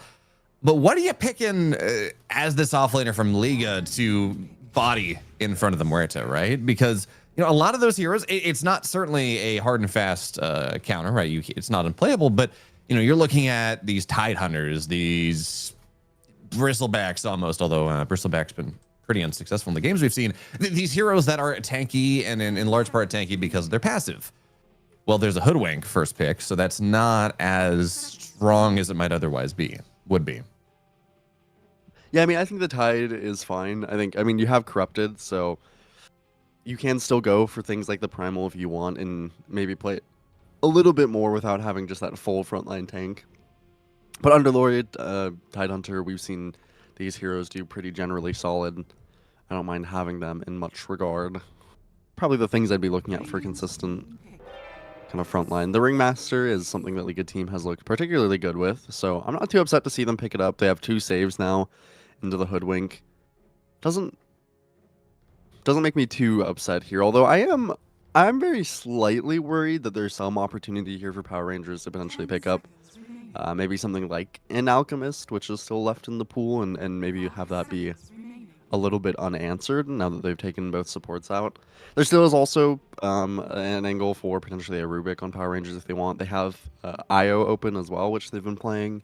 Both supports that they've picked up pretty frequently. I think either of those, I mean, they have some kind of options to go for. I think a little bit of more of a kill shot here if they want to get a really strong 1-2. I don't know if they are going to, but definitely open. They go for it instead. Ooh, the Silencer, which I don't mind. I mean, we have we know that Silencer is kind of on the up and up, but the one game that we did catch of it was a particularly rough showing. I don't think that's representative necessarily of the games, because I do think this is a good Silencer pick, but it is a hero that things can go south on relatively quickly. Have they fixed the bug with Refresher Shard yet? I don't believe so. I haven't seen any patch come out at all. So I guess if Power Rangers have been playing a little bit more for the late game, then you've got 18 seconds of silence down the barrel. And there's your Underlord pick, which makes this a mid Centaur. Wait, actually, no, this is a Nikki. Yeah, this is a Nikki Cole classic. It does mean that whoever your carry is going to be, though, has to be like some super hyper ultra carry, which is, with Muerta out of the pool, not as many of those. Yeah, it's a very interesting pickup to just immediately show that your Centaur is the mid lane, but I guess maybe Power Rangers figuring Liga team had kind of the pick, or they wanted to get rid of the Underlord. I don't necessarily love it, but again, since they got rid of the supports already since they've picked both supports already for Liga, I do feel it's a little bit harder to respond to. Particularly, I think if you had a Shadow Demon, the Demonic Purge obviously would be really, really nice to have this game. Maybe annoying against Silencer, but overall, very strong. Or they could have flexed some Muerta and picked up an Ursa here, honestly, so that's a little bit why I kind of wished almost that they did not pick both supports at the same time, just to keep their draft a little bit more open. Now it does feel like there's some potential struggle they could face. Mid-Tusk, flex the Muerta to 4. Pick yourself, Ursa Lifesteal or something like that.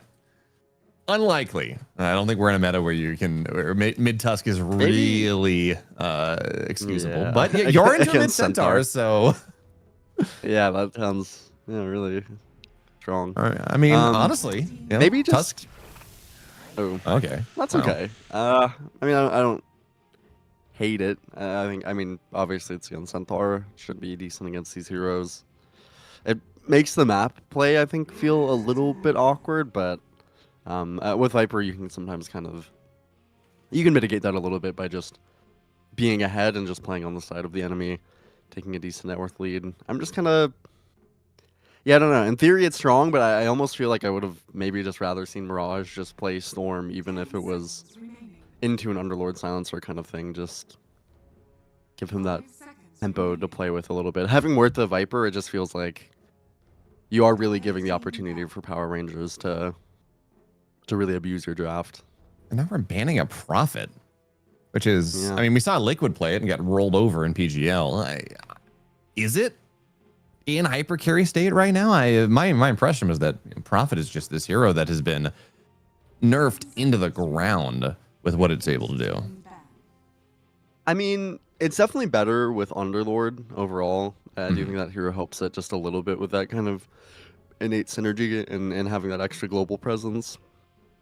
I think it's okay, honestly. I think it was an alright pick here, but yeah, they ran out the Slark as well. So I think the TA2000s didn't go for a slightly kind of unusual answer to their heroes, which does make sense. I mean, you don't, again, we typically don't want to see just a normal carry kind of lined up into the Muerta, the Viper. That's kind of beg the question of what TA2000 actually does want, but it feels like there are some overall decent answers to him. Even though, I mean, it's actually not necessarily like a good Monkey King game, you know, kind of via the heroes, but we have seen that hero kind of just run things over anyway with tempo. So if Power Rangers wanted to lean into that, I think they have that kind of hero as an angle. What about Otherwise, maybe just something like a Life Stealer? I was gonna say, what about PL is a hero that we've been seeing a little bit more. It's got 55% win rate on Dota 2 Pro Tracker, and you do have to worry about the Maelstrom Mule. Muerta is a builder of that, but I guess the Viper as well. Ringmaster is not. also actually pretty good against PL. You end up buying a relatively early shard. Oh yeah. Okay. And they will go with the Corrupted Primal. It's pretty bad here, I would say, but yeah, it's not great. Yeah. I mean, if there wasn't a Silencer, Hoodwink, Underlord, or Centaur on the enemy team, it might look decent, but no, I mean, it's definitely okay against Centaur or Hoodwink. I don't mind it, but yeah, Silencer, Underlord are pretty significant annoyances. I mean, I don't mind, I guess, the Primal Beast is here that builds really early BKB. That definitely is really nice against this lineup. They don't do anything into a BKB, so I don't mind that for Corrupted. His Primals always look good, but they will respond with a Faceless. I don't mind too much. Definitely a hero that can scale very nicely into the game. If you go for early time dilation, there's kind of a lot of spells on the ground. Primal Beast, it's not going to have the greatest time in lane. I mean, you should just have kind of a free lane as TA2000. And yeah, I don't know. I mean, I like the kind of direction that League team went, but again, I do wish in that early phase that maybe they did not pick up their two supports immediately. I think if Power Rangers plays this one really cleanly, I do prefer their draft overall. Yeah, I'm with you. I mean, certainly you talk about Corrupted, right? If he can go get on top of the Silencer, that is your blink stun initiation that you're looking for. But you know, especially now as we talk about Power Rangers, I mean, you have so much overlapping stuff to deal with, right? Even if you do get that early BKB you're talking about, you can get chronoed, you can get stampeded away and leave till the end to dry, which is exactly what you want to do with a Silencer, right? Just let him die and have everyone else get out. But yeah, the overlapping team fight, I think at Power Rangers, Rojo, is a problem. There are so many ways to get on top of it and neutralize this Muerta that it's not going to be easy for her, even with the saves. Yeah, I think that it's going to be a little. I think the League team definitely has a good opportunity, particularly in just going fast over the game, because the Power Rangers are pretty cooldown locked. I mean, they have to wait for Stampede, they have to wait for their Hoodwink to hit their early ulti till the end on Silencer. We've seen Silencers have really rough games. It's going to be a mid Centaur versus a Viper. We'll see how Nikki Cool manages that matchup. 3 points I for mean, jungle.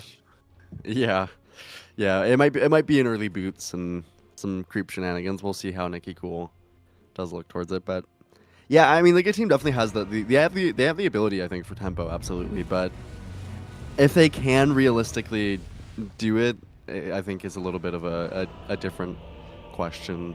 I think anytime that a support dies when they maybe shouldn't on the map, kind of pre 10 minutes, anything like that. If they ever make a good rotation onto Mirage and he dies, if Snowy has 1 to 2 deaths, before 20 minutes ish, I do think the game could get into a little bit more of a rough spot. Again, they're playmaking across their heroes. It's better now that Corrupted is on kind of the primal, in theory, but usually for a very long time, especially when Silencer was a more popular hero overall, you'd see the primal and you just lock Silencer because it just makes the initiation kind of near impossible for that hero. And now you don't have 2 BKBs to work with either. So Silencer kind of even better against the hero in that regard. Yeah, again, this is going to be one of those games where you have to initiate on the Silencer. Otherwise, 25% of the Primal's kit, probably the most important part of Primal's kit, is just not going to be all that useful. And again, that's a bit of a problem as well, because you have TA2000. You really want to pulverize this TA2000 Faceless Void. You want to go and lock him down before he can get his chrono off as the game goes later. And if you got to go on Silencer first, that's just not really a thing. Plus, eventually, right, Nicky Cool's going to have himself a cart, and that's a save. And yeah, Corrupted is... We are relying on this being Corrupted's best hero by a country mile because, yeah, as you've been saying, it is not a good Primal Beast game. Although this wraparound's kind of cool from Liga team. They went through the water, bottom, took the portal, and now we'll find Tia 2000 here. And he already, well, okay, we're just going to be able to go and not steal things. Corrupted takes a little bit of damage there. Tia 2000 clearly does have the setting, whatever it's called, and lets him click through the great big body of the Primal Beast. Important to have against this hero, more so than anyone else in Dota. I think maybe Broodmother's up there. They don't get the early first wave, so I kind of honestly thought that they were just going to concede that rune bot and use the smoke to kill off the wave. Maybe do some shenanigans that way, but they're going to try and lane it honestly till the end's gone for the glaives. So I don't think it'll be too easy relatively for them. Umberka in the top side. Take some decent damage to tag team. They're going to try for even a kill angle. And do they have it here? Deadshot really nice, holding Immersion back. And yeah, well, you said we got to play with tempo. Muerta not necessarily a tempo hero, but if you're going to have a lane start like this, then yeah, absolutely. Yeah. Anything is possible. For Snowy, it might be a tempo hero, truthfully. The way we've seen him pilot this one, he's looked really, really good in the Muerta. So we'll see if he's able to recreate even a fraction of some of his previous game scores. Definitely helps to have the Tusk, and it helps that Immersion also didn't want to walk up to the wave rather than TPing. It also helps to get the wave between the tower bot. It also helps that Nicky Cool is he's just hiding behind trees. There is absolutely nothing that he can do in this lane. He's just hoping that he's going to have some scraps that he can get to. Is okay. Phil Dan's going to get chased down by Corrupted. And this is the other side of the match, right? Silencer will cause problems. Global with the Pulverize is a great counter, but it's also a Silencer that has approximately 5 movement speed and 15 HP. So if you can go find him, he is dead. Yeah, it's I mean, definitely a hero also as well that you don't want to be dying on. Those early impalement arts just get so nasty. Very easy to pick up kills that way. Nicky Cool, he did in the mid lane go for that double ring of protection. I mean, this definitely not weird for a Sunpar to do, and I think counting for the Predator damage maybe makes sense, but does mean that it's going to be a while before he gets to whatever next item he's looking at. I don't think any bottle, maybe a ring of health, but boots is definitely what I'd look for. And he's just standing blue. He's just conceding a full wave on this mid side, just waiting in the trees. Wants to steal it away. On the annals of bad matchups, we like to talk about a Huskar versus Ember Spirit or something.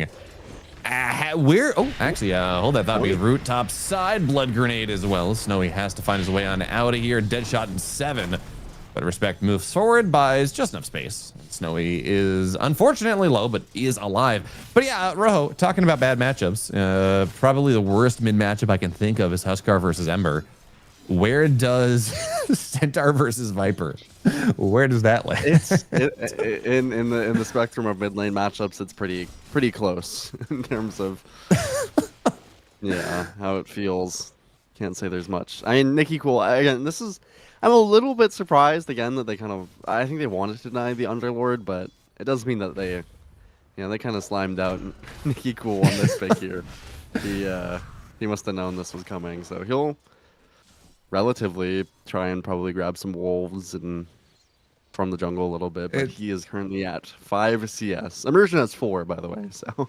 Yeah, and Mirage has more denies than Nikki Cool has CS, if you're keeping track of just how depressing, absolutely, utterly depressing this is. And now basically, fording the wave. There's a TP in here. Immersion. Mirage cuts the tree, so it's not really going to land. And Nikki Cool is... No? I thought he was dead. No? All right. Well, that's your... Would have been really nice if Nikki Cool got the kill, but that is some level of comeback. They have to do that about 5 more times before this lane starts to feel good, though. Yeah, I mean, quite nice, though. Wave will crash into the tower, gets a water rune. Nikki Cool, he did eat the tree, by the way, with a tango. That's what happened there. So he was very close to getting himself in trouble. Maybe your mid laner doesn't deserve the kill when they do that, but yeah, anything to kill the Viper, very, very nice. So good rotation by Immersion. Gonna go for the early Helm of the Iron Will, so I guess we'll see if Nikki Cool does go towards that Helm Dom. Probably needs it at some point to just feel like he can play the game. Is this offlane, though? Talking about Liga team, is it supposed to go this badly for Corrupted? Right, he's 12 for 4, Faceless Void is 30 for 15, 28 for 15. It's not supposed to go good, I don't think. I mean, till the end, definitely does a lot of good damage to Primal just with the glaives alone. Ooh, nice shards. Not like how you can do much. Very nice shards. Gonna look over at the triangle. Keep in mind that there probably will be some stacks there. Nikki Cool. They got that kill, but he still has to just kind of sit around in the river. It's a river centaur. Meanwhile, I am mid lane matchup. So tilted right now because Nikki Cool or Corrupted had the chance to kill 2 couriers and misses both of them as shards are now going to keep Nikki Cool back. Here comes a haste rune from, actually no, sorry, that was there you go, Unicycle coming in from Sayu as they're going to be able to go take down Nikki Cool, but much bigger kills. Alberca takes down Snowy top side. We lose Corrupted bottom side. And to be honest here, Rojo, as now it looks like Respect might go down here as well. Do you really need to go punish this Nikki Cool Centaur more than he already has? I mean, yeah, I think he's been punished enough by existing. I think probably, certainly not worth it. I mean, this is Corrupted sitting at 15 CS. We've definitely seen him be very, very good at the Primal, but it's just one of the issues you want.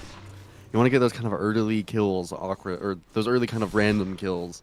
Got one until the end earlier, but not against 2040 for 23. He's just been sitting here freely getting the lane. I believe he got a slightly well-timed bash in that bot side, and that's why he got that kill on Corrupted. But either way, it's not an easy matchup into this Faceless Void. Yeah. Not going to continue to be so. The crazy thing is that he's actually doing better than the Viper is in an utterly free matchup. Is now Nether Strike go or Viper Strike down, but Tusk in the middle of things is soaking so many tower shots, and he's going to get fully surrounded.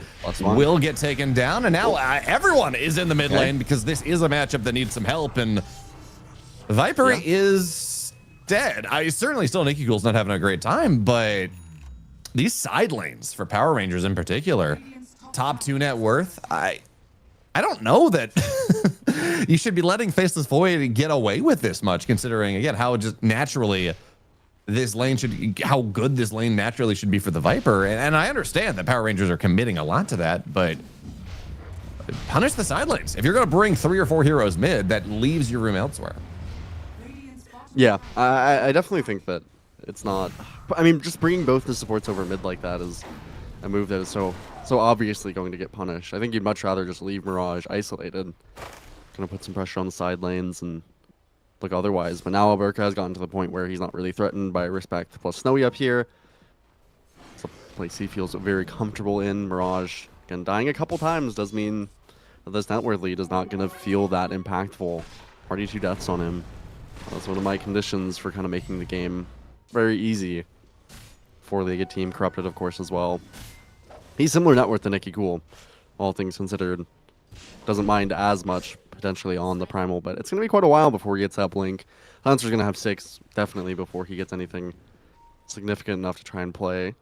We'll get that Dom eventually here for Nicky Cool. Now now it's kind of at the point as well where Immersion can start soaking up the mid lane, till the end can start soaking up the mid lane. Nicky Cool can go back to the jungle. I think that they've kind of made it through the worst of it for the side of Power Rangers, at least in terms of this mid matchup particularly, and now they just get a flourish.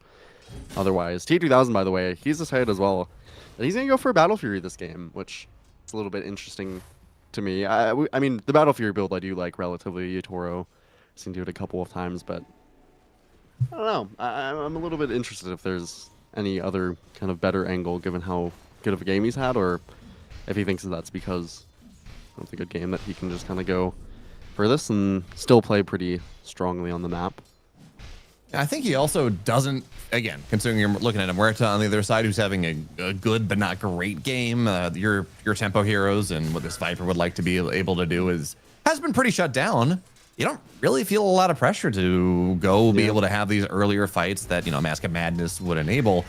And once you get that Ags, ooh, that's a nice shard Viper Strike. But you got Stampede. So just get on out of here. And now Immersion's going to go find Sayu bottom side. This should give them the 6 as well if they're going to be able to get the kill. But Box is a good save now on top until the end. Level 5, Nicky Cool looking to move back in once again. Good hoof stomp on top of 2. The Underlord, he's trying to go chain stun with something. Now he's going to decide to come on in, but they've already lost Nicky Cool.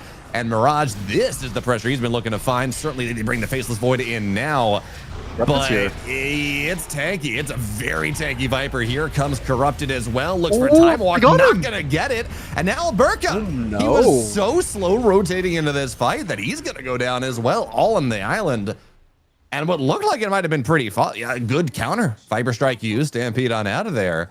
This leads to Power Rangers chain feeding. Yeah, I mean, no better way to describe it. Call a spade there. Absolutely chain feeding. I mean, Alberca was just kind of hesitant to come through the gate initially, and then comes back a little bit later through. Should have done. I should have one or the other. Should have not come through, or should have come through as soon as he cast it. Kind of made the worst decision. Fenced out a little bit on the Fiend's gate there. Does end up costing him really significantly. Gets Mirage in that spot that ideally he should have already been in. Punishes Nicky Cool even more, and particularly TA2000 dying there was definitely the worst of it. Left Snowy alone in the top side too, who got a full tower. Completely lost kind of all the pace they're making around the map. Yeah, because again, this was a lineup that, okay, Nicky Cool wasn't necessarily having the best time, but he's even with Corrupted. He farms very quickly. Once you get this Helm Dom, you can start to drag waves into camps, and you will catch up. Centaur is a hero that farms very quickly with the skill build, right? The item build he's been going for, but now Snowy's 500 gold ahead of the Faceless Void Viper, number 2 in net worth. And all of a sudden you're like, well, we don't need to play with all that tempo. We can feel pretty safe. That's not necessarily the case anymore for TA2000. You might have to get active a little bit earlier. And Battle Fury first item is not I'm going to get active early. It's I can drop a chrono and I really hope the rest of my team has damage, which, newsflash, Rojo, there is no damage into chrono. There's not. That's definitely the one thing that made this Faceless Void pick a little bit awkward for them, and maybe part of the reason I guess he feels a bit more pressure to go for this Battle Fury build.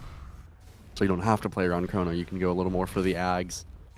Again, don't necessarily mind the idea, but you do want to get usage out of this early chrono, and they're going to bring respect down to the lane. There is actually Sentry, which respect sees, so gonna break on it. It gets snowball. Yeah, just trying to go and make sure. Oh no! TA2000 going there, trying to make sure that he just guarantees the sharpshooter proc from Immersion. Immersion misses anyways. They're still going to get the kill, so Immersion gets himself what he needs to. And now these supports, level 8, Immersion level 6. They had a much bigger lead, but even still, 8 and 6 versus 7 and 5. Sayu still not on that Wheel of Wonder type beat is I don't know that it's concerning necessarily, because again, I don't know where the damage comes from Power Rangers before Faceless Void comes online. but it's nice. It gives you something. Yeah, I mean, Immersion will be a decent little substitute for that. Silencer does honestly pretty okay damage in the early game. Early portion, so we'll be able to do that. This is kind of the portion of the game where Liga team doesn't have much to do. I just kind of want to get vision towards this bot side, eventually take this tower. They'll get it's actually the Consecrated Wraps for Corrupted as the first item, so not immediately the Blink, maybe recognizing how difficult that could be for initiation, so... Yeah, I mean, right now is just kind of the time for Liga to chill. I would like to see Power Rangers have a bit of a move made on this timer. It doesn't feel good to just sit on Stampede and Chrono and Fiend's Gate the next couple minutes while Liga team gets away with some significant farming, especially Snowy, who's having a great time. Like, you would like to... You just want to kind of just drop whatever you have in terms of cooldowns, get some value out of them, and hopefully turn that into something on the map. Otherwise, just think Liga team's getting away with a little bit of murder. And this is I mean, not only you talk about wanting to go spend these cooldowns, at least to get something. Nice. Oh, no, not a deny, actually. But this is a slow Battle Fury, right? Battle Fury on Courier right now at 14 minutes 30. Given all the changes they made to Battle Fury, I mean, that is about a minute slower than we've seen these top level heroes generally get. And if you're trying to scale, I mean, that's not really all that great as Nicky Cool will lose his Helm Dom creep. Nice little bit of gold injection into Mirage's pocket. And again, if you're trying to optimize, you're trying to beeline into the late game. 30 seconds, a minute slow on your key farming item means that next item is a minute and a half slower than it might otherwise be. Yeah, sometimes more. It's going to be the Manta is what TA2000 is currently looking for, which makes sense, but not actually the best Manta game, all things considered. We'll see where he kind of gets to that. Could definitely see him, honestly, just switching for any kind of other item as well for extra farming, extra damage. But yeah, yeah, it is just, I mean, it's a tough sequence here for Power Rangers. Once they kind of did that mid rotation, now they've lost their position on the map pretty significantly. There's a shield rune on Mirage in their jungle, even though they see the Viper. Might actually be hard to punish relatively. Still, I mean, Nicky Cool has gotten his farm back up relatively. That's just going to be into a Blade Mail, so they're not going to have anything to play with then. Just want to see them utilize these ultis. Even probably you could attempt to fight onto this Viper, just pop every ulti you have at this point. I really just want to see these go down. Hate seeing those little green triangles up there when Liga team can realistically are just not that strong right now. Triangles? Ah, diamonds. Yeah, two triangles. Yeah, technically, it's what a great proof of the American education system. How good we are. I tend to be geometry. So. I took geometry at some point in high school. Yeah, it's nice trigonometry as well. Choshikao. I could tell you a little bit about right angles, but probably a little bit more about Mirage's Viper. Yeah, a bit more right movements maybe. No, I think he's bottom side, but it was not really setting up for too much of anything. Although Corrupted does have his wraps down, you were talking about. That makes him nigh unkillable at this stage in the game. Effectively 350 bonus HP, and nice job there, actually.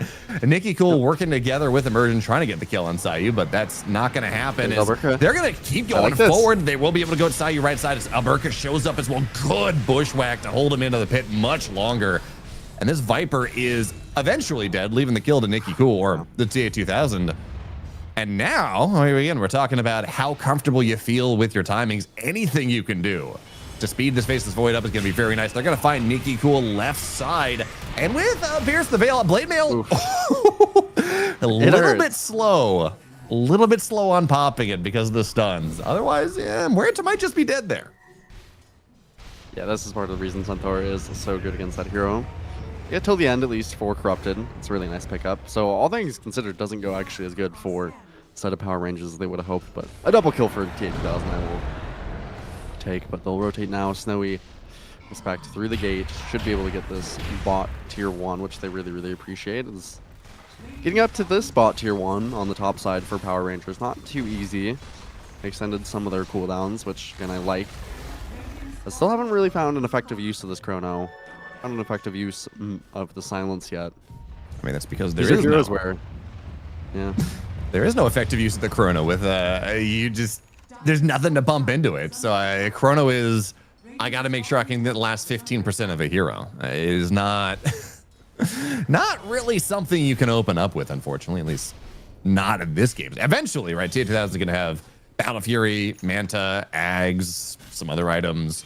And then, then you're going to be in a problem. Immersion, it's nice bushwhack, trying to run away. Sharpshooter for a little bit more space, and Impalement Art's not going to land just yet. So this annoying little squirrel is so fast. Yeah, trying to go run away, scurry off into the trees. He does have, he does have his TP scroll if he can get on out of here. But now there's Pulverize. So, nope. Did try though. Stampeded. But that's on to Snowy with the chrono. Well, there's where they stampeded. That is a very well-timed bash as well. By oh, no, this was, it wasn't even that. It was Viper Strike, all right? Nicky Cool had to pop a stampede to not die to Mirage. And it also revolved into kill. And now, hey, rotation mid. Good pit on top of Mirage. Global silence as well, but TA2000 does so little damage at this stage in the game. As respect moves for, oh, what a set of shards there. Wheel of Wonder as well. TA2000 is just dead. It is such a good Wheel of Wonder there. That's going to be a dead silencer as well. And Burkhead doesn't do anything. Pulverize, maybe not on the right hero, but it does provide some level of mini stun. Is Nicky Cool? Not on a hero. No, it was on a creep, but did something. It did provide some level of a mini stun. But yeah, very kind of an awkward sequence of events here, both sides. Certainly something that Liga is going to be much happier with at the end of the day, but just a little bit awkward here, Rojo. Yeah, TA2000 pushing his luck pretty significantly there. Although, to be fair, I would not have expected a blink coming out from Respect. He was this position 5. Not even tier 2 neutral yet on him. So he just got this. He got this honestly on the Tusk. Ends up with a blink before 18 minutes. That's very, very fast for this kind of hero. So does give them a lot to work with. I think TA2000 would have been fine under most circumstances, but that blink from Respect is just early. Now they have one on the Crypt as well. They're looking to punish Respect, but... is he going to burn down? Yeah. Okay. He'll be able to burn down in the pit. So backwards and forwards it goes. Everyone dying, but importantly here, you talk about timings. Corrupted has his blink done now. Consecrator wraps, of course, the pit stop, makes him, again, nigh unkillable, functionally like 3,000 HP. Now there's the blink, and he's got this window, Global Silence on cooldown for 60. There, he might be able to find something a little bit more. Yeah, TA2000 is, I mean, not unsurprisingly, but not the most farmed as, I mean, I guess you'd expect out of a Battle Fury Void 323, but in the CS department, 150 compared to about the 200 of Snowy. Not too behind in other regards, but it's a lot of CS to be down. Gonna get, of course, much faster farming once he decides to calm down here with Yasha with Battle Fury. I don't mind this position for Snowy. I'm sure he doesn't mind it either. He's gonna go for a very early Silver Edge. See if he can realize that till the end. Connected with both blinks. Not a position that he's necessarily the most capable of surviving. I like I like this space a lot by Liga team. There will be the opportunity at some point to start looking towards Roche, and as you mentioned, with this Faceless Void, not much to do with the Chrono, unfortunately. That does mean that kind of taking these fights around Tormentor, taking them around the Roche, even though they do have the Chrono available right now, not something they can reasonably really do. I'll get this Tormentor for free. And the shards, if you're going to get them, are pretty solid. We'll go into Sayu as Immersion. Trying to go get the snipe. Unfortunately, will not be able to make that happen. Gives his life away. Not necessarily particularly close. And you talk about the Silver Edge, which is where Snowy's trying to go to next. It is a great Silver Edge game. Not just to break the Faceless Void, which is nice, or the Underlord, or the Centaur, but someone pops Stampede, tries to run away from you. No, you don't. You break him. You hit him with the Silver Edge proc, 200 movement speed. Stampede does not get you out of that. No. It's also It's a little bit more niche, but it is actually very surprisingly obnoxious. You can if you pop it on Faceless Void before the chrono comes out, ends up slow inside of that chrono, which is something that most Void players don't recognize until maybe a second of being in. So it's just so strange to pop a chrono and be moving at 200 movement speed. Can't really think of a time that was possible otherwise in Dota outside of the last few patches, and otherwise kind of limited in August Iron for a while. So yeah, the Silver Edge definitely a very, very good buy for Snowy. All the breaks, as you mentioned, as well, very, very solid. It's pretty good physical damage as well to throw in, just even without popping that Pierce the Veil. Does need the BKB on Snowy, however, but not pressured, really. I'm going to smoke towards where he is, but get a really nice scan out. Recognize that they're on this side. Nicky Cool just finished the Blink. Still not doing very well on the Centaur, all things considered, but well enough to have the Blink. Well enough for them to try and look for a play, but it seems that they're just kind of missing the timing. I'd like to go find this Viper, who is playing off the left side. Seems to be where that something is happening. At least, you know, finally get this mid lane tier 1. His smoke is over. They see where Mirage is now. Do know Sayu is here as well, but as he sits there in his Nether Toxin, not really something you want to go on. So they're going to have to back up now. Corrupted, he is the one smoke. They're going to find Nicky Cool with an Invis rune, breaks the smoke, has to get on out of there. But hey, that's a great use of a rune that often doesn't really find too much value. And now Nicky Cool baits himself out once again here. I don't know if they want to necessarily go on top of him, but looking for a little bit more movement. And again, this is the chrono timing, right? This is Manta Battle Fury. It's not impossible for a TA2000 to get a kill, but kind of awkward to cluster your cores like this with not really too much value being found. Yeah, it's rather hard for Power Rangers here, just getting out space on the map. And again, they're very cooldown dependent, and they're just not finding much use out of them. Chrono, as you mentioned, is not most particularly useful. Corrupted almost hits an eye on the top side. They're gonna look though. Oh, that's a nice one. If they can get it pit here into the bushwhack, there's the break. Yeah. And eventually, Corrupted will get burned down. T2000 gets himself a 4x killing spree. And, you know, again, we talked about it. The ultimate late game, often the Muerta. But TA2000, if they can pull it off, he is absolute that hero. Now, here comes down a little more moving forward. Good global silence as well as the pit catches too.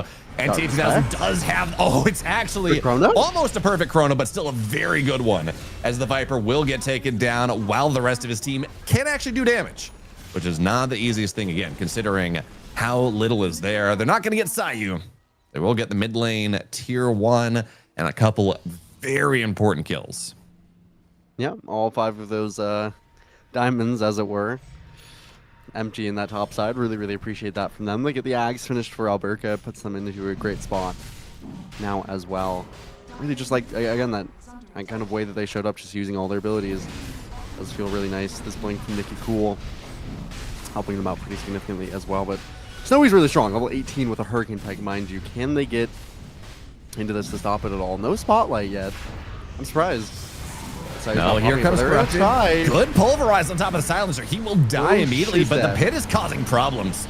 And now T2000's going to get out of here. Alberca is gonna, you would think, eventually get burned down here by the Pierce the Veil, even with the pipe.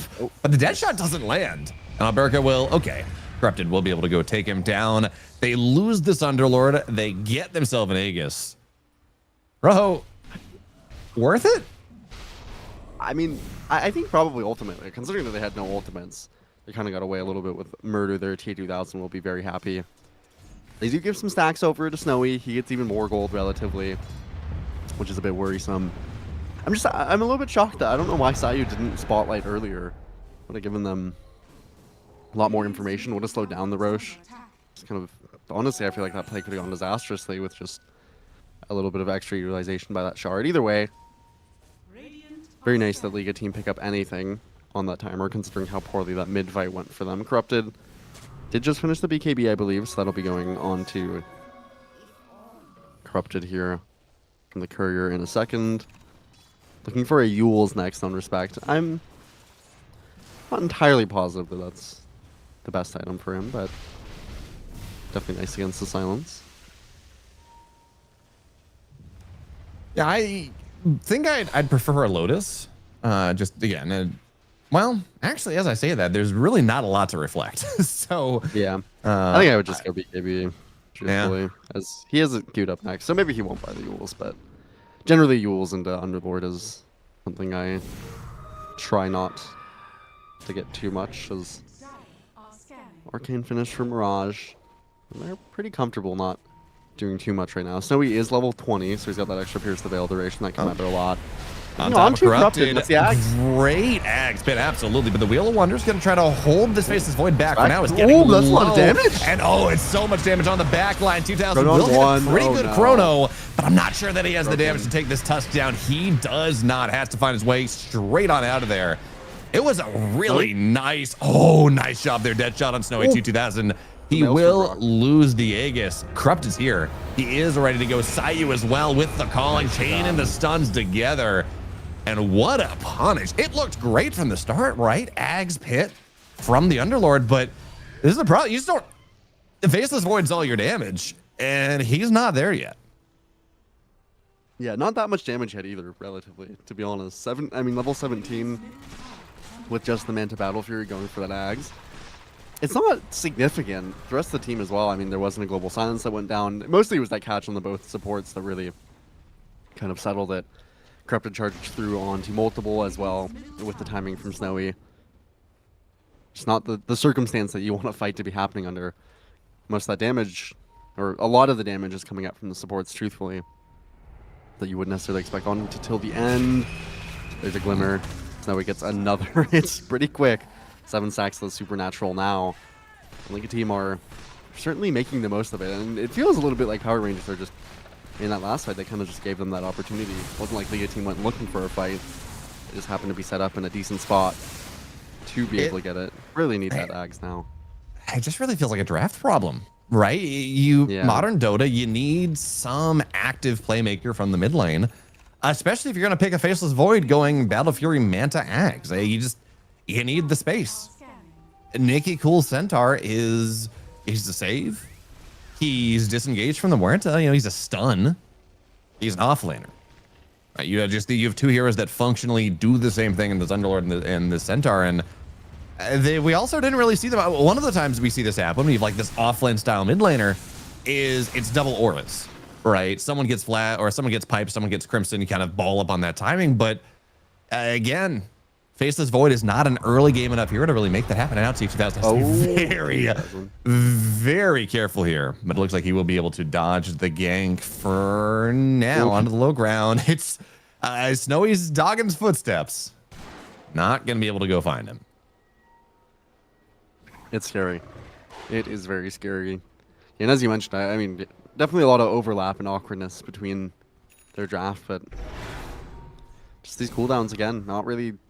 It doesn't really feel like there's any Global Silence yet that was particularly impactful. Maybe one on the Mirage earlier felt decent, but the value we've been getting out of the Silencer in tandem with the Faceless Void, it's not feel the best. Doesn't feel like it's gotten too much. And then, of course, Nikki Cool, as we mentioned. He's been on the back foot this whole game. He will continue to do so. He finished the BKB, which is nice, but in terms of what he can offer for damage, very, very insignificant. Same can be said for the Underlord Nikki Cool.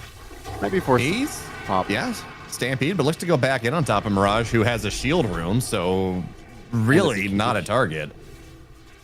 Yeah.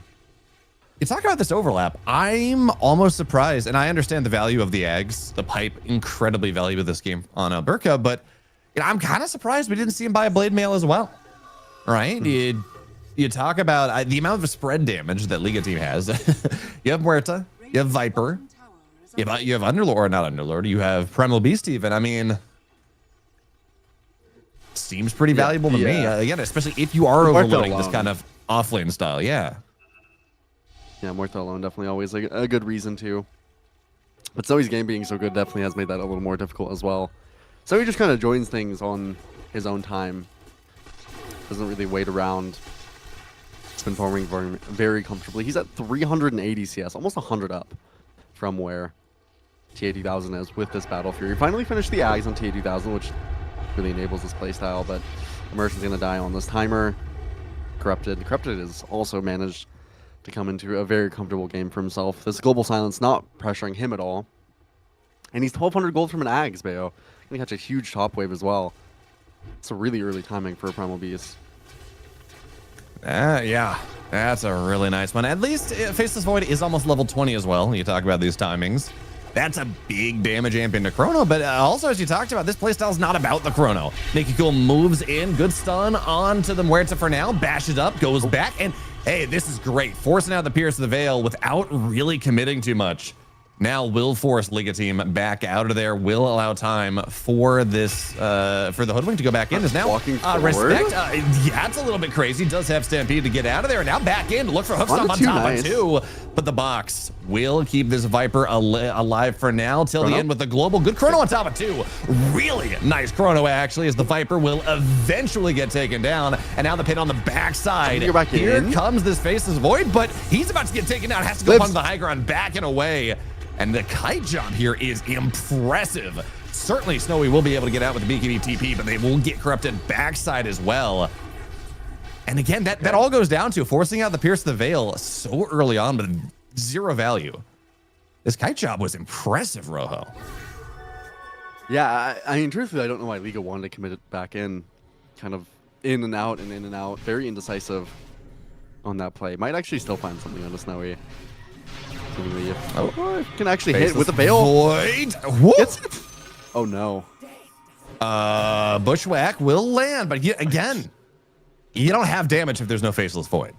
So all the control that you can possibly find, Muerta's got 2,500 HP, and that feels more than enough in this game, as they're going to go find the Silencer as well. Two-shot by Snowy. So impressive kite job. Really well done from Power Rangers. And then they just throw it away. A little bit. DA2000 in that triangle not as strong as he thought he might have been, or at least underestimating Snowy's damage. As a level 24 Muerta with 10 supernatural stacks, that's probably something you should avoid underestimating. No BKB, no Veil, still going to hit these towers, considering again, DA2000 is most of what you have in terms of offering damage, so he Cool's going to have to sit back, watch his racks die. Just in front of him, not even level 18 yet on the Centaur. I still can't imagine, Bayo, why they did. I mean, again, I think they wanted to take away the Underlord and whatnot, but I think we're seeing pretty evidently that maybe just revealing that this is the mid-Centaur that early in the draft was kind of unnecessary. Yeah, imagine if Alberca plays a fine Centaur. We've seen him do that many times. Imagine if this is an offlane Centaur, and we have... Even if you take one of Nikki Cool's more interesting heroes, like this is a mid-Coddle. Right, the tempo that a Coddle can set early on, the damage it can pump, the damage control it can pump into a Chrono. Far superior to what this Centaur has been able to do. Again, just he had an awful lane matchup. He's just hiding behind trees, and he's doing a decent job of trying to catch up. He's sitting here on about 1,000 gold. Looks, I'm assuming, into a Lotus. 400 gold for the plate mail. Not exactly sure what does he have? Yeah. Oh no. Okay, it's gonna be a Shiva's, which Centaur loves it even more than it used to. Means your Hoofstomp's bigger, but yeah. Imagine if this was a Coddle. You know, a Puck was banned, but a Storm Spirit, Ember, something. As now Snowy moves forward, Invis with the smoke. We'll see Nikki Cool. They're going to find Immersion at the start here. The pit goes down. Looking for a Chrono. Not going to even need to spend it just yet. Chrono. Now they do. Chrono on top of two, but Osai, you play in the end. They have to get out. Such a nice... Oh, no. Immersion's dead. Faceless Void does get out of there for now, but the rocks are a problem. Snowy godlike on a triple kill. Good stuff. The Hoofstomp comes in for Nikki Cool. Here comes the bash as well, trying to play the long fight on this Faceless Void, but he has to get out, has to run. The stuns are good. Will survive once again, and now corrupted under their tier 2. Great blade mail is going to blow up Snowy, and now the question is, can you bring this Faceless Void back in? Nikki Cool will be able to trade his life, but remember, DA2000, 20% HP. Corrupted moves in once again, doesn't find the damage. Rock throw doesn't land, and now DA2000, nice job, finds his way right back to the base. Not super interested though in trying to go 1v3 this. Doesn't really seem possible for him. I mean, Nikki Cool is happy with that fight. I don't think, all things considered, it went well. Dude, he did 6,400 damage. Yeah, he really, really pumped there. A lot of it was that blade mail, but fair.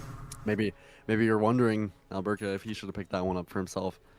at some point. It was also very, very nice here for the side of Sayu. He did buy that Evil Lens earlier, and that allowed him to just have just enough range for the box. Otherwise, that fight would have been disastrous. Executed it pretty cleanly otherwise, I would say, for Power Rangers. But if Snowy lives through a chrono, then that's that's a fight that, honestly, I think could have and probably should have gone a lot worse. Snowy just at the end. Almost a little surprised here. Yeah, I'm almost a little surprised, Faceless Void. I understand the butterfly that he did have queued up a little bit more. You can't build armor against Snowy, but you can buy some mischance. But I was going to say, I'm almost surprised he's not just queuing up a nullifier, and that is where he's going to go. If you go on top of Snowy, he's got to precast a nullifier because otherwise the box will save him, and that is just, that blows up the fight. That ruins the fight. But if you get there, and he's not that far away, you know, he's sitting here 1,500 gold away from the nullifier. All of a sudden, Snowy dies in 10 out of 10 chronos.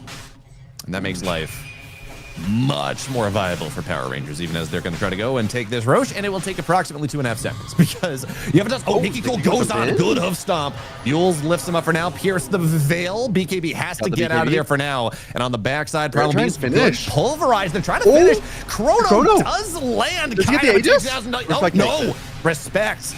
Gets the Aegis. Make sure TA2000 not going to be able to get that in time. Respect is low. And he's not even going to lose it. Going on top of the high ground. Corrupted. He's rather marooned. But trying to find the edge. There's going to be the Hex. 2000 again trying to go get him down. But this is the value of the Ags versus this Ags versus Ags interruption. All right. Corrupted versus the Faceless Void. You're just not getting the bashes.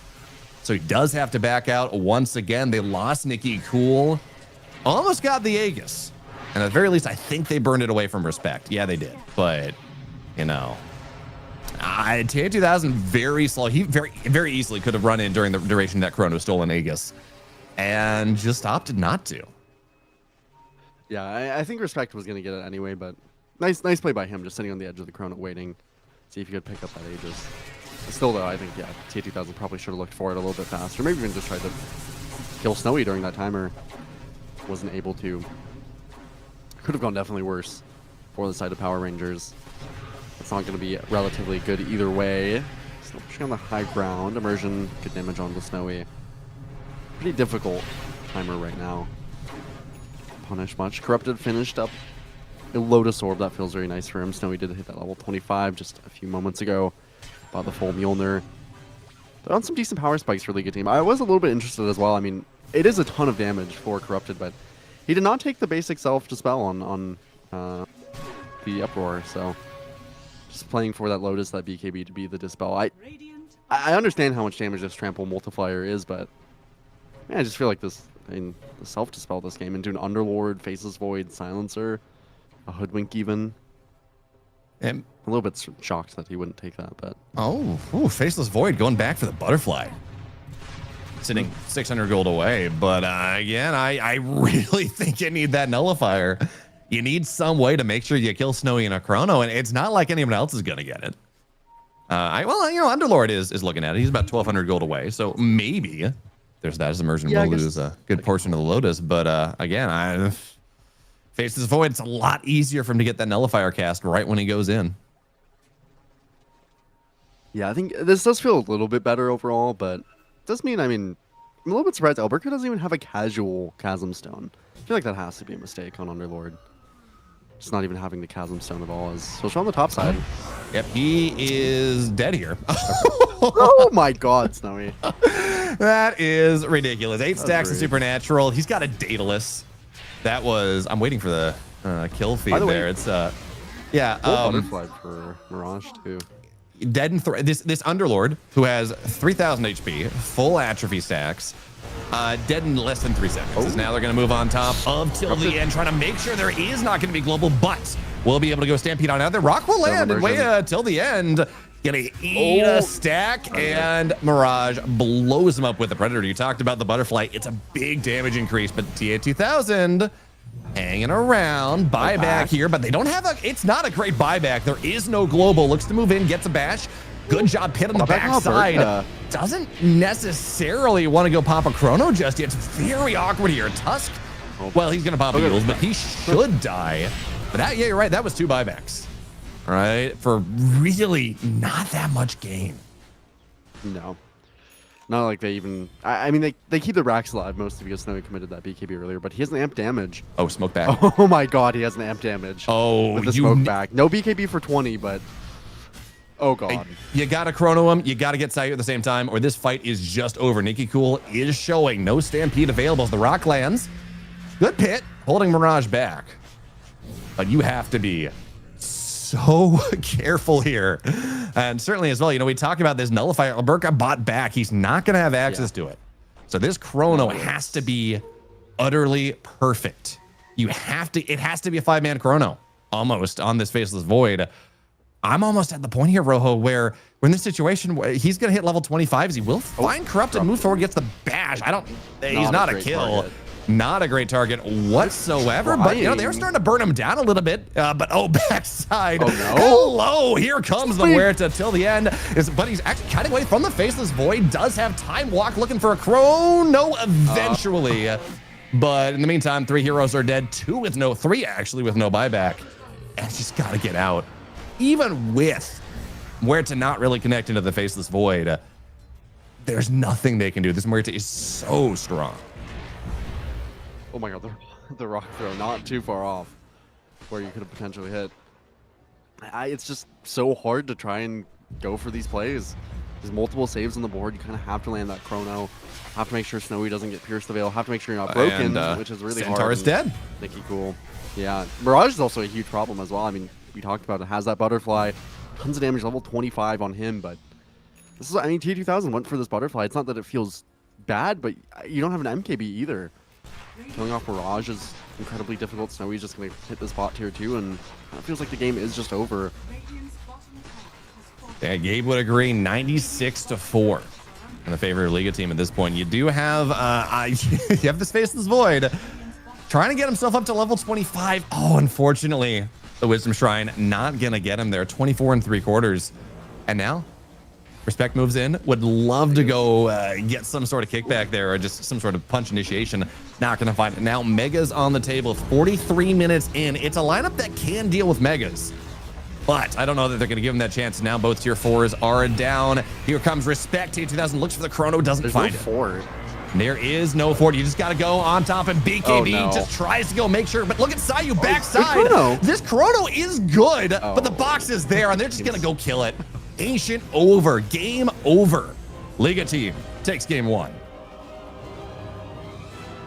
I mean, in style too, they did it very, very nicely for Liga team. A lot of things that could have messed them up potentially in terms of what they had in Power Rangers, but they didn't really falter at all. Really clean game from them relative to some of the things that we've seen.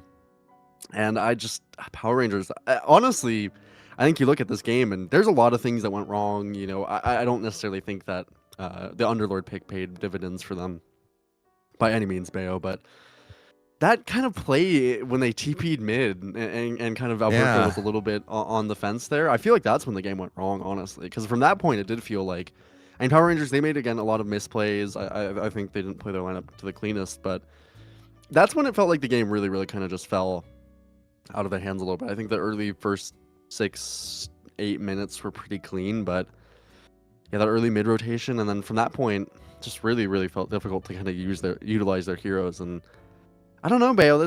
I know that we're seeing a lot more Silencer, but every game that we see it, I'm kind of reminded why I just hate this hero. I mean, like, yeah. It's also I love Silencer when you pair it with a Bat Rider, you know, some level of initiation. Yeah. But we're not seeing that one. It feels like it's more trying to cover something. And realistically, Sayu got his Greaves at the very end of the game. He never should have been able to get a save off on a chrono target because Silencer should be covering it. And yet somehow, multiple times, the box goes out, they keep Snowy alive. And if you are going to pick that Silencer play, if you are going to go and hey, yeah, it does kind of theoretically count the Primal, but you picked it to pair with the Faceless Void, you need to be, as a team, you have to be on the same page. And that was just clearly something that Power Rangers were unfortunately not in this game 1. Yeah, I mean, seeing kind of the way that TA2000 build played throughout the game, I don't know if it necessarily, I mean, obviously, again, lots of issues. I don't know if the Battle Fury build was the issue, but I do kind of wonder. I mean, I think it would have been nice to have just full damage into the Chrono, considering that nobody else did. Because it kind of felt like his Chrono was a dead spell. I mean, he was popping it, and even in that last fight, as we kind of saw, there was that BKB and then the full Chrono, and it just, I don't know, maybe the Faceless Void pick wasn't as strong as it seemed. I think definitely we felt that with the lack of damage, but maybe having some kind of just full damage to commit on a hero would have been nice. Otherwise, though, Power Rangers just a little bit too tough. So it's going to be just a quick short break here, probably just a little over 5 to 6 minutes here before we get into that game 2. Hopefully, we don't see Nikki Cool on the Centaur next game around.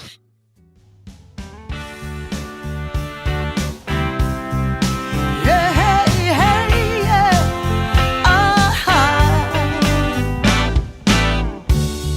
Some days you just can't find the right words to say. And deep in your heart of hearts, where it feels like you're losing your way. Yeah.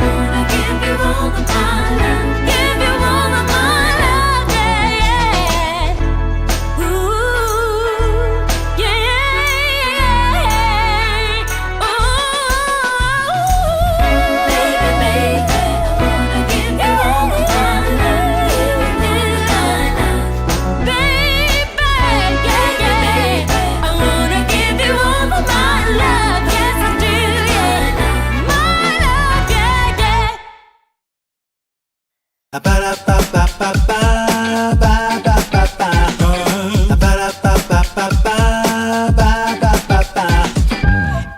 wanna get with me, all you gotta do, call me when you need me. I'll be waiting for you.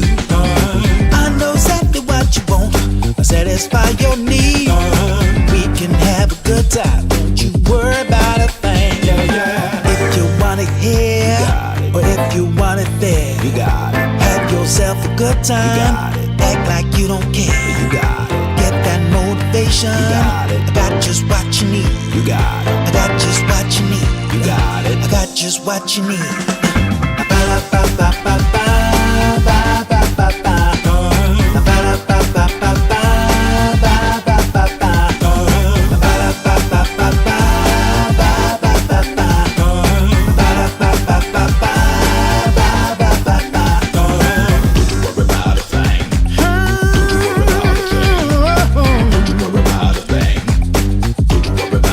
Don't you know you got it, baby? Don't you know you got it, baby? If you want it here, or if you want it there, you got it. Have yourself a good time, act like you don't care. You got it. Get that motivation, I got just what you need. You got it. I got just what you need. You got it. I got just what you need.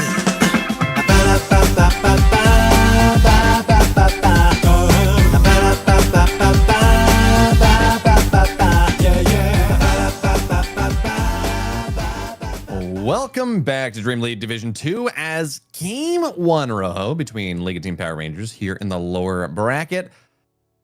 Interesting, to say the least. We had this third pick Centaur, second, third pick Centaur for Power Rangers. And then they flexed it to mid because Nikki Cool placed it on occasion. They got vipered. It did very little in the game. And you were ever just saying, like, look, if this was an off-lane Centaur, which would have been fine. And then with some playmaker, this draft from Power Rangers feels a lot more viable. But as it stands, not really. Yeah, I really was just wondering for the side of, for the side of Power Rangers as we head into this Game 2 draft, if they couldn't have just picked another hero to flex or a carry hero or something, instead of the Underlord that kind of just revealed their hand immediately. Mm-hmm. I was a little bit questionable that maybe the Mirage Viper was fully going to get online. There was those 2 early deaths, but I mean, Mirage did. Mirage had a perfectly good game, played very clean. We've seen, Mirage for Liga team has been a pretty big standout, along with that Snowy Muerta, which they will ban even on the first pick here for Power Rangers. I mean, I respect it.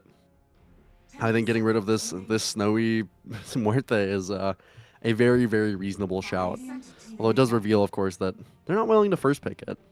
Which Some heroes they're surprises banning me. that. Yeah, some heroes they're banning that I think they could be looking at the first pick. Yeah, I like Lone Druid certainly is. It's not really a TA 2000 hero, but is one of those heroes that, yeah, it's you can first pick this hero if it's a really bad game for his carry. I'm not necessarily sure those exist right now, but if there is, you can always flex it to 4 and play around the Bear Shard, which is a thing that some people have been doing. Not as good as Carry Bear, but it's not awful. But instead, they seem to want to go for some sort of minus armor idea this game, Rojo. I don't hate it. I mean, Starter opens up a lot of nice things. It's ultimately an early flex. I think Liga team can struggle a little bit into, honestly, kind of these. I just feel like their supports in general really like to play the heroes that aren't necessarily the best against Starter. You have heroes that are pretty squishy in general, but they'll just go straight away for a Quap, which I do like a lot as a response. That's immediately, I think, going to try and shift the Slowdoor into offline. That'll make their draft a little bit easier. And we've seen Quap time and time again, Bayo, and it's never really looked bad. And just, I mean, we've seen it have tough lanes, we've seen it have tough mid games, but ultimately, hero does exactly what you want. Pretty easy to get value out of this hero, no matter the position in the game. SAR did lose with a Quap in game 1 on Dark Mago versus Lynx. So, yeah, we have seen it lose sometimes. But if rare, and the other problem with this Quap is it are automatically, I'm not going to say it forces an Alchemist ban because, that hero has fallen down in power levels in priority with a lot of these teams, but it makes Alchemist very pickable for Liga team. at this point, just by itself, right? With the power of a Quap getting the Ags and being able to go for a defensive item as well, or just a sustain item. It speeds up your timing. It does. It just by itself makes life incredibly difficult for whoever does not have the Alchemist Quap. Yeah, they should be thinking about it on Power Rangers for sure. As you also have a really nice ban to pick pretty comfortably for Liga, so you could ban Doom, pick up the Alchemist for yourself if you wanted, or whatever else you think is rough. If that's so what you were inclined to do, you don't even necessarily have to pick it right away if you didn't want to. But yeah, definitely really considering it on Power Rangers. It's very strong, the Quap Alchemist. I think they're probably the strongest pairing by far, but they'll ban the Shadow Demon instead, so they're going to leave it potentially open for them. Maybe once again, kind of taunting them. We've seen the Alchemist be taunted a number of times. It really does have a pretty high variety in terms of how it actually looks, but I think Snowy's a player who's pretty capable of bringing it off. I think it's a hero they can keep open. They could also just pick up a strong support here.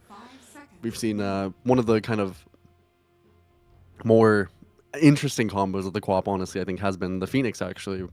We've seen that killing off the egg is really difficult when that hero is on the field. But I don't really mind either way if they pick up another Tusk or anything safe like that for Liga team. They have a really open 13 pick. And it is worth pointing out, like, if this is an Alchemist game, Alchemist does not necessarily like playing into a Slardar. I mean, the lane is fine. And if it's Alchemist versus Slardar, you're versus melee here, you're going to be okay. But the minus armor is... There's the Tusk you were talking about. But yeah, the minus armor is a problem. You are not a high armor hero. You can buy an AC eventually, but Slardar, as he gets in levels, effectively nullifies the AC. So it's it's not necessarily the solution that you're looking for. So, we're going to have to see how that's going to go. Again, for now, the Tusk is decent. It's good save for the Quap. I'm with you. I'd like to, if we're talking about other really good Quap pairings, this Phoenix Tide idea that we've been seeing teams go for, where it's Phoenix Tide Quap with two other heroes, and you have multiple layers of control for the egg. You have damage. You have a lot of team fight. You have kind of a body to stick in front to let Quap pick their targets. It's looked really good, but okay. I really do like Grimstroke into Queen of Pain, especially with a Slardar as this Ink Scroll Harrier. That's pretty interesting, Rojo. Yeah, no, I think it's very good into the Tusk. It's very nice to have into the Quap.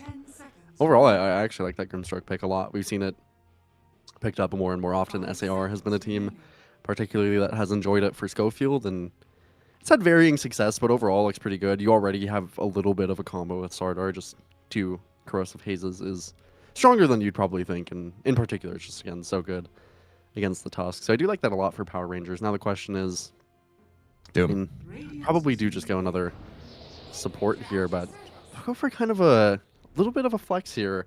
I imagine this actually is just TA2000's Wind Ranger, and I don't hate that, but at least they do have the option to kind of shift it where it needs to go. It's nice.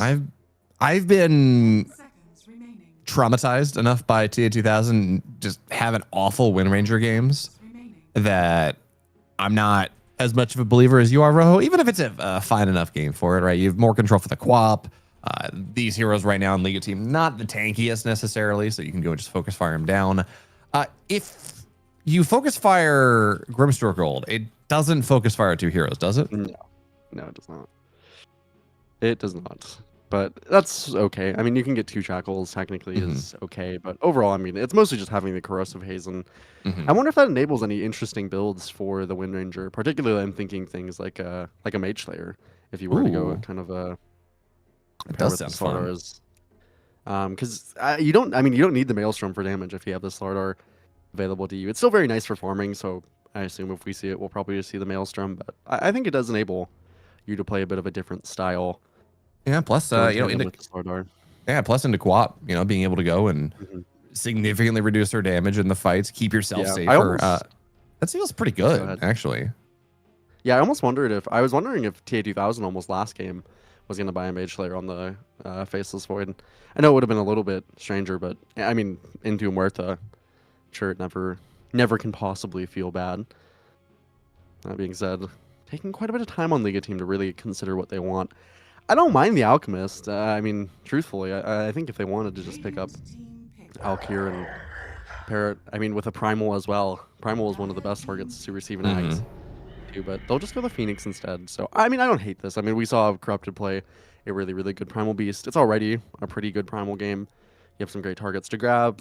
The bug is quite annoying, but it's kind of just the life you live.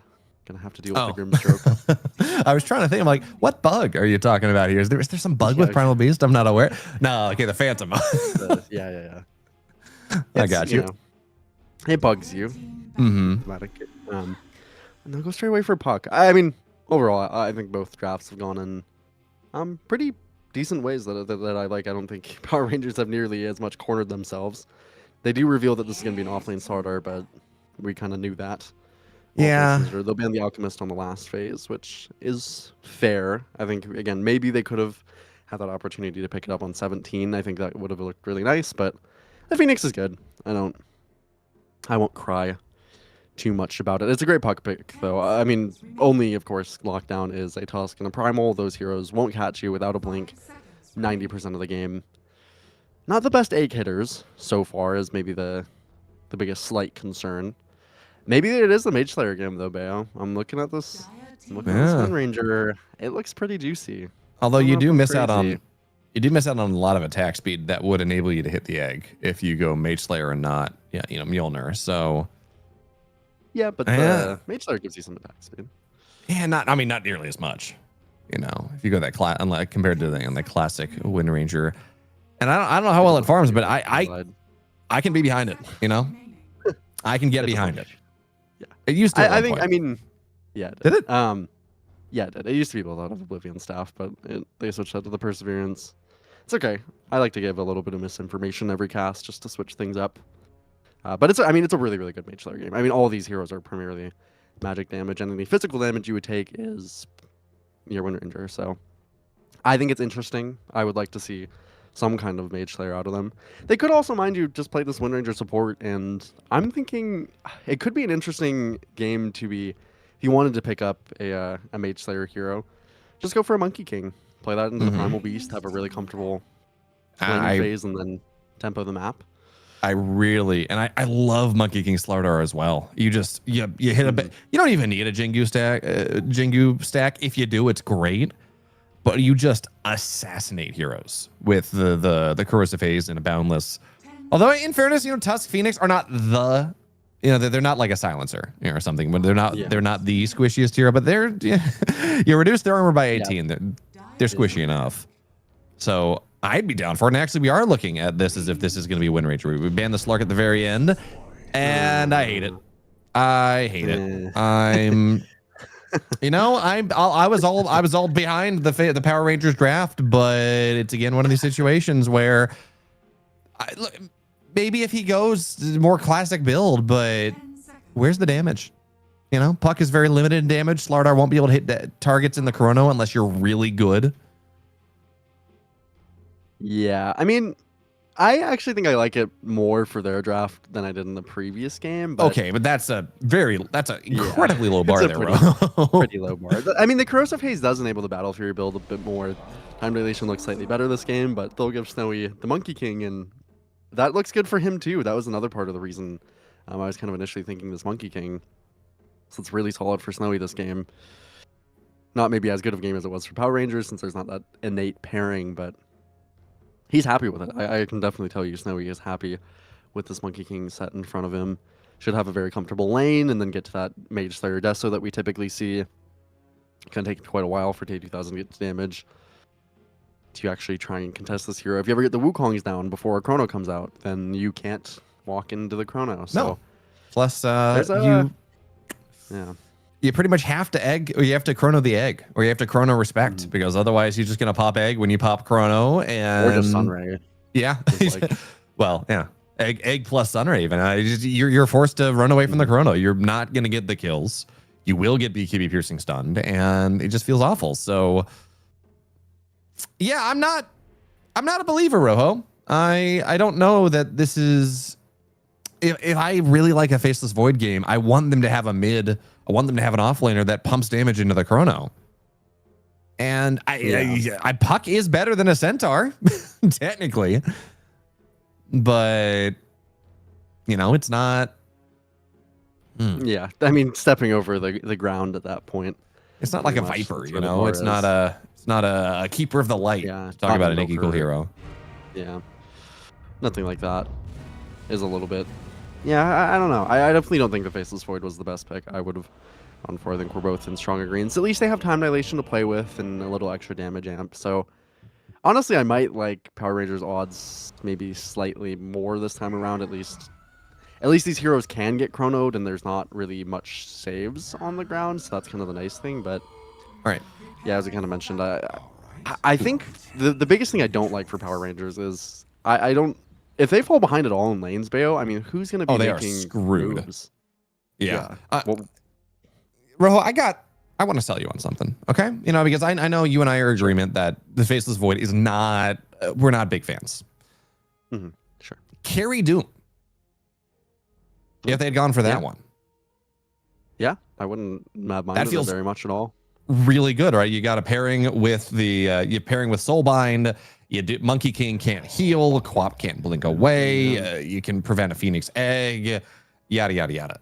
Right? It just, They might. They would have had to ban differently because they would have walked into a Deuce pick, I think. But if they would have Fair. banned Deuce, it would have been good. But yeah, otherwise, yeah, no, I mean, I also think, I mean, I would have just preferred the Wind Ranger carry as well. I mean, I think it's fine that Immersion is playing it, but I really only wanted you to flex the Wind Ranger to the support if you were kind of like, you had that really big, that bang, last pick, or that kind of 23, and it's like, oh wow, a Monkey King with a Slardar, and they swapped the Wind Ranger. Like, I mean, how are we gonna deal with this? We only have 20 seconds reserve time, but instead it was like, oh, another Faceless Void, I guess, that has slightly more damage in chrono. it does not- mean they scale incredibly well. This is a lineup. Puck scales incredibly well. Slardar scales Yeah, but- incredibly well. Faceless Void. If they can get there, which was the true last game, if they get there, they're great. Yeah, it's just as kind of mentioned. I mean, if they fall behind in lanes, their playmaking is 0. These two supports are not good at making plays individually. I mean, yeah, you can lane shackles, but extremely unreliable. Wind Ranger in general is just kind of a support hero where you really, really need to get off to the kind of first 10 minutes doing a lot. And it's even harder than it used to be because, mind you don't have kill shot anymore. So that power shot is just kind of a slow. You kind of need to land these shackles. Or Grimstroke, of course, is much, much, much better when it's paired with a hero that can run in. You have that somewhat. I do think it's nice at least that Corrupt again. He's on this Primal now, or Primal same as before. You'll have that strong lane for TA2000. I'm particularly looking. Nice outclick from TA2000. I'm particularly looking for him. If he's gonna go this Battle Fury build, and I think it's okay. I think it's better because he's a Slardar. Mind you, I think he could just go normal build as well if you wanted. Have attack speed for the egg would be really nice. But if he is going to go kind of the Battle Fury build, I think the time dilation is really strong this game. I don't mind that, but I really, really, really need him to not make that kind of mid-rotation he did where he just died with the chrono in that last game. Again, we kind of talked about it. Some of the game felt like it kind of teetered really heavily for them. It's just when he died, and you can't go this Battle Fury build and die before you get it. I think on this No. Faceless Void. Otherwise it's just kind of everything afterwards, as you mentioned, just falls apart for you. We'll see if he does even opt for that this time around. Decent damage on to till the end here. Should And be also, tough bot lane for our Rangers. you talk about this Corrupted. Faceless Void should be having a nice time right against the Primal Beast. Corrupted had an awful matchup game. Right, the draft was not good for a Primal Beast. With everything we were talking about, right? With the Chrono and the Global and Underlord Nikki and everything else. Is Nikki Cool now? Is gonna go down to Mirage. That is not supposed to be how that matchup is supposed to go. No, I mean this is it's the worst thing by far too is Nikki Cool is their playmaker. He's supposed to be Yep. dominating. Well, he's supposed to be doing quite well into Mirage.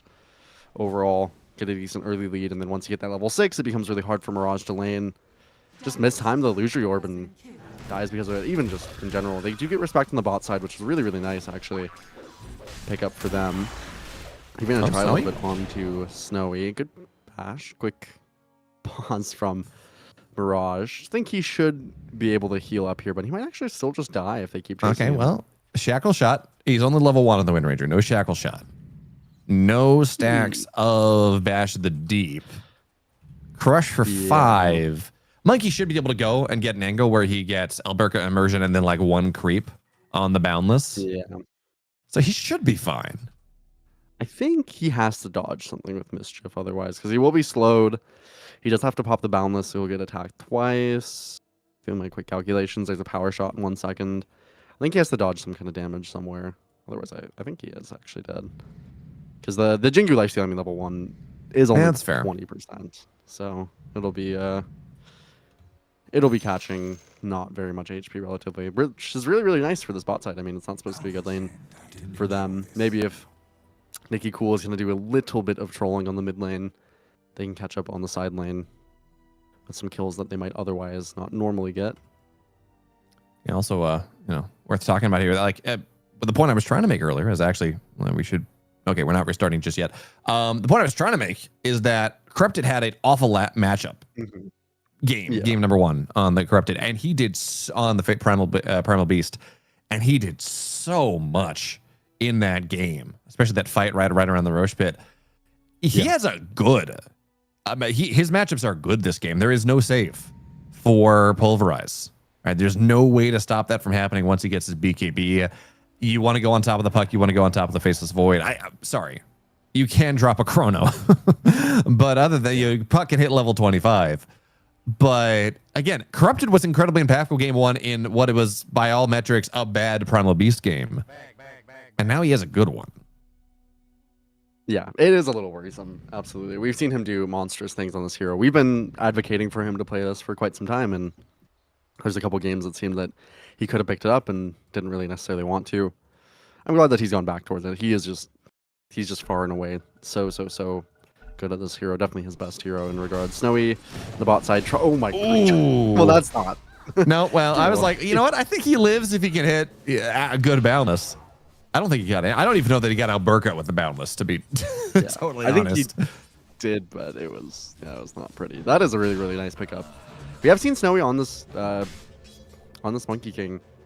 Not quite a Wits. I think he is very good at the Monkey King, but he does typically go for a build that is actually pretty heavy in the tree dance. Alberca now super happy. Immersion definitely has a good matchup into Respect in terms of the Wind Ranger versus the Phoenix. He's utilizing that very nicely. So I do like this bot side doing well for them. It should enable a lot more playmaking than they might otherwise have normally. Lane top side, in a tough position. Nicky Cool, even though he was solo killed, he's not doing all that bad in the mid lane. He was able to go. He's even on CS. He's actually doing a very nice job of harassing Mirage, keeping him low. If you kind of pay attention to bottle charges. And as you were saying, right, this eventually just gets worse. Right, once Dream Coil is up, it's a problem as Mirage blinks in. Nicky Cool not quite fast enough on the phase shift, but we'll be fine. And okay, overall, bro, as you take a look at this, Quap, of course, still having a great time because she did go and solo kill the puck. Where do we need to go, right? What do we need to be looking at? Is it just Quap on the mid lane having a great time? That's all the tempo we need? The side lanes, did something need to happen? Well, I mean, Corrupted is having a pretty good time relatively compared. I mean, he's 13-5, which is pretty nice. So I like that a lot in terms of what Liga is looking for. Both offlaners kind of having better time, I guess, than expected necessarily. There is level 3 now in Respect, so that helps them laning with Snowy quite a bit. Yeah, overall, I mean, I do just kind of favor Liga's draft in terms of ease of execution. So as long as they're even relatively, and if they go up at all, especially, they should be pretty comfortable for an early portion of this game. Immersion is mid. Gonna try and get that auto rune secure. Does do so. You're definitely right that Nicky Cool is doing a good job again of recovering this kind of lane, but it's still, that early kill does still put Mirage up by about 600 gold, or almost 700 now. Really enjoying himself. Although he did greed out not buying the raindrops, which is a little bit silly, perhaps. Yeah, and now he's got to be a little careful here. 7 wand charges, does have fairy fire, so he's fine. He should have bought these. raindrops. He got really greedy for the gauntlets. Immersion. It's a kill. Yeah. That is, and it forced Sayu to rotate as well, which means this corrupted Primal Beast off on his lonesome, can't even approach the wave. So he said he's got decent CS for this stage in the game. Well, again, it's not as good as it once was now that he's going to be left alone here. And this is not a lane that you really should be getting kills on the bottom side. Wind Ranger Slardar is strong enough, but I mean, it's Phoenix Monkey. That is an incredibly strong lane duo, and you really should not be getting away with what Power Rangers have been able to get away with. Yeah, and Immersion, he's going to be kind of a... So doesn't die on the top side, but as you mentioned, his CS was good, and now has fallen off kind of a cliff, being left by Sayu. Sayu hasn't accomplished much in the bot side. We saw, of course, the last game around, it was Respect on the Tusk. A little bit of a switch up from the supports. Oh, now Dream Dream Coil Coil mid. mid. Good damage, Silence but no kill yet. Well, Blood Grenade, 2 points. Actually goes forward. He did the math. And Immersion, that's a really nice set of shards. Mirage can't get too close. We'll be able to dodge the power shot till the end. Not quite able to go and bend the stroke of fate. And Mirage blinks in, gets himself a shield rune. We'll be able to pop that one out to the end. Got to back up here. Only level 3, but the power shot does take the dust down. Very well done, Immersion. And he's talking about Immersion now, this level 4 Wind Ranger that is getting himself some level of farm by killing off enemy supports. Where does a Wind Ranger spend the gold? It depends a lot on the player. I mean, Immersion is one of these players where I could see him buying a Maelstrom and with his Slardar actually playing for a little bit more tempo. But yeah, I think probably these days I would go for something like an Essence Distiller or maybe Force Staff. I think is very reasonable. You could argue a Spirit Vessel as well, just for tempo on the map. Having a lot of damage early available is definitely what this Wind Ranger thrives for. You could even, I mean, you know, maybe if you're Immersion, you go for an Urn into a Maelstrom, kind of play a mixed style here. TP on the bot side from till the end. Apparently Respect is just going to be able to go steal the Wisdom Shrine, but unfortunately that is going to be at the cost of his Quap. So, yeah, I'm not... Well, maybe that's why. Maybe that's why the Quap died. A little bit of lag once again. Even still, though, Rojo, they got the Quap. Absolutely. I'm not convinced that killing the Quap and letting the Wisdom Shrine go 2 for 0, I'm not convinced that's necessarily worth it for Power Rangers. No, it doesn't really feel like it. These supports now level 4.5 about each. They're going to have to go ahead and soak this mid pretty quickly from Nicky Cool. Not a great circumstance. I mean, early egg as well, as we've seen, can be really, really nasty for Respect. And as we talked about yesterday, or every day that we've seen Phoenix, which is every day, a lot of times teams don't really draft much to deal with this egg and kind of just think, oh, well, eventually in the game we'll kill it or however it is. But I mean, we've seen games in particular where the Phoenix just dives into the whole team fight, pops that egg, and you commit onto it and you die, or you don't commit onto it and you have to disengage and usually still die anyways. A farmed Phoenix can definitely kind of set this game ablaze here for the side of Liga team. At least you have good stuns and silences for it, I guess. The Dream Coil and whatnot can be quite obnoxious. Till the end is going to do a lot of work with this Phantom throughout the game. It is also worth pointing out that even though Liga team was able to go get both Wisdom Shrines for themselves, their supports are lower level. Despite Sayu getting one, Respect getting the other, their supports are lower level than Power Rangers. So it's not so much as a, great, we're going to get ahead here. It is, okay, well, I guess our supports are now allowed to re-enter the game, which is Sayu not the ideal. Sayu sometimes has an issue, I think, of kind of over-rotating, over-staying when he makes moves. A little bit. Definitely seen him be low on the XP quite frequently. But, I mean, if, you know, I honestly don't mind soon here if Mirage ends up... Right now, I actually wouldn't even mind if Respect just TP'd mid and took the next 2 waves, honestly. I don't see any issue with that. I mean, Mirage maybe will be a little bit annoyed, but he can blink back, kind of farm some camps. I think in the grand scheme of things, if you can get this level 6 Phoenix on early, and I think you have so much more tempo around the map to play with. A lot more available to you. And we've talked about it as well, the Sonic Wave is one of those weird things that you don't usually consider to be such a good protector of the egg, but is one of the best that we've seen very often takes you away from getting those extra few hits that you need. Keeps you in place even relatively. I do like it as a secondary egg protection, right? Mhm. I think when I've seen it be the most effective is when you do have a Tide Hunter, and in this case, there's Primal Beast, which is not quite as good, but still solid, right? BKB piercing stun. If other people don't pop BKB, you do have the stun around. But it's one of those things where people go in, you have the Ravage or equivalent. They go through that one, and then they think they're fine, so they really commit on the egg. And then the Sonic Wave goes in and blows them away. And then they're super clustered because they're committing onto it. It just seems a little bit better than, again, this kind of, I'm going to be the primary egg defense. Still going to be fine, right? Still very effective.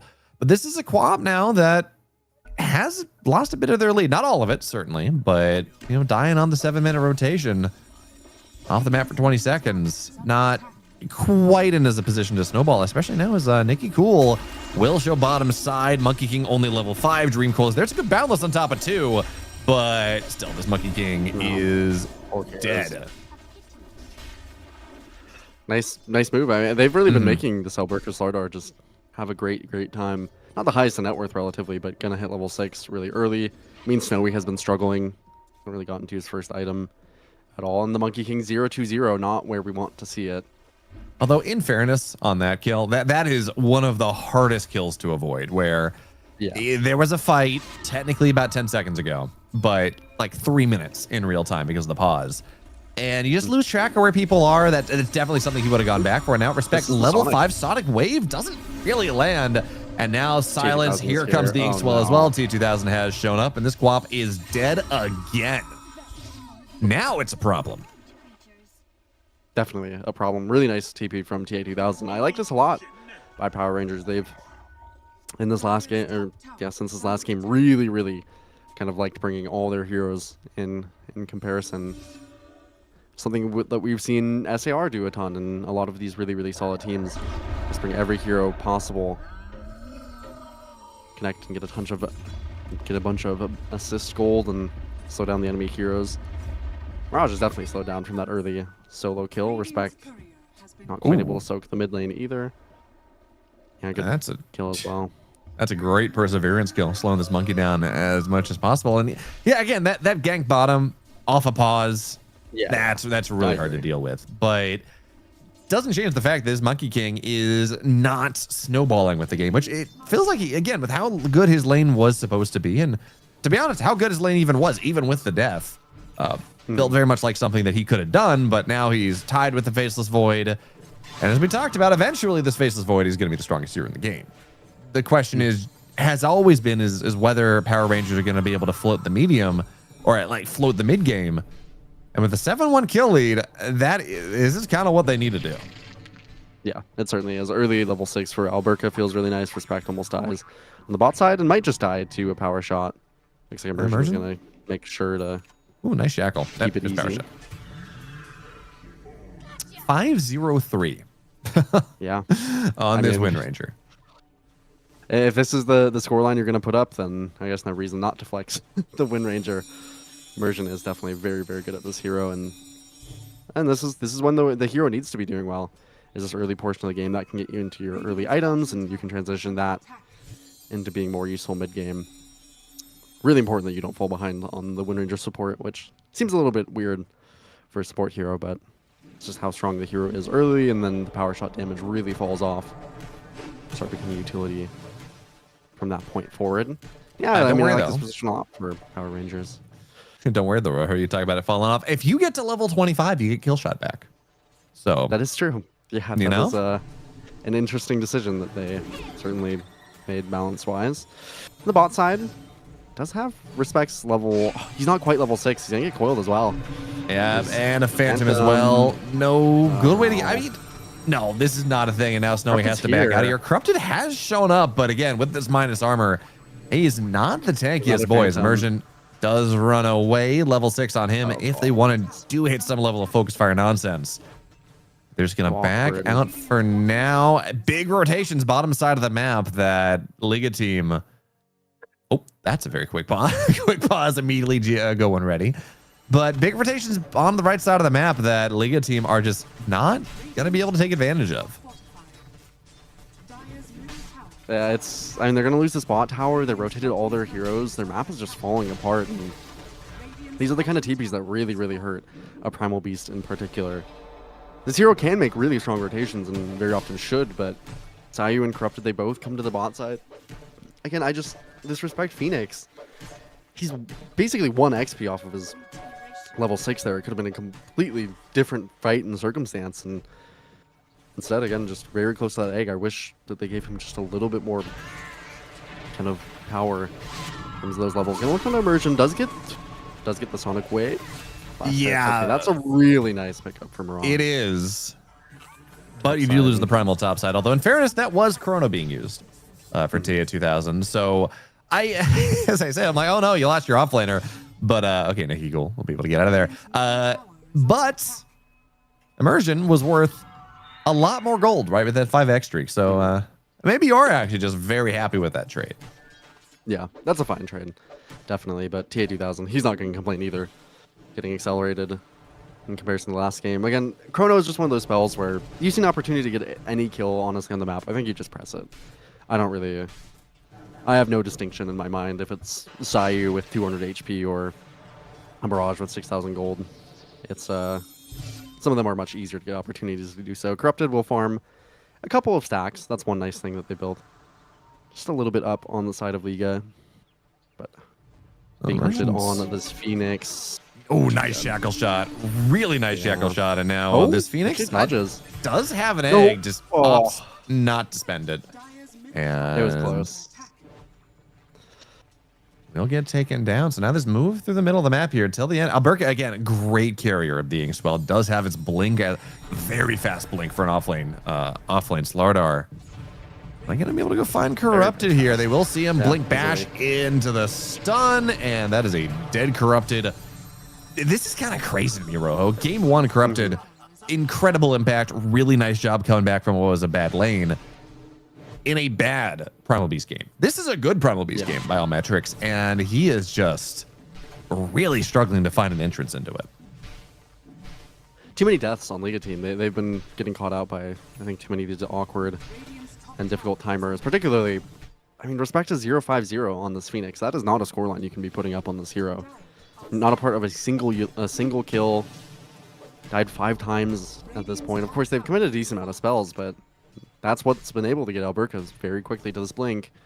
Something they can utilize very easily. Nikki Cool has that Witchblade already, which is really good farm for him. Barrage feels forced to go for a kind of different build. We'll see if he actually ends up finishing a full shard after this Kaya, which would be a really interesting idea, but is looking for the BKB rather than the Ags, and it's probably necessary this game. Not really like Mirage can play into Coil. I mean, I hear you, but there are so many things that ruin your BKB anyways, right? With the multiple bashes, Chrono, Soulbind, that, I mean, I hear you, but I'm not necessarily a believer. I feel like you're kind of better served playing around your positioning than chronoing off I don't know, man. It's hard. As now Chrono goes down onto this Primal Beast. Dream Coil is available. If they want to spend it, they will. Nikki Cool, mega kill streak. And this was the puck that got solo killed by the Quap in lane, by the way. Yeah. Yeah. Really nice moves from Nikki Cool. He has been enabling things, but I mean, Liga team, I just think their movements have just been incredibly sloppy, truthfully. They've not connected Snowy to anything. Every time they do look for a relative play, which this one might connect on Alberca as Boundless misses. It's not really what you're looking for. Bash into the stun. I mean, you do have Jingu. Sonic Wave is going to be enough to hold things back, but Soulbind means they are now double corrosive.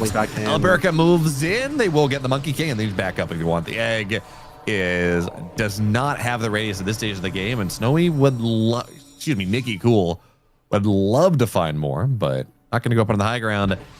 And this is a 0-3-0 monkey that has had again, this monkey is supposed to have a good game. He had an incredibly powerful lane just based off the draft. And as we said, again, 0-3-0 at 15 minutes in, not even halfway to a Deza. Yeah. No, this game might truthfully just be over. This is not how this game is supposed to go, even remotely. No damage between their heroes. Sayu was going to go down early. Missed power shot, but Yeah, the heroes are hard to connect with plays if you kind of lose a little bit of the lanes later of the game for Power Rangers, but they didn't at all. So now it's pretty seamless. The supports they don't have to worry about their levels or their gold. They just sit behind whatever core is strongest, which is Nicky Cool. He has an amp damage that he's kind of staring Mirage down with. The rest of the team has not been able to connect. Corrupted.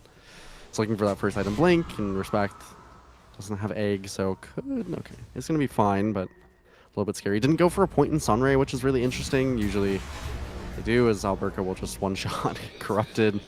Going back for a little bit of farm. They see Nicky Cool on a ward. Oh, Go Snowy in. is well, Oh, but he's gonna no. get silenced up. Oh, there's no Wukongs there. At least not for now. They will get till the end. Wukong's now. Oh, he thought about it, but nope, not anymore. Here comes Alberca. Good crush. Tusk with the save, but not gonna be enough. And that is 4 dead Phoenix hanging around, but there's nothing he can do. So I don't hate him not joining, but this game is okay. No, never mind. He was hanging around. Oh, the bash. He says, look there, guys, there's a ward. There's no ward there. There is. It's just Slaughter and Night Vision. Radiant's middle tower is under attack. There was a little one, I think, by immersion, but it's higher up, so they're not even likely to Yeah. catch it. Radiant structures. Disastrous. This is a digital disaster, and game is pretty much over. If not just by metrics of the game, I think a little bit mentally as well for Liga. This is a position we've seen them in before, where it honestly kind of feels like their supports just aren't fully aware of what they need to do in the game, and they kind of lose lanes, and from that point, nothing really connects for them. This draft ended up it's a lot less comfortable than you would think for them, at least just in terms of familiarity. A Monkey King that's 1-4-0 at 18 minutes is not a good hero. No. Doesn't have any pairings like the Slardar. To go with Corrupted, it's 18 minutes. He doesn't even have his blink yet. He's 1,000 gold behind this Grimstroke, so he'll never really have this BKB available. It's Nicky Cool. Oh, they find themselves a Yeah. Quap. Yeah. And now They they probably love. just keep going. They're just gonna. Oh, no, they're gonna Dream Coil. We'll pop The the egg, egg, but you have the entire team clicking the egg, so it is not gonna find anything whatsoever. Quap now TP's top side with his Wind Ranger. Monkey King shows, immediately gets silenced. Now they don't have a Dream Coil, but Snowy he's gonna try to pop Wukongs, and Nicky Cool can't necessarily sit in there, but the vessel is a problem. He's just slowly burning down. Does have Jingu is dead. Just they're playing with their food. This is a toddler who is convinced that he only desires ice cream and anything else just needs to get played with. And you know, I'm starting to buy his story because the food is played with most excellently here, Rojo. Now the broccoli is doing a little dance on the plate. About all it can do. Maybe not cooked the best either, so And steamed. not in well favor for the likes of Power Rangers. This whole Phoenix. Straight. Oh no. Phoenix It's goes just down. fine. Corrupted is, again, no BKB in this life or the next. They're going to go find Sayu as well. And he's dead. I mean, as I said, this is the draft is playing out very nicely for Power Rangers. I think they just played it well, and Liga team had some really, really difficult rotations they shouldn't have made, but the mental is really what's solidifying this game. Liga team is not particularly good at coming back from these circumstances, truthfully. I do have It's to point hard out, for most though. teams, but Maybe Tillian has to be careful here, but I do want to point out that we have the Faceless Void is rocking the lightning, functionally the Mjolnir cosmetic instead of the Battle Fury cosmetic. But he bought a Battle Fury, so yeah, less points for that one. But shard for that's a great shard. till the end. Yeah, really, really good one. They did finally get the Deso for Snowy, and they're gonna smoke up. I like this move. If they catch onto Alberca, who by the way is fully reading this, Mirage jumps forward. Anyways, they really want to try. Tillian's got the glimmer though, so not even gonna go find him for now, and I just gotta back up because Nicky Cool moves in, Dream Coil. Jingu is gonna get procced, and Wukong's is their egg as well. This is decent. They should be able to go get immersion at the very least. He will get taken down. Nicky Cool goes in. Sunray. Egg is a problem. Oh, no? This is such a problem, actually. 3 years are going to go down, make it 4. Faceless Void, not interested, just has to back on out. But, yeah, that jaunting into an egg stun There was no need to 2000 fight into Egg Wukong. He could just kite it out. Yeah, I mean, I don't know if T2000 just didn't have the TP, and that was a really poor time for them to do that, but I don't know why he wouldn't have TP'd otherwise. In any sense, horrible fight for the side of Power Rangers. They're still ahead by 9,000, which should tell you everything you need to know, but it's the kind of circumstance that you do certainly have to avoid if you're going to try and run over this game. Sayu being chased by T2000 should be... Oh, got the blink. Delivered. Gets the courier on T2000, but he lifts it nicely done, and Sayu is enough to kind of annoy the Faceless Void, waste another TP. It's small things, but it will be Mirage's BKB, which actually feels quite nice. Again, you mentioned there's so many things to go through the BKB that it doesn't feel like this fixes a lot, but it's something. You don't die instantly to Coil. Oh, respect is... Yeah. Yeah, he's dead. Vessel should be able to go pop him. And then finally, Yeah. there is that ward on the high ground. They pinged it out earlier. It wasn't there this time. Does get the Phoenix kill. For 4 minutes. Yeah, I mean, it is funny at least to watch. I always love watching puck players just unfathomably mess up. It's just one of those heroes where you try to play on the margins so thinly that sometimes you really beef it. Medallion of Courage plus the amp down or the corrosive haze. Yeah, it's a relatively quick roach, no contest. Even remotely possible. At least, I mean, you know, got a decent chunk of gold from that last fight, but as we mentioned, it's only really into a BKB for Mirage.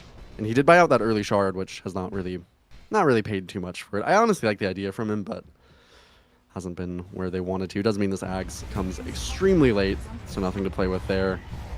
Corrupted, still 1,000 gold from the BKB. Slowly push the towers, Bayo. It's a Faceless Void, not most impressive. But it's honest work. Yeah, conceptually in an even game, I'm with you. I think that shard is awesome.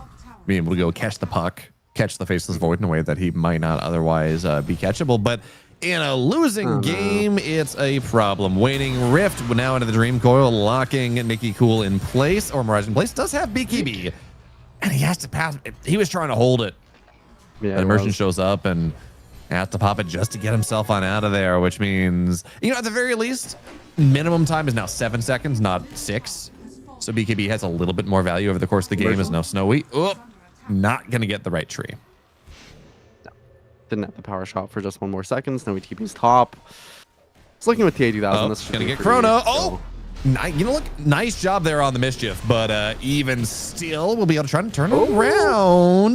Do we have a save? Snowball is available on the backside, looking for the punch, trying to go take down TN2000, but the Glimmer is there. Monkey King dead as well. Soulbind's a problem, and this Sunray just cannot heal enough. Now the Egg is actually really good. Should be able to go lock down Alberca. Egg stun takes him down. But can you get any more now? Icarus dive forward, trying to burn down till the end, but the Phantom's there. TN2000 re-enters, takes down, and Mirage, very low, is not going to tick out, I don't think. It looks like Corrupted should be fine as well. Yeah. But, man, the decision there to try to go on top of, I want to say it was, Alberca? Instead of saving the Monkey King. Yeah, it's... I mean, it could have gone worse, all things considered, truthfully, but that's not a phrase you want to be uttering in any game for Liga team. They're doing, honestly, again, I think a surprisingly decent job of keeping the extreme pressure that they let themselves get under some control, but T2000 now level 18 with the Ags. This feels a lot better this time around for him. He hasn't died, so this build feels fully unlocked. He's going to have the Aghanim Shard also at a very reasonable time. No real way to get rid of the time dilation just quite yet. 2 more BKBs out soon, Snowies and Corrupteds. They'll have some small opportunities, and that's promising. Yeah, this item set, right? Or a Manta, Battle Fury, Ags. It's a full 5 minutes faster this game than it was in game number 1. So, and it feels better this game, I think, as well. Just a little more to do with it. Level 20 going to soon be coming up for TA2000. Gets rated Shiv with that attack speed bonus as well. And these wards have also been really brutal for Power Rangers. They have not really got. I mean, it's just kind of the space on the map, to be clear, but just not really able to get rid of any of the vision that's down by the side of Power Rangers. It's always taking on these high grounds for multiple minutes. That one on the bot side was full duration, and they never got rid of it. Now they do have to play a little bit of a hunting game, though, as the entirety of Liga team, by the way, is stuck in the jungle here. Sayu, gonna Raj was Mirage get away. hanging around, trying to see if he could help his. Yeah, trying to see if he could help his friend, but you know, as more heroes show up. But Mirage is less than 1,000 gold now from his ex. Corrupted does have a BKB. Monkey King does have his 9-second BKB as well. We are starting to get to these items. Even 13,000 net worth down. Ooh, nice job there from Snowy. Bounds away. Alberca not going to be able to make the initiation, but we are like, call it a minute, 2 minutes maybe, from hitting a set of items that might actually allow a Liga team to take a fight. Even again, as bad as it is, although if Mirage gets caught out here in the chrono, which he will with the shackle, yeah, he is dead. And now that timing we were talking about, not really going to be there anymore. Will eventually be there, but not not nearly as quickly. Yeah. At least they expanded the chrono, and the Aegis is now down, so there's still a very small window, but Mickey Cool dives Phoenix and kills him off. And now Corrupted very far deep. Monkey King not even showing any interest in backing up. He's just pushing waves. Says there is no way we can fight without the Phoenix or this Quap. We just got to go pop a Fortify, wait, and yeah, probably best possible option. He's 3/4 of the way to level 18. That's a big break point. Trying to get himself up into a Butterfly eventually. That's not bad. And again, without Quap, without Sonic Wave, without Egg, you're not taking these fights. No, does not seem like it. I mean, yeah, it's a really tough set of circumstances. Liga team is, again, I think, holding on slightly better than I would have initially expected, but walking up on that wave on Mirage really did kind of sell that timing for them. Unfortunately, has to just wait now again. Could have had something to play towards. Maybe I wanted to see them smoke, honestly, as well at some point. Just had those BKBs, and now I really like this itemization a lot from Nicky Cool as well. This is something I often myself go towards on Puck, which, really nice ward. Gonna find Snowy. Immediately doesn't get the BKB off in time. And it does have a shield rune, but that is not very shielding. Nope. Nah, not really. How do you feel about this? He's going Echo Saber next, as they will find this Puck. That is a great pick if they can get it, but immediate value from the Eon Disc you were talking about. Dream Coil holds him back as well. Puck does move in. Good Sonic Wave. Last second there. Oh, no. Tries to get the egg, burning him down. Glimmer Cape, though. Not really. They will be able to go find Immersion. That's decent eventually, as they should be able to burn him down, but they have lost the Quap. And okay, Puck did die at the end, but T2000 is uncontested. So they got the Quap. 4 have died. And now Mirage find his way on out of there. He does have, okay, if he, just go back home, dude. Buy your eggs. 800 HP. You really need to make sure you get this thing, but he's sharking around. And Alberca seems to be aware of exactly where this Quap is. Blinking 1, but he's going to get found out with the sprint. Actually misses the crush. It can be a little bit awkward. Blinks onto the low ground, and we'll be able to TP on out of there. And now Ags is done. He has bought it out, but unfortunately, they're going to lose a second set of racks, it looks like, in the exchange. Although it does blink forward. And again, that's a lot of damage. Having the Dispel, of course, is really nice, but this damage over time that you're able to get on the Quap now that you have the Ags ready to go is pretty solid in dealing with this Faceless Void over time. Oh, yeah, definitely. I mean, we've seen the Quap time and time again, gets the Ags, and then the game kind of just immediately flips the tone. It's so much damage for this hero, and almost level 20 on Mirage as well is absolutely massive. Does mean, though, no buyback into this Faceless, into the Dream Coil and Alberca. Snowy. Oh god, there's an amp damage on this Faceless Void with the Scotty. Oh, they will find the Monkey King. It does have a BKB. Will pop Wukong's, but no. Zero chance here. 70 seconds. And by the way, if you look at his itemization here, he's got like 2/3 of an Echo Saber. So he has bought out does not have buyback for functionally for a Void Stone. And so I know they're going to go find Alberta backside. That's really nice, all things considered. Is But it's looking a little scary. Here comes 2000. Good chrono as well. But on the backside, Quap having a decent time, but will get locked down. Has to blink on out of there. And still, it is this game. Yeah, game is over. It's a much better faceless Void game in game number 2, and that is absolutely something Power Rangers. They run away with it, Rojo. yeah, I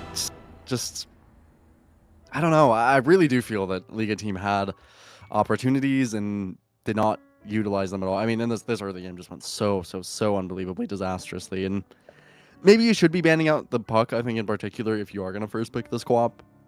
Maybe that was something that they could have looked at as a potential decent way to kind of help themselves in the draft. But in respect is 3-14 on this Phoenix. And I mean, I have done it before in Liga games, but it just feels like sometimes between the support duo, they don't quite find the value on the map they need to. Certainly not in comparison, by the way, to Immersion until the end, who I felt like really just had perfect positioning throughout that early game. There's just a huge gap in terms of what happened on the map in this early portion of the game. And draft be damned, whatever it is, you're going to have a freeform faceless Void.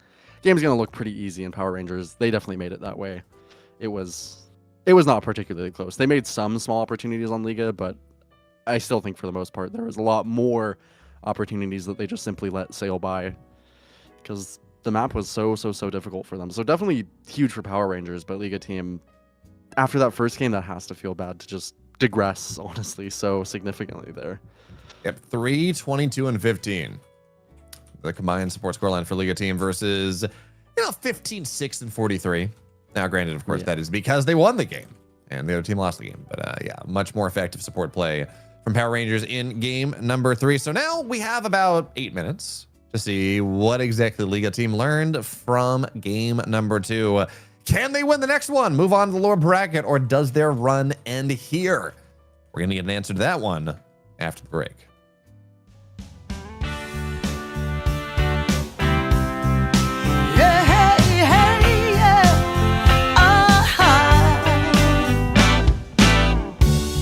Some days you just can't find the right words to say. And deep in your heart of hearts, where it feels like you're losing your way.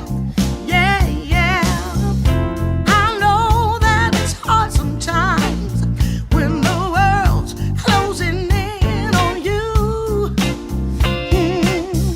But as long as we stand together, there's not a thing that we can't do. Oh, we can do this if we have to climb another mountain. 'Cause baby, who's counting now? We can do this if we have to swim another ocean. As long as we got the notion, yeah, we can do this. Yeah, hey, yeah.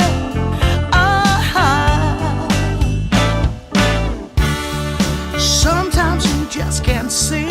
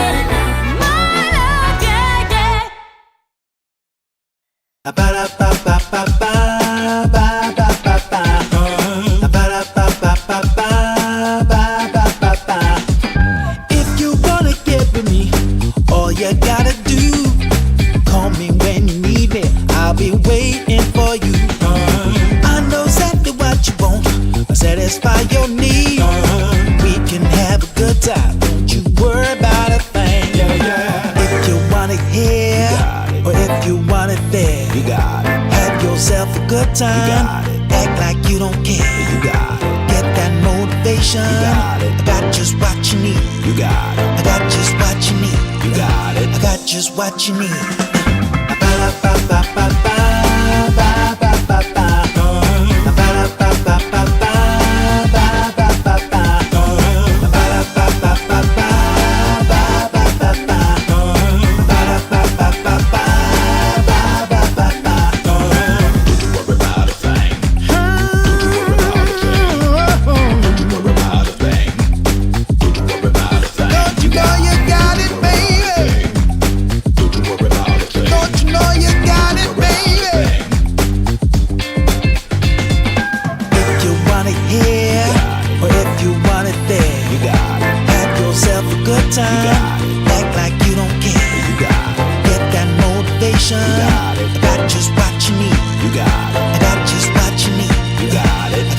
What you need.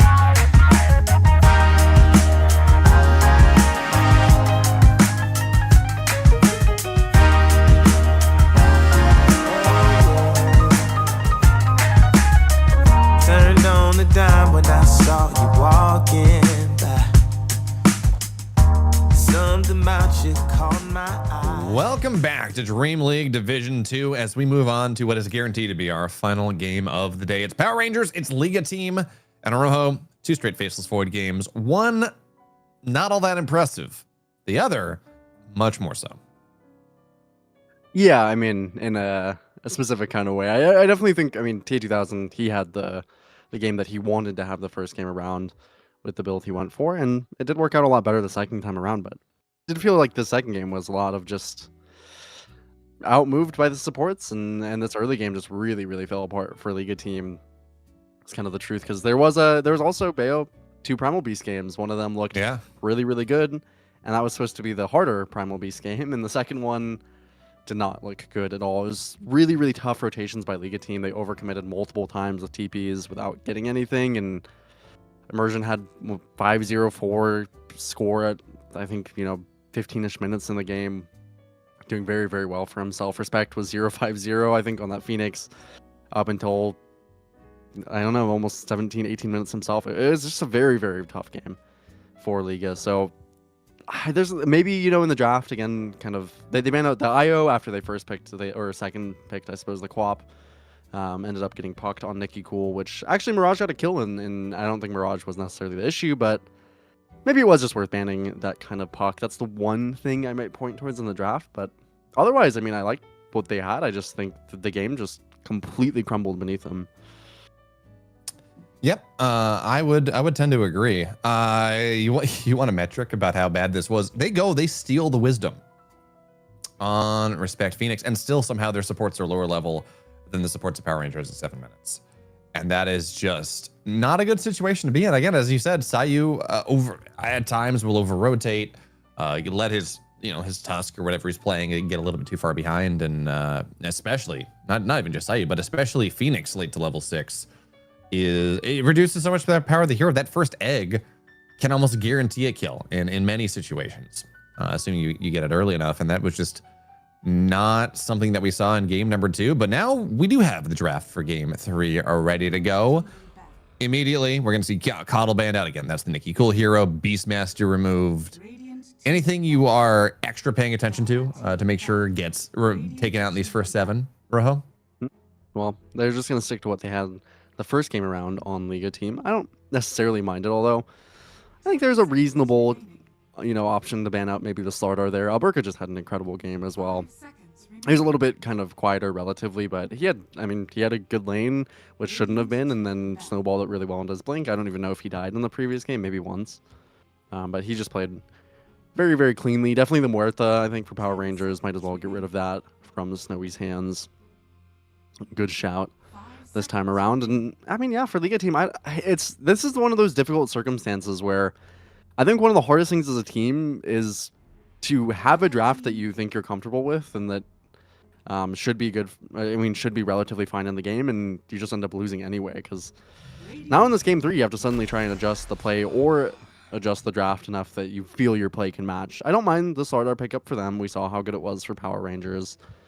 And I guess my wish list, besides where the bans are, is I just want to see the Liga team supports just play heroes that they clearly want to and are comfortable on. I think the Respect Tusk, it looked a lot better than Sayu's Tusk. That's, I think the Respect Phoenix was very so, and I've had this critique about the Liga team supports before. They had a couple games where they played Rubik and it looked really awkward, and they've just they've swapped heroes a bunch and done these kind of things that just feel like it's putting them in these unreasonably unfamiliar spots. They can just play the heroes they like. I honestly wouldn't even hate for Liga team if they had necessarily first picked a Ringmaster. Maybe they'd have to ban Shadow Demon relatively, but the start is good. I just want to see these Liga team supports just kind of get themselves onto that kind of pace that they have, because otherwise they usually have pretty solid impact. Some games though, the whole game just falls apart so quickly for Liga. So what are we looking at? This is a lot of time on this this eight pick coming out of Power Rangers, which I think surprises me quite a bit. I don't know if they were looking at first picking Coddle, Beastmaster, Tiny, or Slardar, and maybe that's why they're slowing this down. But to spend the full minute almost on this minute of reserve time on this first pick that you would think would be the most telegraphed pick they would have in the draft, right? You had 10 minutes to go and figure out how this first stage of the draft was going to go. Yeah, it's quite a bit of time to use, but I do think the puck is honestly a pretty reasonable one. Now, puck can be kind of difficult in the Slardar, even mid lane. It can actually be a little difficult just because of the damage differential, but overall as a hero that's pretty good at catching Slardar, and definitely a lot of the jumps are choreographed enough that you can get away from that hero. So I think overall Nikki cool. He played a very good puck. He did die that early level, which was really kind of silly, but does end up kind of leaving in the Quap, and they might not even, if they have the puck on the field, they might not even consider banning out the Quap, which is a nice little benefit for them. In fact, the puck as well, it covers the Mirage Storm pretty well. I honestly wouldn't care if they picked Mirage Storm, as I'm almost surprised, and I'm sure you are a little bit too, Bayo, that they haven't gone quite back to that yet. He has looked really, really good on the Storm when we watched it. Pretty much just the closest thing I've seen a Storm do to a 1v9 in a long time in the previous series that we saw from Liga, and time around, spanned some of the annoying heroes for Liga. Are we looking at an ALK pick from Liga team here with this Doom ban, or is this just a, Doom is really good, don't want to get, Slaughter doesn't want to get doomed, we have other ideas about, we're going to pick a Spirit or something that doesn't necessarily... Yeah. 5 seconds remaining. So what are you looking at here, Power Ranger? Oh, go ahead. For Power Rangers, they man out the Void Spirit, which is interesting. Any support is fine. I wouldn't mind if they honestly just picked up Shadow Demon here, but I think they could also very reasonably go towards. They could take the Tusk themselves. They could take the Ringmaster themselves. I think both these heroes are decent against Slardar. They want to play Phoenix. I think it's fine as well. Probably just a strong, solid support here is the way to keep their draft the most open. No reason to pick up another core, I would think, for them. Gonna take a little bit more time out of the reserve just to be certain. They're really deliberating what hero it should be. Even, Rubik is something they played a lot, and Liga team has played a couple times. If they played techies on Power Rangers, then this could be a decent opportunity for it, and that will be the shout they go for. Definitely very good against the Slardar. Very, very good against the Slardar, being able to purge that Guardian sprint as well. Little safety for the puck. A little extra damage for the puck.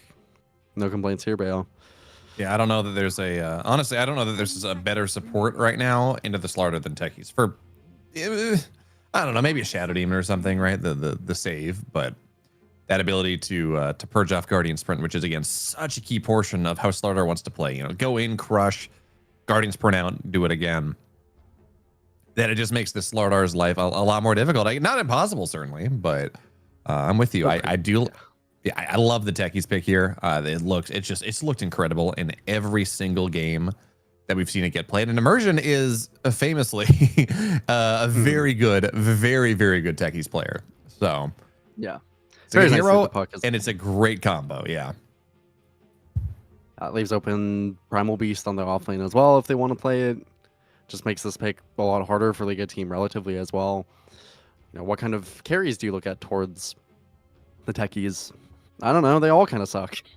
They all kind of suck in the Techies, unfortunately. The carries. I mean, yeah, you can look at heroes like Alchemist and play for timings, or you know, a Terrorblade, and eventually in the game have enough damage that you don't need to worry about it. But it's just, I mean, you just take so much damage. So taking the Rubik, I think, is fine for Liga team. I've been skeptical at times of the Rubik, but it's a good game for it. You can just disrupt the Techies. You can steal pretty much any spell from Techies is really good. And honestly, the Taser is almost the best, very close to the mines, and go for a Grimstroke themselves. Steal Looked two pretty good last spells. game. True. Yeah, that's Double not how it works, Fable but- is actually pretty decent, but Ooh. Chen immediately for Power Rangers. I like this one a lot. We've seen till the end have some really good Chen games, particularly It's- played in the position 4 pretty well, and it pairs nicely with Bristle. Yeah, it's a decent. Now Bristol doesn't really like the Phantom. You don't have the craziest attack speed, and you are playing around spamming your quills. But other than that, Seconds remaining. Bristol loves to run at Grimstroke. Bristol loves to run at Rubik. These heroes that are relatively low armor, all things considered. And we talked about how relatively slow the draft Power Rangers have picked in game 1, game 2. That is not this one. Now again, Bristleback's gonna need a little bit of time to farm to get his first item, but once he gets the first, whether it's a Lotus, whether it is Crimson, whether it's gonna be like some Aura item, whether it's just gonna be BKB first, whether this is Tier 2000 Bristle because he plays a crap ton of carry Bristle. Once you get that first item and a half, it looks like, I'm looking at this draft, Power Rangers, not a lot to just stop them from running straight at Liga teams' faces. Faceless is an answer. I mean, time dilation is fantastic into Bristle. And But it's not- and Puck. But it's not necessarily something that stops the run at your face idea. I mean, Chrono is such a long cooldown. Yeah, there's a little bit of kind of, it's a little precarious, this Faceless Void pickup for them, I think for sure. As they'll also be walking to last pick from TA 2000, however he wants to deal with this. But overall, I mean, I like it.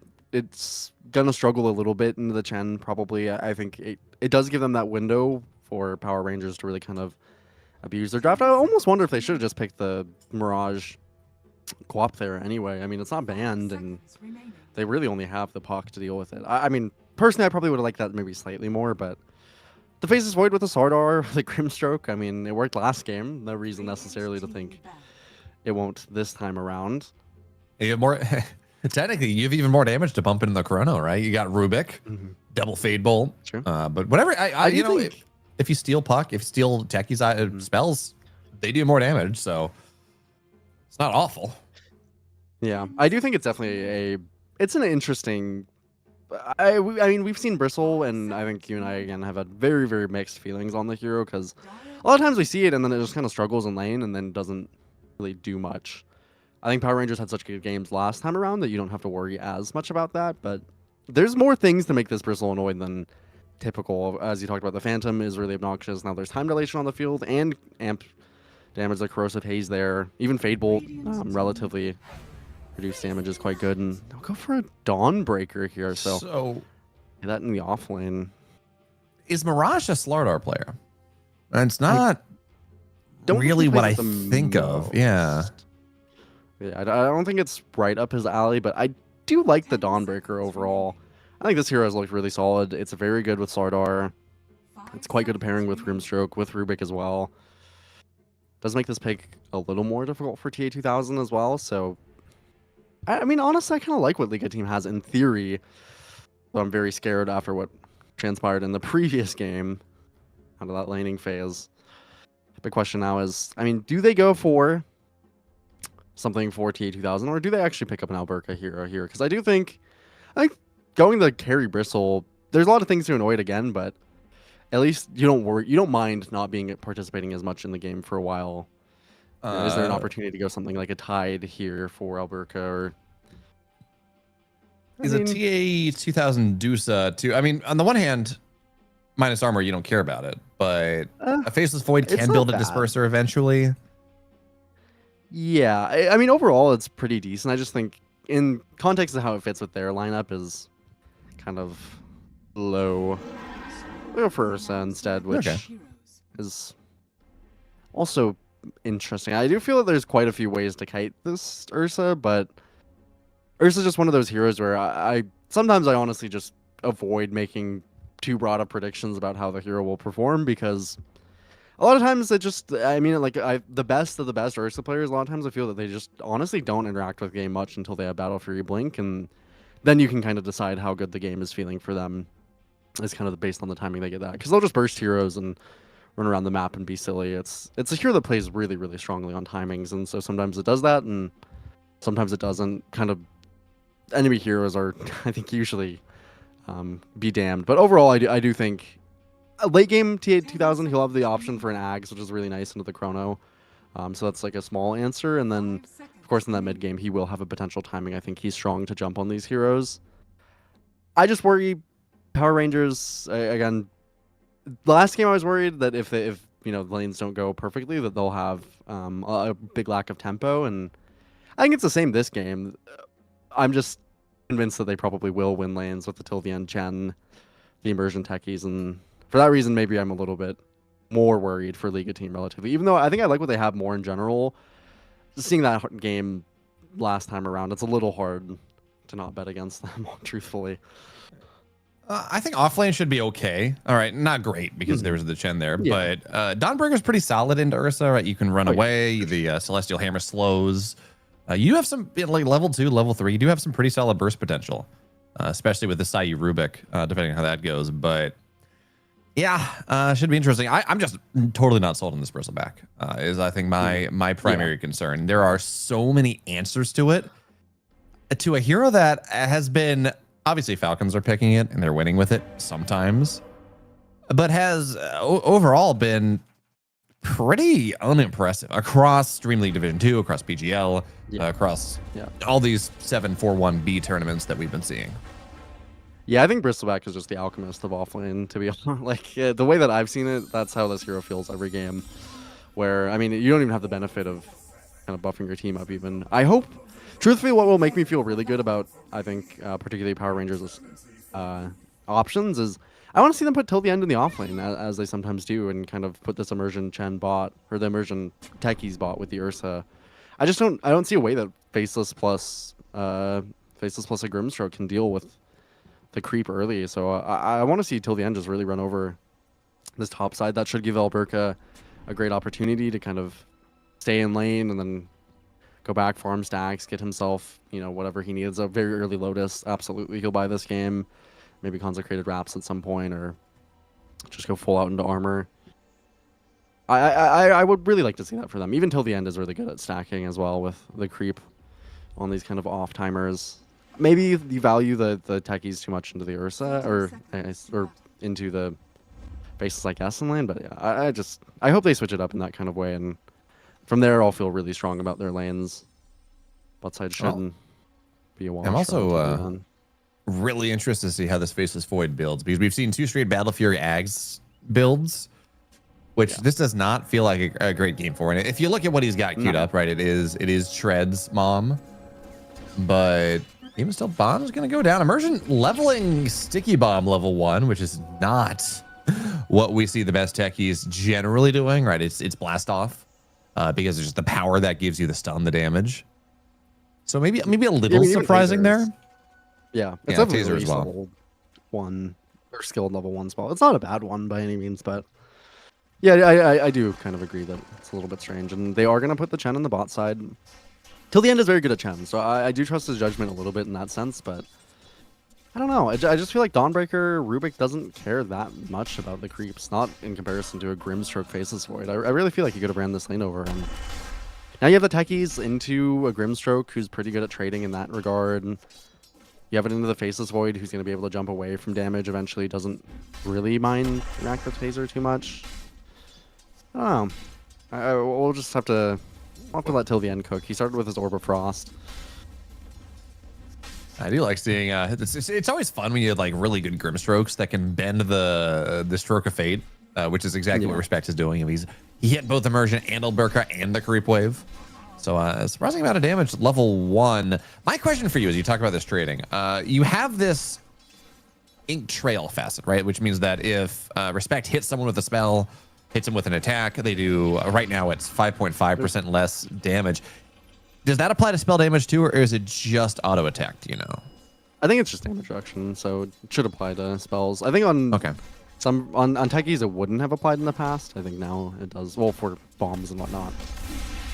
So I think it's nice for trading in the bot side. TA2000 is level 2 early. That's a problem. Why? He's gonna try to kite away. Fairy Fire.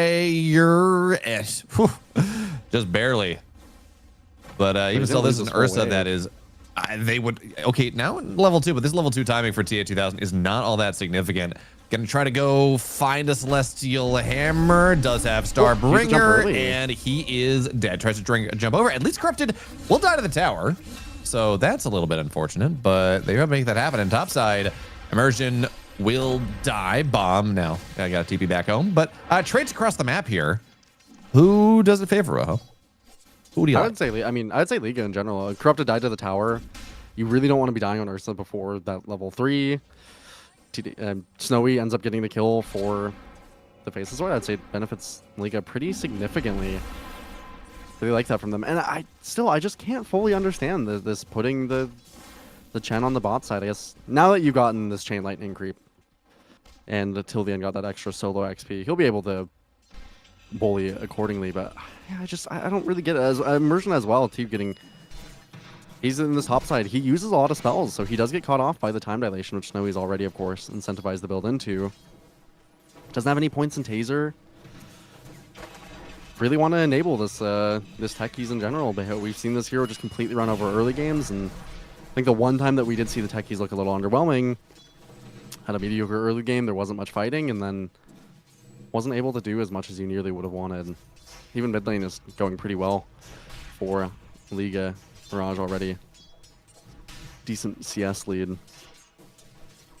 Yeah, it's worth pointing out is, you talked about getting Corrupted getting the kill first, dying under tower. The big value there is that he could buy boots. And if there's one thing you need to make sure you have in these Ursa lanes, it is movement speed advantage over the Ursa, so you're not going to get chased down and ruined. And now that he's got that one, again, he's level 3, he's 1-2-0. It's still a lot of burst damage. TA2000 very much has to be careful with where he decides to step up, even with the Chen, right? Even with and Chen is not the Chen that it used to be, where you'd be getting this divine favor and just giving your lane a lot of HP. Respect. Yeah, they're going to try to find him. Nicky Cool is here, but the Inkswell will land for now. They're going to try to go on top of Corrupted. Bottom side, TA2000 lift up. Good stun. Corrupted under the tower. Will be fine. Yeah, okay, they get respect at least. Yeah. Did end up getting that kill. It's a little bit of a rotation though from Nicky Cool. He has to TP back to lane. That's overall worth it. And worthwise. Doesn't feel the greatest. Alberca is doing pretty decently. That's one saving grace they have for them at the moment. Respect just not super pressured. Respect, of course, dying, and Faceless Void. Good with the time dilation. Actually getting the kill, though, is a little bit more of a different situation. Sayu not really able to trade too well into this till the end of the Chen. He's pretty definitely happy, I would say, again, that early XP did go towards him. That helped their circumstance out a lot, weirdly. Yeah. Level 4 Chen. 2 points. 2 points of penitence is worth a lot. As we saw him go, I want to say it was 1-2-0, but now it's 2-2-0, and the amount that they and talk about this Chen Ursuline as well, the bonus attack speed that you get on a penitence hero, it does amp up the sorts of quite a bit in the early game. So yeah, I'm with you. Right? well. Yeah, feels really, really nice.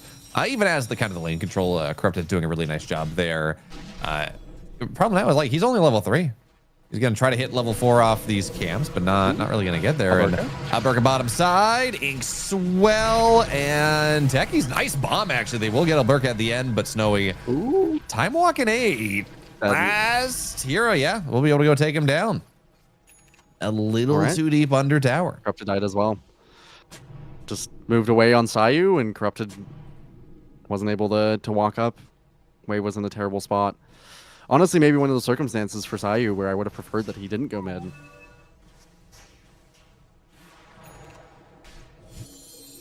up going down on the wave. And this is, Not having the best time for him. No, and this is one of those things where I think Corrupted is on a Dawnbreaker, right? You're 1-2-0. You farm, you can drag some camps together. You can farm relatively well as Immersion will be able to kill off the Phantom before getting stunned. But while you obviously don't want to leave the wave, right? It's worth more gold, but you know, if you need to, if you're abandoned by your support, you can go and drag the 2 side creeps together with Celestial Hammer. You can farm pretty dang efficiently. That you certainly can, and they're going to look with their levels 4 on till the end, 5 on TA 2000. They're going to look to take this Wisdom Shrine. TP over by Mirage immediately, but Sayu's going to take so much damage. Yeah, he's got 5 Fury Swipe stacks. That is not what you're looking for. Now here. Mirage arrives. Corrupted makes sure that he gets the shrine. Does he get on the high ground? Nicely done. Oh, very well done. But oh yeah, he's got a TP. So worst comes to worst, he can TP on out of there, but he is just going to be able to run in the river straight on out. Now, Corrupted Radiant's courier will find himself a couple couriers. Only gets TA 2000s, but has middle tower. hey, you know, it's something. Yeah, Power Rangers, they've made the most out of this for sure, getting those few extra kills. Now Alberca is extra top net worth, so he's really, really chill. This is a great position for the Bristle. Being left against Snowy. Snowy actually doesn't have the most net worth in comparison as well, which is a little tough. Midside, well dropped. Bomb as well, but this is a very Purge tanky everything. Bristleback. Will get purged, yeah, but that just prevents the turnaround. Albert Mirage still will be fine. Gets himself the amp damage rune, and now with 3 supports mid, he's pretty low again. Can pop the amp damage rune. Look to turn around here, and he will. Kills the creeps. Has to find somebody to bottle it up. Nicky Cool. Under tower. Mirage still very low as the Corrosive Haze is starting to go in. Tries to drag the Chen back. We'll be able to blow him up. And okay. Bit of a spicy trade here, but that is something that Liga team are going to be pretty happy with at the end of the day. Nice to kind of cover Mirage there. That puck, not honestly the strongest usually in those kind of long, or those kind of early engagements. If you don't have the level 4 illusory orb specifically. Snowy didn't have a TP. Might have honestly looked for it if he did. Fortunately, is stuck a little bit again against Alberca. Not the matchup that you necessarily, again, want to be a full solo in. Alberca is not going to feel pressured enough to die. Sometimes doesn't even... I've seen him just walk up to the wave a couple times, get time delated, and just not press the spells. Sit around, kind of wait for it. There's some stacks for him as well. This is a Bristle that I like to see. Alberca playing it quite nicely, quite conservatively. Pretty important portion of that. And we are going to see, as you mentioned, Snowy, he's going towards that Mask of Madness this game. So not going to go for the Battle Fury build we've seen. I think that's fair again.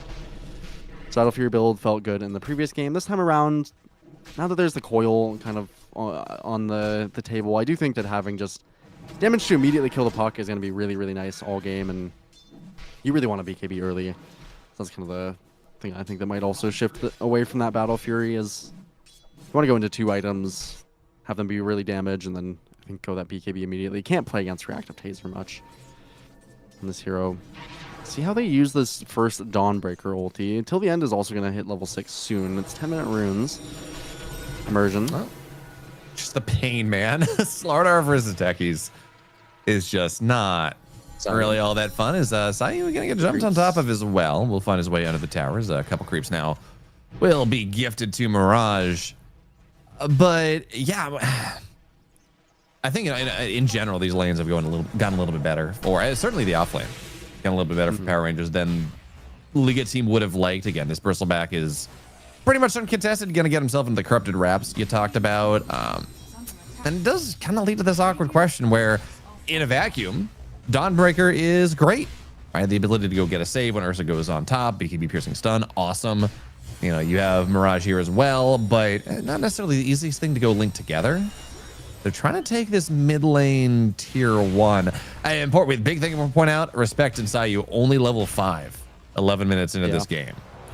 They hover mid a lot. And Mirage doesn't leave the mid lane either much for them, which is something I do critique a tiny bit.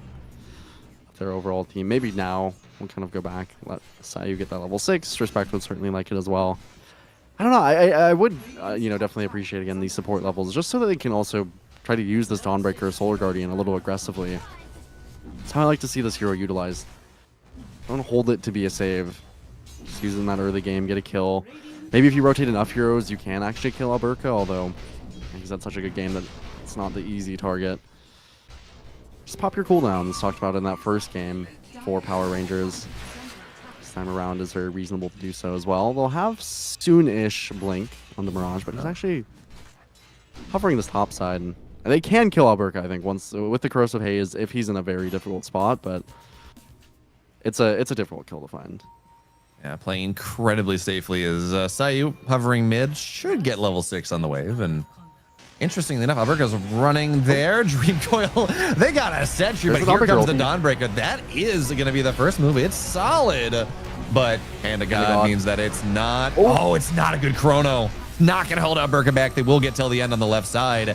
And Immersion looks like he should fall here as well. But the puck's going to come. Wait a minute here. This is actually turning out very nicely for Liga team as the kite shot is perfect. Somehow Respect lives out through the entirety of this thing. TA2000 shows up, and yeah, there's a bit of a silence on the Faceless Void. Does pop Mask of Madness, looking for a bash. We'll be able to go take Alberca down as well. 4 heroes dead.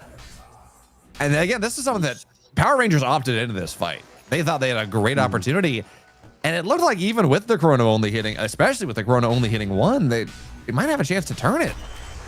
And just everyone living on like 10% HP. Yeah, so he got reactive taser in that fight, which was really, really impactful just for kind of mitigating that damage. And then, I mean, didn't kill Mirage right off the jump. That was really awkward. Really, really important thing, though, I think, as well, is for this Bristleback, 18% damage reduction on you from Fade Bolt. That makes this hero feel a lot worse, Bayo. I mean, we've seen the Bristleback a lot. I mean, anyone who even plays Bristleback, you know that oftentimes getting a kill on this hero is only by a very small portion. You kind of have to stack up the perfect amount of quills and a couple of right clicks in the right, perfectly timed. It's not always, easy, but that extra damage resistance is going to help a lot. They have the Blink on to Mirage. They're going to jump onto Alberca again. Still no corrupted wraps in the damn damage you're talking about. That is a dead Bristleback. So even in a game where Bristleback had a great landing stage, he's just not in the game yet. 0-3-2. We're going to try and connect with Immersion and Nikki Cool, or seemingly might actually be able to get Snowy. Should be able to. He popped that Mask of Madness. He'll get hit by the coil.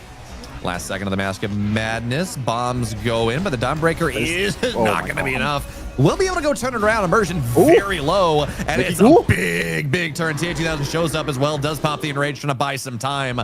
Bash, Crush in 2. Going to be able to go chase him under tower, and Corrupted instant time. It is so much damage right now. Until the end is showing up. Okay, that's not what you're looking for. He's going to go right into the water, which means Mirage is fast. 14 minutes. Free Wisdom. Unmitigated. Absolutely unmitigated disaster for Power Rangers.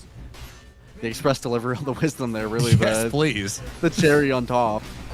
Man, Alberca's so far forward. I like that kill they go for on Snowy, but just showing up on Corrupted, seeing how much damage he can deal with Mirage. They're going to take some of the triangle here as well. Pairing up nice with Respect. By the way, he didn't even go Soulbind in this game, which I like quite a bit from him as well. Like a lot of times when these Grimstrokes kind of skip the ulti if they really feel they don't need it, and they've not. Supports pairing nicely with Mirage. Take this triangle. Really, really taking away that space from Alberca. And again, this is, I mean, I love Consecrated Wraps. We talk very often about how strong it is. It's been nerfed a couple times. Still looks great. I'm really not sure that it was the game to go at first. I'm really shocked it wasn't just a Lotus. I mean, you could go Lotus and then Consecrated Wraps, and I think that's reasonable. But facing down into all this physical damage that's going to be coming out, facing into the time dilation, Consecrated Wraps is just feels like it's a lot less value than you typically get. And he's not even looking to buy a Lotus yet on Alberca, and I really can't imagine why. And that is even just purging off Time Walk or a Time Dilation is incredibly valuable, right? As you are this Bristleback, Fade Bolt as well, as you talked about. It is such a good Lotus game, even if you're not worried about necessarily reflecting a spell. Which of course, even for your Fade Bolt, team. yeah, Fade Bolting the enemy team is awesome as well. There are really no downsides. And yeah, he's not going for it. He's like, yes, and Y is going to be my next item, which is, it's not a bad item on the Bristle. Doesn't do much in the faceless though. I mean, most bristles just buy Lotus even when it's not that good of a Lotus game. That Perseverance item is just so strong. A lot of times they'll opt for it kind of no matter what. T2000 as well. Definitely struggling into that potential damage reduction as well. Again, very limited. I mean, kind of all the heroes, honestly, for Liga team. It's a small thing, or seemingly small in this Fade Bolt, but 24% damage lost on any of these kills. These are all heroes that are pretty, heroes that really look for small margins. T2000, he's gonna get gone on again by Mirage. It's might not catch him this time. Yeah, till the end TP's in, and actually Techie's thought about it before canceling it. So Ursa will get out, but it's not a fun time for this Ursa where he is constrained to this area of the jungle, just not able to go and take proper advantage of the battle fury. At least tier 1 is still up in mid, so he's got some space there. But everyone, and I mean everyone but the Faceless Void, now moving on into mid. They want to take this down. Gotta be Chrono. They're gonna have Taser. Oh, Chrono. Yeah, Taser's a problem. Nikki Cool will be able to get on out of there. Got the face shift off in time. Onto the high ground immersion. I don't follow him there. Nope. Bombs. They're okay. Decent idea. Really, really slow. Well, you just can't time walk Chrono. A Puck who's paying attention to immersion had really great positioning up there, making this gate impossible to go through. And then that Taser, really well timed. So nicely done, stopping that kill coming out from Liga. But I like at least that they're, I like that they're trying something at least. They're trying to get to pressure T2000, even though they're not getting that kill on the bot side. They're sticking around for runes. Alberca, he'll actually steal away a shield rune, which is a little bit unfortunate. So they're losing a bit of their map space, or a bit of the space that they gained. Doesn't feel like there's much to do with Power Rangers on it, though. These two supports have not set up the most amount of plays. Obviously, Chen is not one that can do much, but Immersion with his build. He's also this full reactive Taser. Hasn't had the greatest game or heroes to kind of pair with. Again, this is another reason why the Bristleback Bayo, we've been skeptical and kind of critical of it. When you have a hero like Techie's, I'd rather somebody that can kind of kill combo with you. Bristle just isn't really that hero, and especially not with Alberca dying as many times as he has. They're going to try to connect with Nikki Cool. He has his blink. Max phase shift as well. He's quite strong. T2000 has the blink as well. They're going to jump on to Sayu. It's like, okay, we got to go lift up here. I'm going to get the ward. I know I got the ward. I'm dead, but yes, Snowy has to be very careful. Yeah, it's something stinky here as they're going to Dream Coil, and that is, even with the Dawnbreaker coming in, not necessarily going to be enough. Now, can you get the follow-up here? Techies will fall. Really nice damage. No enrage. On top, no enrage. Yeah, certainly the Phantom. Not worth it. Not at all. Corrupted, man. He is level 16 now, by the way, and now, I mean, pairing with Mirage as well. Maybe I don't mind if Mirage isn't as much of a Slardar player, or doesn't have the greatest game himself. He's got the shard. He's got everything he needs. He hasn't died. That's really what matters. And Corrupted, it's like he can carry this game on the Dawnbreaker anyway. His damage is absurd. Has this harpoon already that we talked about. Really love this itemization from him. He's going to go straight into a BKB, which he'll have a hard time dealing with. He bought a shard, I think, even early as well. Maybe I wouldn't necessarily do that myself, but it's great into the techies, and it doesn't really hurt. So look at this Tormentor as well now. Can they do it with 3? I guess with Slardar, probably. Yeah, it seems like they think that Respect has to be careful. But, you talk about... They got it. Okay. Oh, Nikki Cool shows up. Cool. I'm not sure you want to do The that, Phantom. one, friend. Does have reactive taser on top and That's a plane. barely is not going to get out. Never mind. Into the Phantom. That's Yeah. not it. Thought he could maybe phase shift. He's actually very close to getting the Tormentor, so I want to give him a nice try for that one. It's a very punishing death, though. 1-3-2 on Nikki Cool. He's the hero the techies has wanted to play with. They wanted to connect T2000. T2000, by the way, going immediately into an Aghanims on this Ursa as well to try and deal with that kind of chrono. And it is good, but is it good enough? I'm not fully convinced. There is also a silence coming down. Okay, respectable. Respectable died to the bombs top side. That's just a casualty of war. There's not a lot you can do about those kind of deaths. That does bring a smile to my face. Not really, actually. Yeah. I love I hope techies. Smiley. I definitely, I have no complaints about this hero. There is actually, Rojo, there's not a better hero in Dota. There's not a hero I love playing against more than Techies. Snowy. Now they're going to go on top of Snowy Immediately in the mid, but corrupted. Dawnbreaker will show up. This time he has a chance to get a chrono up if he wants to. Oh, jump forward. Dodges. Oh, nice job there. Dodges the blast off. We'll find Immersion on the right side. Sticky Bomb slowed down for now, but Mirage shows up, gets the kill. They want to go into Snowy. Can they? Hey, look for him. Good Right silence. side. Yeah, good silence. They're going to be able to take him down, but Raj looks for the counter. Dawnbreaker not able to join what he Corrupted needs to here. just yet. But yeah, there's Give Me the Soul Bind. Here comes Corrupted. And the Double Fate damage Bolt. is insane. Fade Bolt as well, not able to go and get the damage you need from TA2000. And okay, you commit everything on this Faceless Void. That just means Corrupted, as you said, can just carry the hell out of this fight. Level 18 now. Pretty much has the BKB on top of the Echo Saber, on top of the Harpoon. Dude is top net worth in the game as Mirage not quite able to go. By in. 1,000. Yeah. Yeah. It is. He is jacked on Corrupted. And mind you as well, this is the Dawnbreaker where your damage scales per level. Radiant's middle tower Feels is under extremely happy about being so high level. That extra Solar Guardian, getting it so early in the game, it's gonna potentially stop these players from coming out. I do know Snowy though, he's lamenting the fact that he bought this Mjolnir. He knows in his heart and soul that he should have just bought the BKB. A little bit of a carry player greed, but again, just hasn't really mattered. Corrupted is perfectly happy to clean up every single fight. Ended up in the last fight getting the proximity mines for Sayu, and it's a nice thing about this Rubik into the techies. Pretty much any spell you get is broken. That's just the nature of the heroes. Like a sticky bomb is pretty bad, but using that in the middle of your combo, it's not really that feasible. Even went for first item either lands on Immersion, interestingly enough. And to be honest, you say Sticky Bomb's not great. Slowing down this Ursa is pretty nice, all things considered. So, yeah, I'm with you. No real bad spells as we're trying to find the puck. He's going to be able to blink out in time. It's funny. You talk about this. So right now you're at 26% max damage increase, which for the 6 seconds around your ultimate, you're going to get that damage increase. Yep. It's also being amped by, minus 15 armor by Mirage. There's a reason we are seeing these heroes. You have a Luminosity crit as well, right? 200% Luminosity crit. There's a reason we're seeing these heroes just explode. And given that you have this minus armor strat already, I'm not surprised because BKB is just so incredibly valuable, but I would not really have minded to see the Dawn go and say maybe go like Echo Saber Dezo.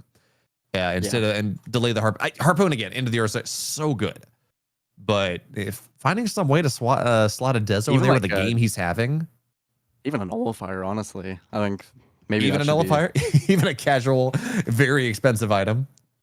Yeah, but I mean, you're buying a BKB. It's so good this game, though. I mean, you look at Divine Favor, Medallion, Reactive Taser, Overpower. Mind you, T2000 is not going to have a way to go past a Nullifier in this game, so just a little bit difficult for him. And again, this Ags, it is good in the Chrono. It's a good Ags game, ultimately, for the side of T2000, but he's going to be getting this item well. He has level 2 ulti. Doesn't feel nearly as good when you get it on that timer, and then just means the next item around, it's not really damage. I don't know if I can necessarily agree with this just straight away Ags, especially again, there are ways to be silenced and there are ways still to be kited by this Ursa.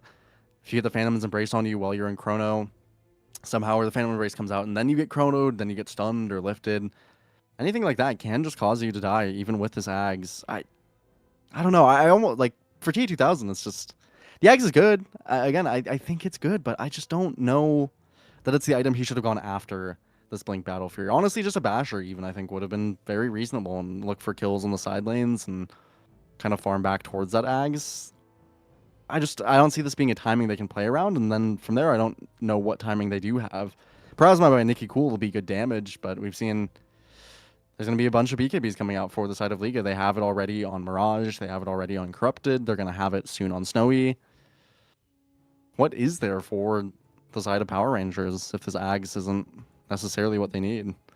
Yeah. And it's not even like the Chrono, the Phantom's Embrace, all these things are the biggest. Oh, they are certainly big problems, but Rubik has his Yules done as well. So even if you do have Ags to enrage. And a Shard too.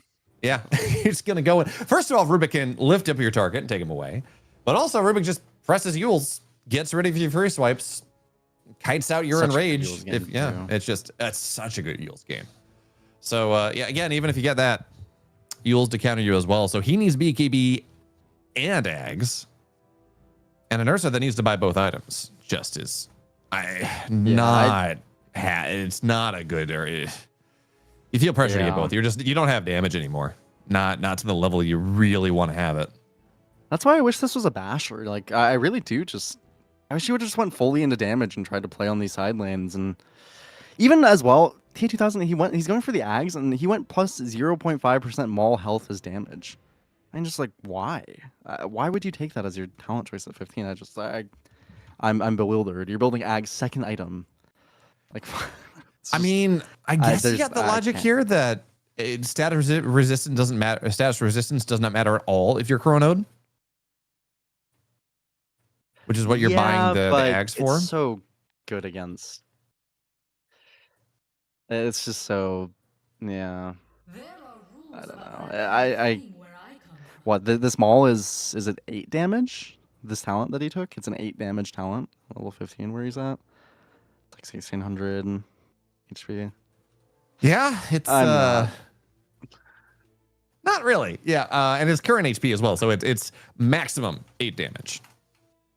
It's yes. Actually, I can't fathom that. That just seems like an outright mistake. Because you're buying Ag's second item, and it's not like the Enrage. Sure, it's not the best thing. Like it doesn't do anything into Chrono, but you're still getting affected by a lot of spells during Chrono. Time Relations, Time Locks.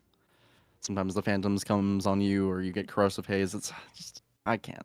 Yeah, it's weird. I think they've made a ton of strange decisions on Power Rangers.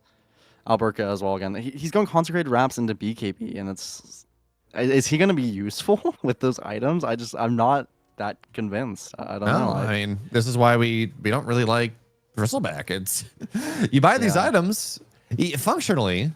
I mean, I don't have too many complaints about a carry Bristle. Because that is how Bristleback has to play. You're buying carry items. You are playing like a carry. You're playing away from your team for the most part. And if you have position 3 farm priority, which is like, that's why it's fine that Falcons plays Bristleback, is because they give him, they give the Amar Bristle tier 1 position 1 farm priority. They want him to be the guy that is top net worth in the game. They kind of pick around that. That is not this draft. Right? You have an Ursa. Even Ursa, who wants to be farming the most in the game, to get to his items to make sure he can not get kited out too hard in fights so he can blow people up. And if you're trying to do that, I mean, I guess there is logic. Like, if your team is perfectly optimal, there is so much gold on the map that you can get away with it. But these tier 2 teams are just not efficient enough around the map to get away with it. Yeah, I mean, we've definitely just not liked the Bristle a lot of games we've seen it. But I mean, especially this game, Alberca, Consecrated Wraps in the BKB, it just sounds so underwhelming, especially into a Faceless Void. And you get time dilated, you're either kind of forced to pop the BKB. Again, we talked about there's so many small things on the ground that you'll get applied during BKB and you can't get rid of. Different Suns and Corrosive Haze, you can BKB once. It just feels really, really tough for the side of Power Rangers. Even, I mean, you also have a Techies and a Chen who are lowest net worth here on the supports. Chen being the lowest net worth in the game is not an optimal situation for the hero. It's not where you need or want to be. By the way, brief update on what is happening. It sounds like Mirage has lost power. So we are being told that they might use the entirety of their pause time here, and hopefully not beyond that. We'll see if he can go and find some way to get back into game. But man, that would be unfortunate. They're 9,000 net worth up. They're honestly they're in a winning position in this game.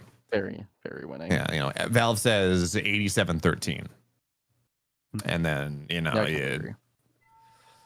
That is, man, I really hope Mirage can come back, because what a way. Again, this is not just a tournament. This is not just, you're not just playing for, you know, some amount of money. You're playing for DreamLeague Division 1, right? You're playing for, hopefully, EPT points. You're playing for these things that are, on average, like getting into Div 1 is more valuable than $15,000 for first place. Yeah. So. And if you can get both, certainly would be a very good boon. A lot of competition here, but Liga team, they can push themselves forward. They look good when they look good. In this game, they look quite good. Okay. Mirage for now was we able. are okay. Yeah. Was able to go get the power back, or get a generator, or find a LAN cafe or something. But Mirage is back. We were saying go and ready. Now, is there anything you take advantage of here? You know, we talked about last game about how, you know, coming back from a pause, you can lose track of where heroes are. You can fall victim to ganks. Anything we can look at here? I mean, to my eye, everyone seems like they're far enough back where you're not super worried about it. Yeah, not really. I think, honestly, you're definitely just looking towards Roche, I think, within, or you would hopefully like to get Roche within the next minute, maybe, as they go. Or otherwise, you just set up this bot side and get Roche when it does settle down here. Both are very comfortable, I think, for the side of them. They want this BKB, particularly on Snowy. I think deep down in his soul, he knows that he should have just bought it. That was the itemization he was going towards, and got a little bit too greedy with him Mjolnir. Otherwise, the rest of his team doing incredibly well. And smoke up now. Trade off of it. They could find a potential timer again where people are a little more confused about the map state. I'll grab that. Yeah, scan goes out. Right side. Nikiko moves in. We'll be able to phase shift, get back on out of there. But yeah, in the meantime, Rubik has stolen Prox Mines. And I don't know that there's a better downtime spell to steal. You know, maybe there's a better in fights, blast off, reactive taser, waiting rift, dream coil. But when you got downtime, not only Techie's gonna go get found out here, blown up, and steals reactive taser. I was gonna say though, getting proximity mines just as a map control tool is so nice for this Rubik. Very good to have those extra little ones down. Has them towards the rune, which is nice. Pull some extra vision, and you know, it is for Power Rangers, as we talked about as well. A lot of times with these heroes like Bristle, with Vipers, etc., since you can't really make plays very much onto heroes, you kind of just want to have the map space to be able to do so, and they don't on Power Rangers. So Alberca, at least he can play up and kind of force them to use a lot of spells if he is going to die. Roche is going to walk towards bot, so I think they'll soon walk towards this, look to try and get that as their next big objective. There is a Parasma, there is an Ags for TA2000. He's not level 18 yet, almost about a full level there, but might get it if a kill happens or takes long enough to get the Roche. There's something small brewing for them. Even the BKB will be on Alberca, so they're not on the worst timer by any means. They're finishing some important items. It's just, if it's enough into Snowy's BKB, level 18, probably not is the answer. Even has a blink now on Respect as well, which feels quite nice. They'll smoke into the spot side. This reactive taser steal as well for Sayu. You have to kill this Rubik, I think. Or well, no, you have to kill this Rubik. It's not an I think. This is Sayu dies or the fight is over. And he just buying space. Roche already halfway done, just buying time. Good ward on the high ground, but TN2000 moves in. Oh, gets Yulesed. That's a problem. Doesn't pop in rage just yet. Snowy moves in, looks for the chrono. Not gonna land, not gonna cast it just yet again. Just trying to go force something out, but he is off at his lonesome a little bit. Does have jumps in to on both crush splits. left side. Here comes the Dawnbreaker till the end is dead. Immersion will be able to find his way out in time. And this Bristleback just getting kited. Reactive taser, such a problem. Finds his way on the right side. Buyback from till the end.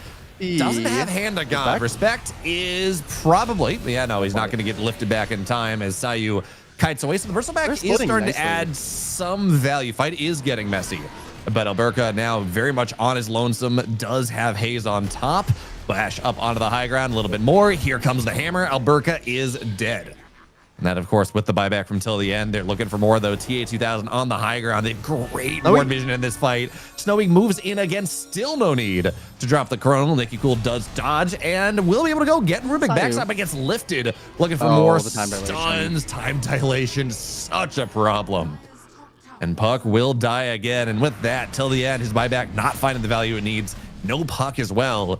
They go straight into the Roche pit, and it does not look like Power Rangers at this point have what it takes to stop him.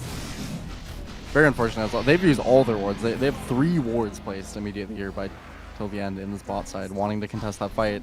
They honestly did it pretty well in terms of just making it really, really awkward for Liga, but they're so far ahead that Corrupted can just walk at a techies for 5 seconds, not get anything accomplished, waste his Starbreaker, and then walk away unscathed. That's how strong he truly is on this hero, and Respect on the top side wants immersion. That's always going to be a nice kill, is Respect by himself trying to make that happen. Here comes the Dawnbreaker. Okay. And that's a bash. No way out. 61 seconds. That's a dieback. 200 damage, or 300 damage a hit. Sorry for Corrupted. Yep.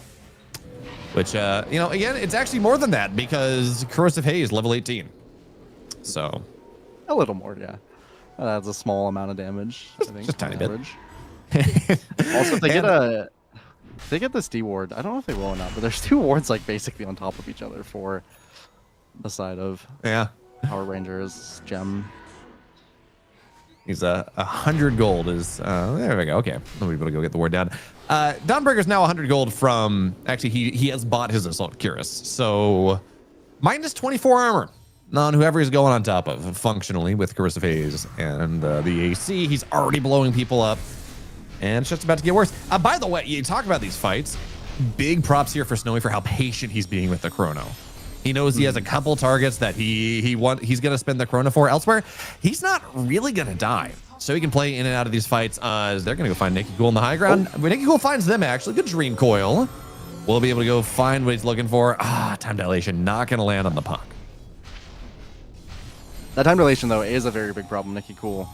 Itemizing against that is not very easy, unfortunately. You want to be able to survive the chrono, you want to be able to survive the time dilation. I think in this kind of game, I would still opt for that kind of Aeon Disc he went in the previous game, but you're still behind in damage. You might just need to go damage, and even then, Aeon Disc, occasionally if you get caught afterwards by the time dilation. Alberca. Alberca. Oh, I love you, Respect. He's still got to be careful here, but he will get picked up, dropped back right away where he needs to be with the telekinesis. Now Alberca bashed up, stunned up, dead. I mean, this person back was supposed to be tanky, Rojo. Yeah, not really. It's 18 armor that he has right now, so. And So if he's, the Dawnbreaker's near you, he's -7. Yep. That is a bit of a problem there, Rojo. Now, It's gotten extremely messy. we're trying to go camp the Tormentor. And there are a lot, you know, look, you can catch someone up onto the high ground maybe if they try to go contest Tormentor. That sounds a lot of fun, a lot of bombs there, but I mean, they're going to try to find Corrupted here, who is very tanky, but they will be able to go find him. There's the bash into the stun, more damage. Corrupted. Celestial Hammer trying to buy some time. Pops the BKB, halberds away. Oh, no. At least to get you Tormentor. No, actually, no, it won't, because he does have the ultimate ready to go. Can come right back in as Mirage trying to chase him down. The bombs are there. That's a bit of a problem. That's a lot of damage. Mirage, gotta be careful. It's just full wholesale retreat, though. Not. Mirage, you got a gem there, man. But he's yeah. He's fine. And now Tormentor. Yeah, it's kind of with a regen. It's not too hard to look at, but gonna take a while. Would kill the supports if they try to tank. It takes a little bit. They're gonna actually just go straight onto Alberca. He could be one, but he's dead. He is so dead. The damage Corrupted is doing. Corrupted did almost 2,000 damage. Right, just with the Starbreaker functionally, and that's it. He's level 23. You're gonna hit level 20. In this game, I don't know how impactful either level 25 talent is in terms of speeding up him killing people. Yeah. You know? Yeah. But their Celestial Hammer cast rate is so so good to kite this Ursa out. Yeah, it really is. Getting on top of heroes as well makes it incredibly easy. Gonna get a basher for Corrupted. Sometimes the Dawnbreakers, they do like to go for blinks and whatnot just to have that extra little bit, but with this new Harpoon, you don't really need it. And of course, if you're gonna hit 25 this early in the game, then why worry too much about that? Your mobility is about covered. P2000 does have a decent bit of net worth for himself. It's level 20 as well, but as you mentioned, just doesn't feel like it's particularly easy for him to enter these fights. Sayu still, you can have the Ags, you can have everything else, but this Yules is going to trump you. Just Sayu in general. Oh, trying to go on top of Snowy, but now TA2000 shows up, has to pop the Enrage. Running out of here, but again, it's an 18-second cooldown. It's not that punishing to spend it, but it's just wholesale retreat. Aegis now done, trying to find Corrupted, but he's got a Dispel. Inkswell will be able to get him on out of there, and well, now you gotta find something as Power Rangers. Some way to get a smoke out, get a big catch, but it doesn't, with the amount of map control Liga has, and just the heroes that Power Rangers have, it feels difficult. It is. I mean, again, you kind of just have to kill Sayu, and committing on anyone is really hard with Corrupted, potentially having the ulti. Snowy doesn't have a BKB, but he doesn't have an Aegis, but he does have a Scotty. Killing him twice, or killing him once, is probably going to be as hard as killing him twice. They're going to smoke. They do want to try. I don't hate this idea by them. They might actually find Sayu as first point of contact. That's a big one. If they can get it moving forward, get straight on top. Good ward vision. Blow up the Rubik. That is a good start, but now you gotta worry about the follow-up because, again, Dawnbreaker does have Guardian. Mirage is here. Respect. Glimmer Cape up as Burka continues to run on top of Snowy till the end. Gets jumped on top. Ursa's gonna go find Nice. We'll be able to go take down the Grimstroke as he pops in rage. Kites away for now, but this is a good start. And the Dream Coil locks him down. Here comes from long range downtown. The blast off is Corrupted. BKB has to find some way out of here. We'll try to go pop the Halberd. Not quite level 25, so not a ton of range on the hammer. They will be able to. That is a massive kill. 2,000 gold on the deck. Now they're going to find Snowy. Time dilation, of course, continues to be a problem. Alzaburka is kited out here, but eventually looking for a bash. Oh, they got him. Not sure what he's doing there. And now trying to find one more, looking for a bash on top of Mirage. It's going to be a team wipe. 5 heroes dead from a 20,000 net worth deficit. And no Chrono was used the entirety of that sequence. I don't think they could have played that truthfully any worse on Liga team. I am, definitely well played by Power Rangers. They're playing these fights the way they need to, but Liga team, I have no clue what they're thinking. Is Snowy just holding that BKB so long, not popping the Chrono ever, even though he could have caught multiple heroes in it. Had that BKB still, Sayu, he got jumped on immediately, and I think they could have just backed and accepted that that was a smoke for a Rubik kill. And so they tried to go back in, Respect gets gone on immediately. Weren't able to cover him. Snowy was on the opposite side of this fight this whole time. Just absolutely baffled. That's kind of the sequence of events there. You know, Rojo, you were questioning. It's like, Aetherland's first item on the deck. We saw the value of it in that fight. The blast off, the range you get with blast off with Aetherland's, he doesn't even have a cast range neutral or a cast range enchantment, right? He's just part of greedy Partisan's brand, but really helps them secure the chase. Yeah, it is definitely feeling nice, and he's gonna build a new scythe, which he'll have somewhat soon, honestly, because greedy Partisan brand feels really, really strong for this techies. He's now gotten a lot of gold for himself to utilize. Doesn't need many items. On the hero, TA2000 did get out of BKB, now level 23. Doesn't feel like the Aghanim's pit stop really hurt him much at this point after getting so many kills from such a deficit. It's only 4k gold lead now for Liga team, and the game is still in an okay spot for them, but this is not. I mean, this ridiculous swing. It was a 17,000 net worth, not quite 20 that I said. It was like 17, 18k in the lead for Liga before they threw it away there on that kind of prolonged fight chase that didn't work out. Now, this is still a game, of course, that Liga can win. They still have a crazy late game. They still have quite a lot of potential to blow heroes up, but 25 on Nikki Cool. Oh, that's big. Liga team, man, it is so disconnected in these fights. And even, I mean, Corrupted as well. He used this, like, the way he used his Harpoon was just wrong. It was so many small errors that really punishing them, and I mean a lot of big ones as well. Just really strange decision making. Not on the same page. Strange playmaking. Now Alberca finishes an AC as well, so no Lotus to purge. But I guess if you just have armor, it feels relatively nice. That extra minus armor is going to feel great. Our T2000 is level 24. Not seen a ton of value out of the Snowy Faceless Void, truthfully. No, it's really been a game that the rest.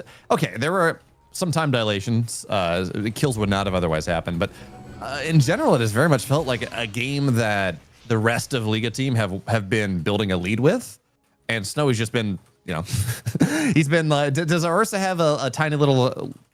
And does not have a little friend on top of him, but he's like, he's in the backpack, right? He's the little Ursa cub.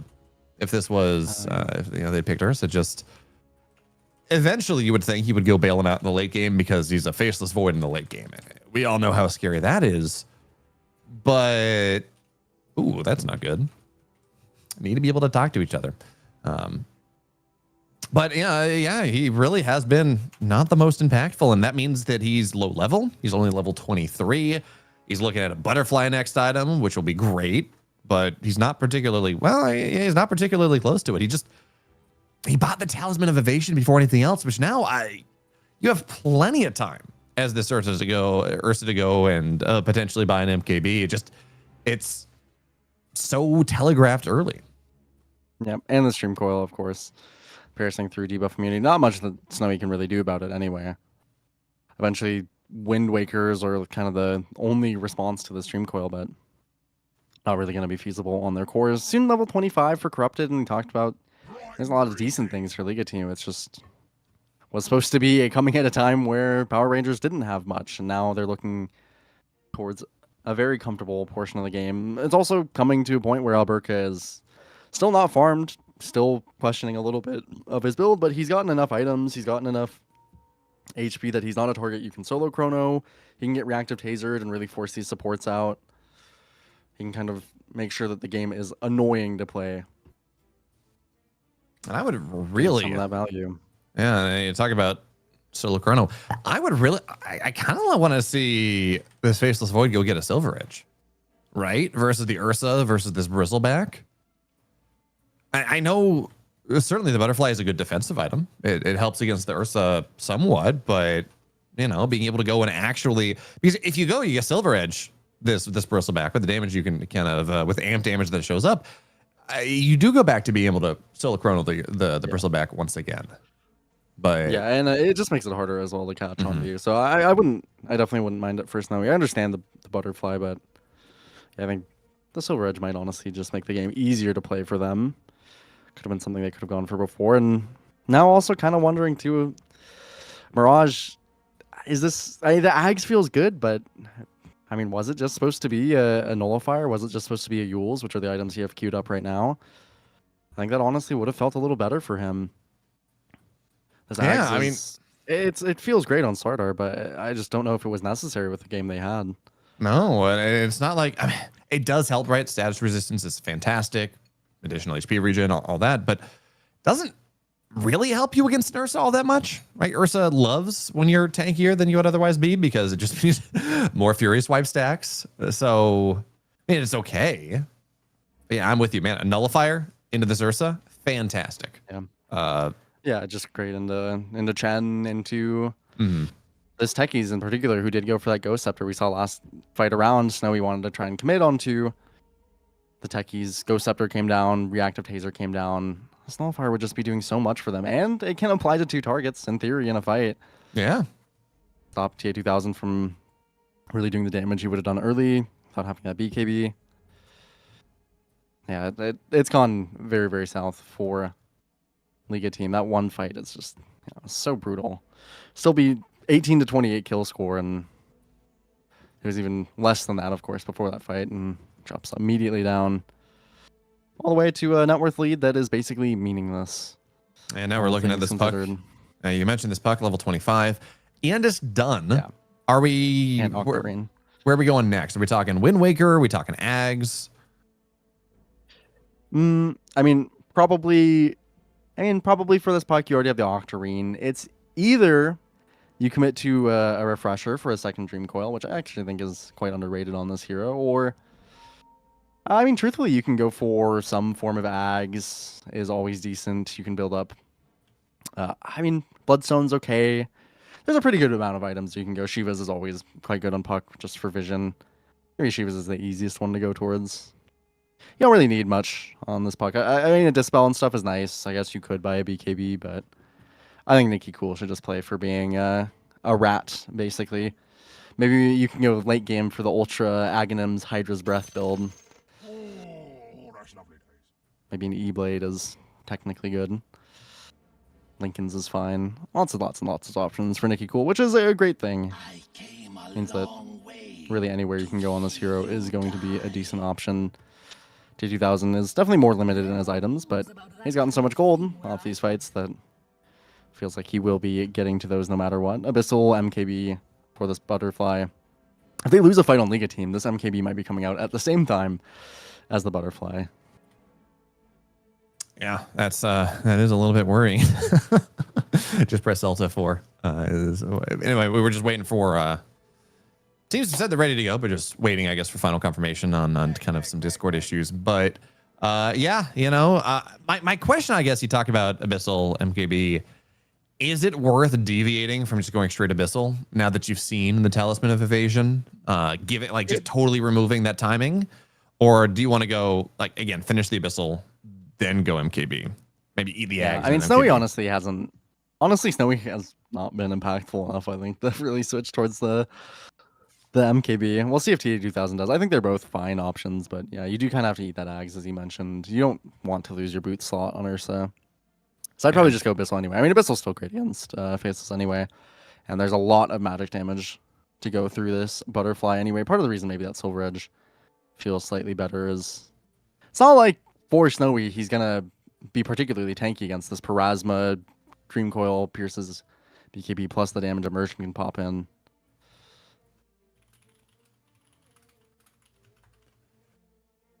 Yeah. Lots of times for the teams to think on such decisions.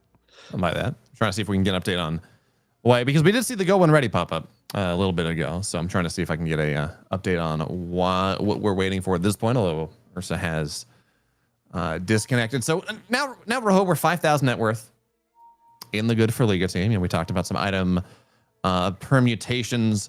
Ursa's halfway to level 25, right? That is, you know, additional overpower attacks, Earth Shock, both pretty solid. Anything? What are we paying attention to as we look at these next level breakpoints? You know, Faceless Void, Ursa, obviously Puck's back at level 25. Probably Backtrack, and then I would say Corrupteds are the most important so far coming up. The level 25 for Ursa it's good. I mean, overpower attack charges is historically always really, really solid. Extra Earth Shock can never hurt. It's usually kind of just stylistic choice of what the players want. Maybe having the time dilation on the field makes it slightly better to go for that overpower. Just play for bursting, have that Abyssal, because these heroes are not. I mean, they were doing quite well under Ursa. They had these kind of strong early itemizations, and you know, Sayu with that Yules and the Glimmer, nice things to kite the Ursa. But as soon as this Abyssal comes out again, that is where a lot of times the Ursa just ignores the counters in the game and the items in the games. Just gets a burst kill immediately. Decent armor on Corrupted, at least for him to survive through those, but the rest of the team, not very much. 18 on Sayu is okay, but 8 for Respect. Only about 20 on Mirage without being in the river.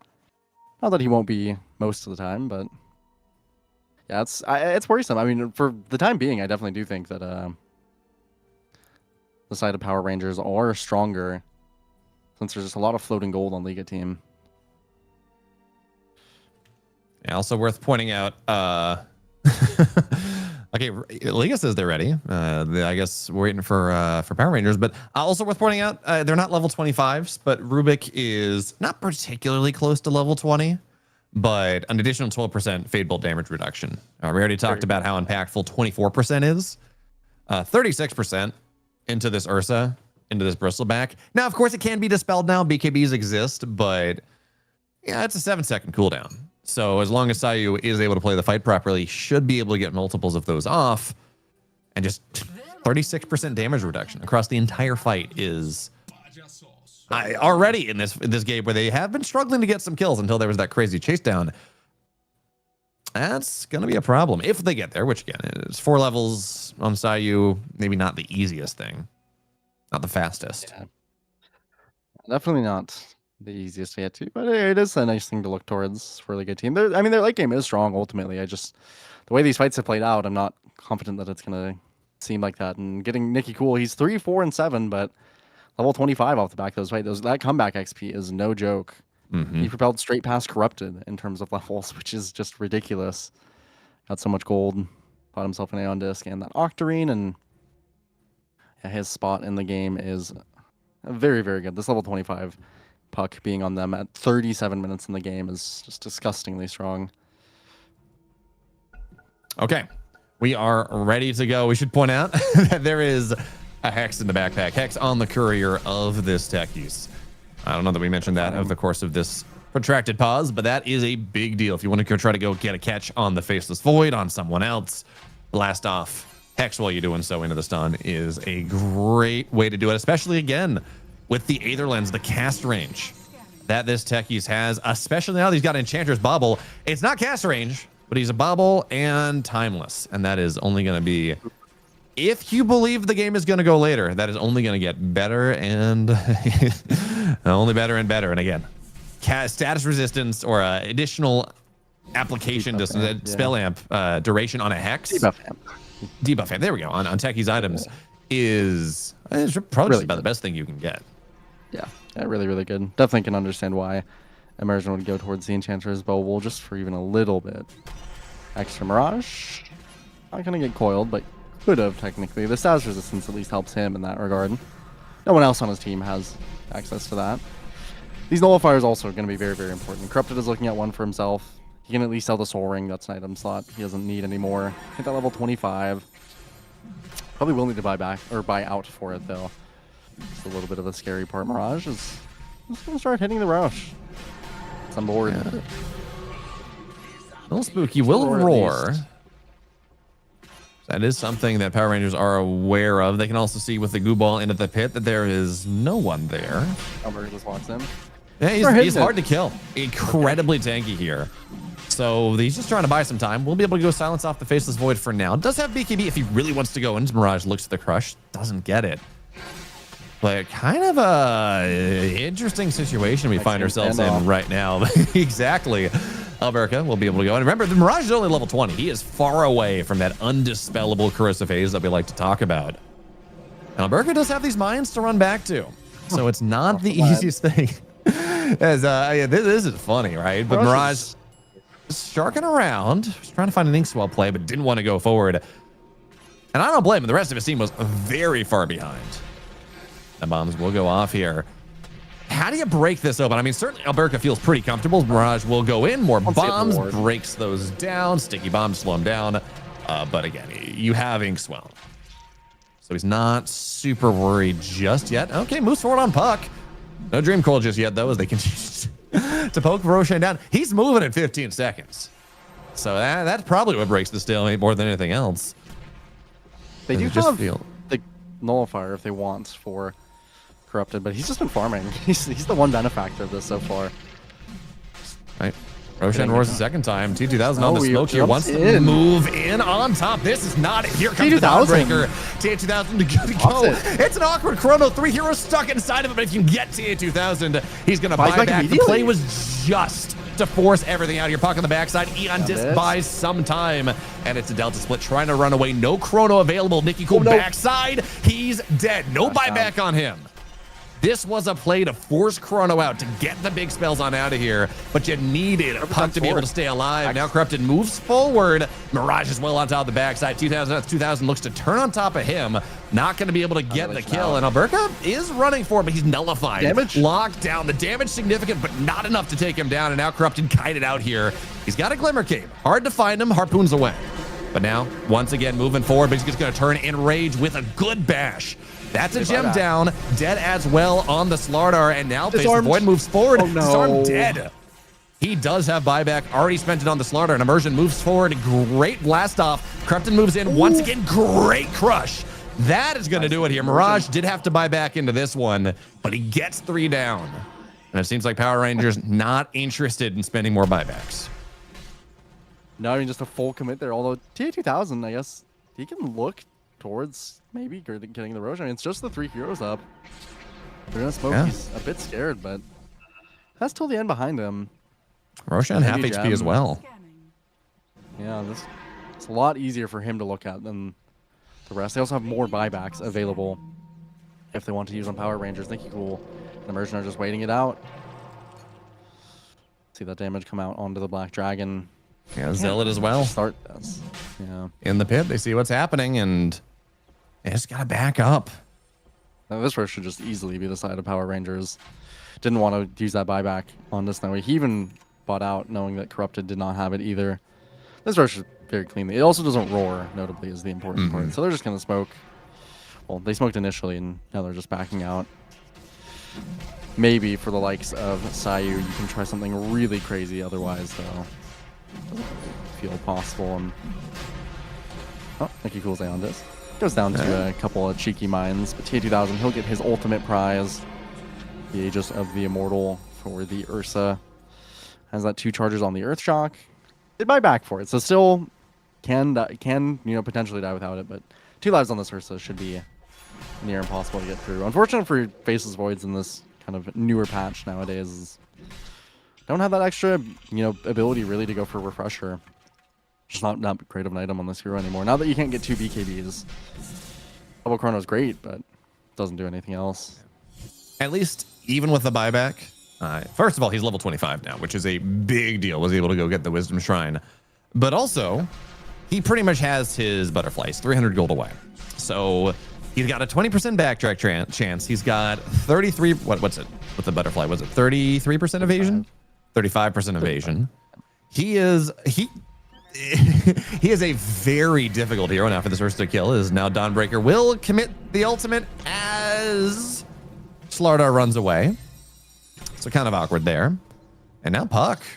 Nicky Cool's trying to chase down Corrupted, but again, with this Harpoon, with level 25, with just the crazy cast range that you have now on Celestial Hammer, not going to be all that easy, but hey, TA2000 unfettered, unchained by the Aegis.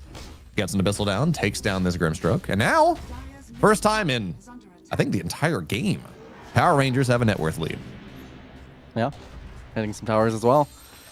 They feel great about this one. Having the Nullifier definitely helps a lot on Corrupted to get rid of some of this benefit of their net worth. But for the time being, they do feel a little bit stronger. Nicky Cool again, so strong on this Puck. Looking towards potentially an Aeon disc, or potentially Shiva's. Afterwards, Alberca, close to level 25. That is a very, very nice pickup for him. Can be Sandra Yasha next. He's scaling nicely, even though we, Bristleback did not have much to do in the early game. Splitting up these fights became really easy eventually for Alberca. Now his build does feel a lot better heading into this late portion of the game. Coil on top. Yeah, he's slow. We'll pop the Eon disc, but Nicky Cool just playing around this. They want to find Snowy. TA2000 running at him. Ooh, Bombs no. as Abyssal. well. Do we have? No. Yes. The damage. Abyssal will be able to go get him down to the very end. Almost room for a time walk, but now Faceless Void. He has no buyback, right? He spent it for this last fight. He's dead for 90. Actually, Alberca, by the way, he bought a Daedalus. So he's just looking to full go into damage with his level 25, and it might work. This is just falling apart so quickly for Mirage, and rest of the Liga team here is Slardar. 19,000 net worth, not quite to that Corrosive Haze undispellable, as you mentioned. Yeah, now Good damage, though. It is a lot of damage, but he is incredibly taking jump forward, back. He's gonna go find Sayu. Does have the Yules to buy some time, but remember, you have 2 lives here on the Ursa. He's very fine to go make this fight happen. Bashing down on top of Corrupted. Does have buyback. Does have ultimate. But without this Faceless Void, who remember, he's dead for 50. He bought out for the butterfly. You do not have what it takes. You talk about how badly this fell apart.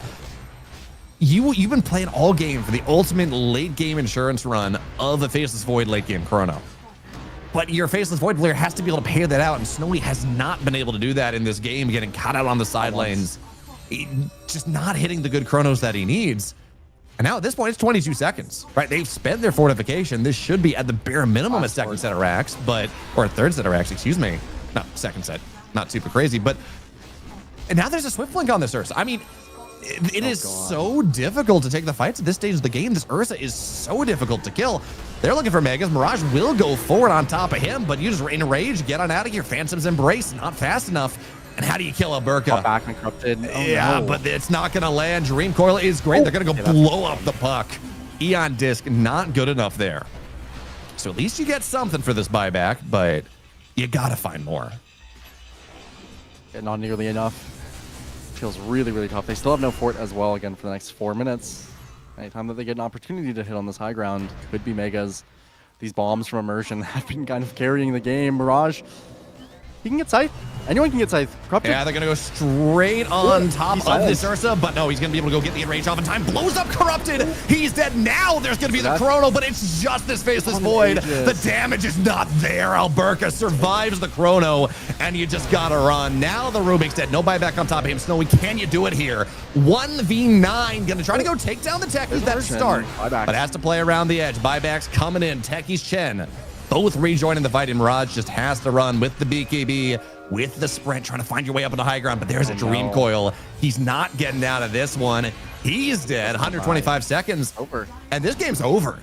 What a turnaround. This was an 18,000 net worth lead 35 minutes in for Liga team with the better late game draft.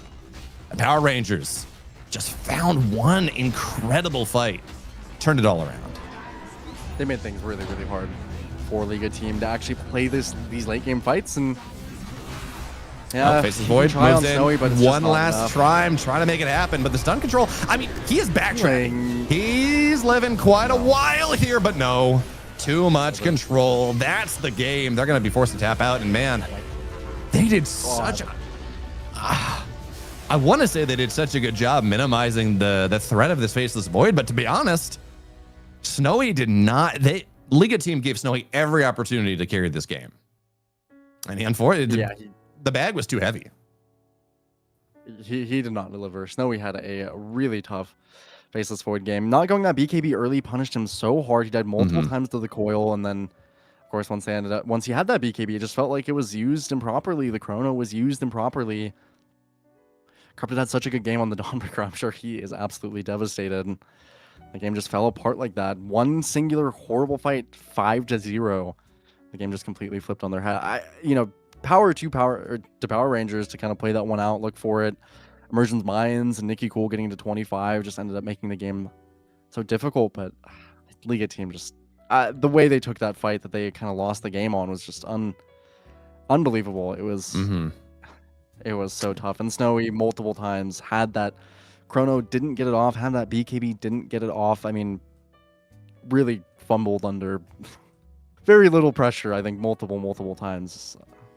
Yeah. At one point, I know Val, take Gabe with a grain of salt here, but at one point, it was the Dota Plus model said it was 95-5 in favor of Liga team. And I struggle to disagree. Again, they had the better late game lineup. They were snowballing. They were 17,000 net worth ahead. But as you said, you take an unprincipled fight up on high ground, get chased down, do it again. Any game is throwable, and this was a very, very real version of that one. But now that means that Power Rangers, come hell or high water, are going to move on in this tournament in the lower brackets. We take a look at what that means for everything. So Power Rangers, they're now awaiting the winner of South American Rejects and Zero Tenacity rematch from Group B. And Wild Team Lynx took a game off South American Rejects earlier today, Rojo. I don't know if you caught that game, but game one was SAR not really playing their heroes, some mistakes in the laning stage. Once they got their heroes, which in my estimation, there are too many to ban, 2 absolute stomps of games. Yeah, I mean, I can certainly imagine South American Rejects horribly terrifying to go against. So Power Rangers, they get the lovely reward here of beating a Liga team of very likely facing into South American Rejects. Zero Tenacity, of course, will try and give them the hardest battle they can. It's going to be a really, really tough one for that team, though. So, congrats to Power Rangers for powering through this one. But, man, Liga team just... What a tough way to end up losing that game. Game 3 of the day. At least it was a comeback, Bayo. That was exciting. That was kind of fun. Again, well done. Incredibly well done there by Power Rangers to, even though, again, Snowy was not able to carry the burden that his team placed upon him, still well done by Power Rangers to identify the opportunities to get the picks they need to take down the Rubik. And as we saw, you remove the Rubik from the fight, it becomes so much easier. Doesn't mean they get to move on, but that also means that we are done here today. 3 games, a lot of fun, but there will be more Dota 2 tomorrow. You got Team Link's playing, you got a couple other players, a couple other teams. It's gonna be good Dota, and we will see you there.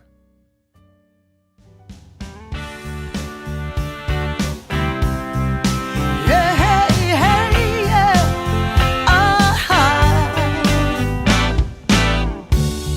Some days you just can't find the right words to say.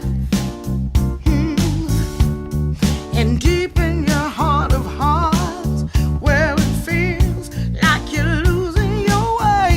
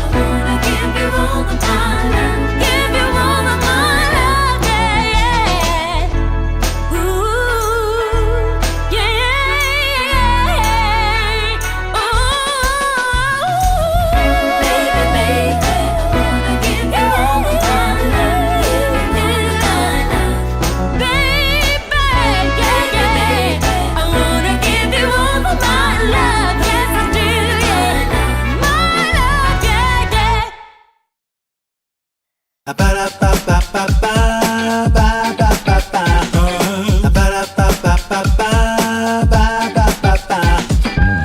you wanna get with me, all you gotta do, call me when you need me. I'll be waiting for you.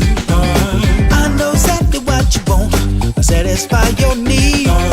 We can have a good time. Don't you worry about a thing. If you want it here, or if you want it there, you got it. Have yourself a good time. Act like you don't care. You got it. Get that motivation. You got it. I got just what you need. You got it. I got just what you need. You got it. I got just what you need.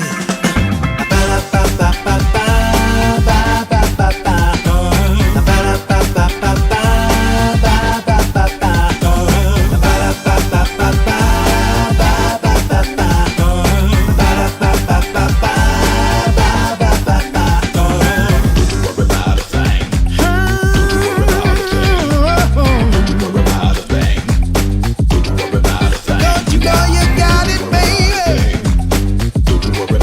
Don't you know you got it, baby? If you want it here, or if you want it there, you got it. Have yourself a good time. Act like you don't care. You got it. Get that motivation. You got it. I got just what you need. You got it. I got just what you need. You got it. I got just what you need.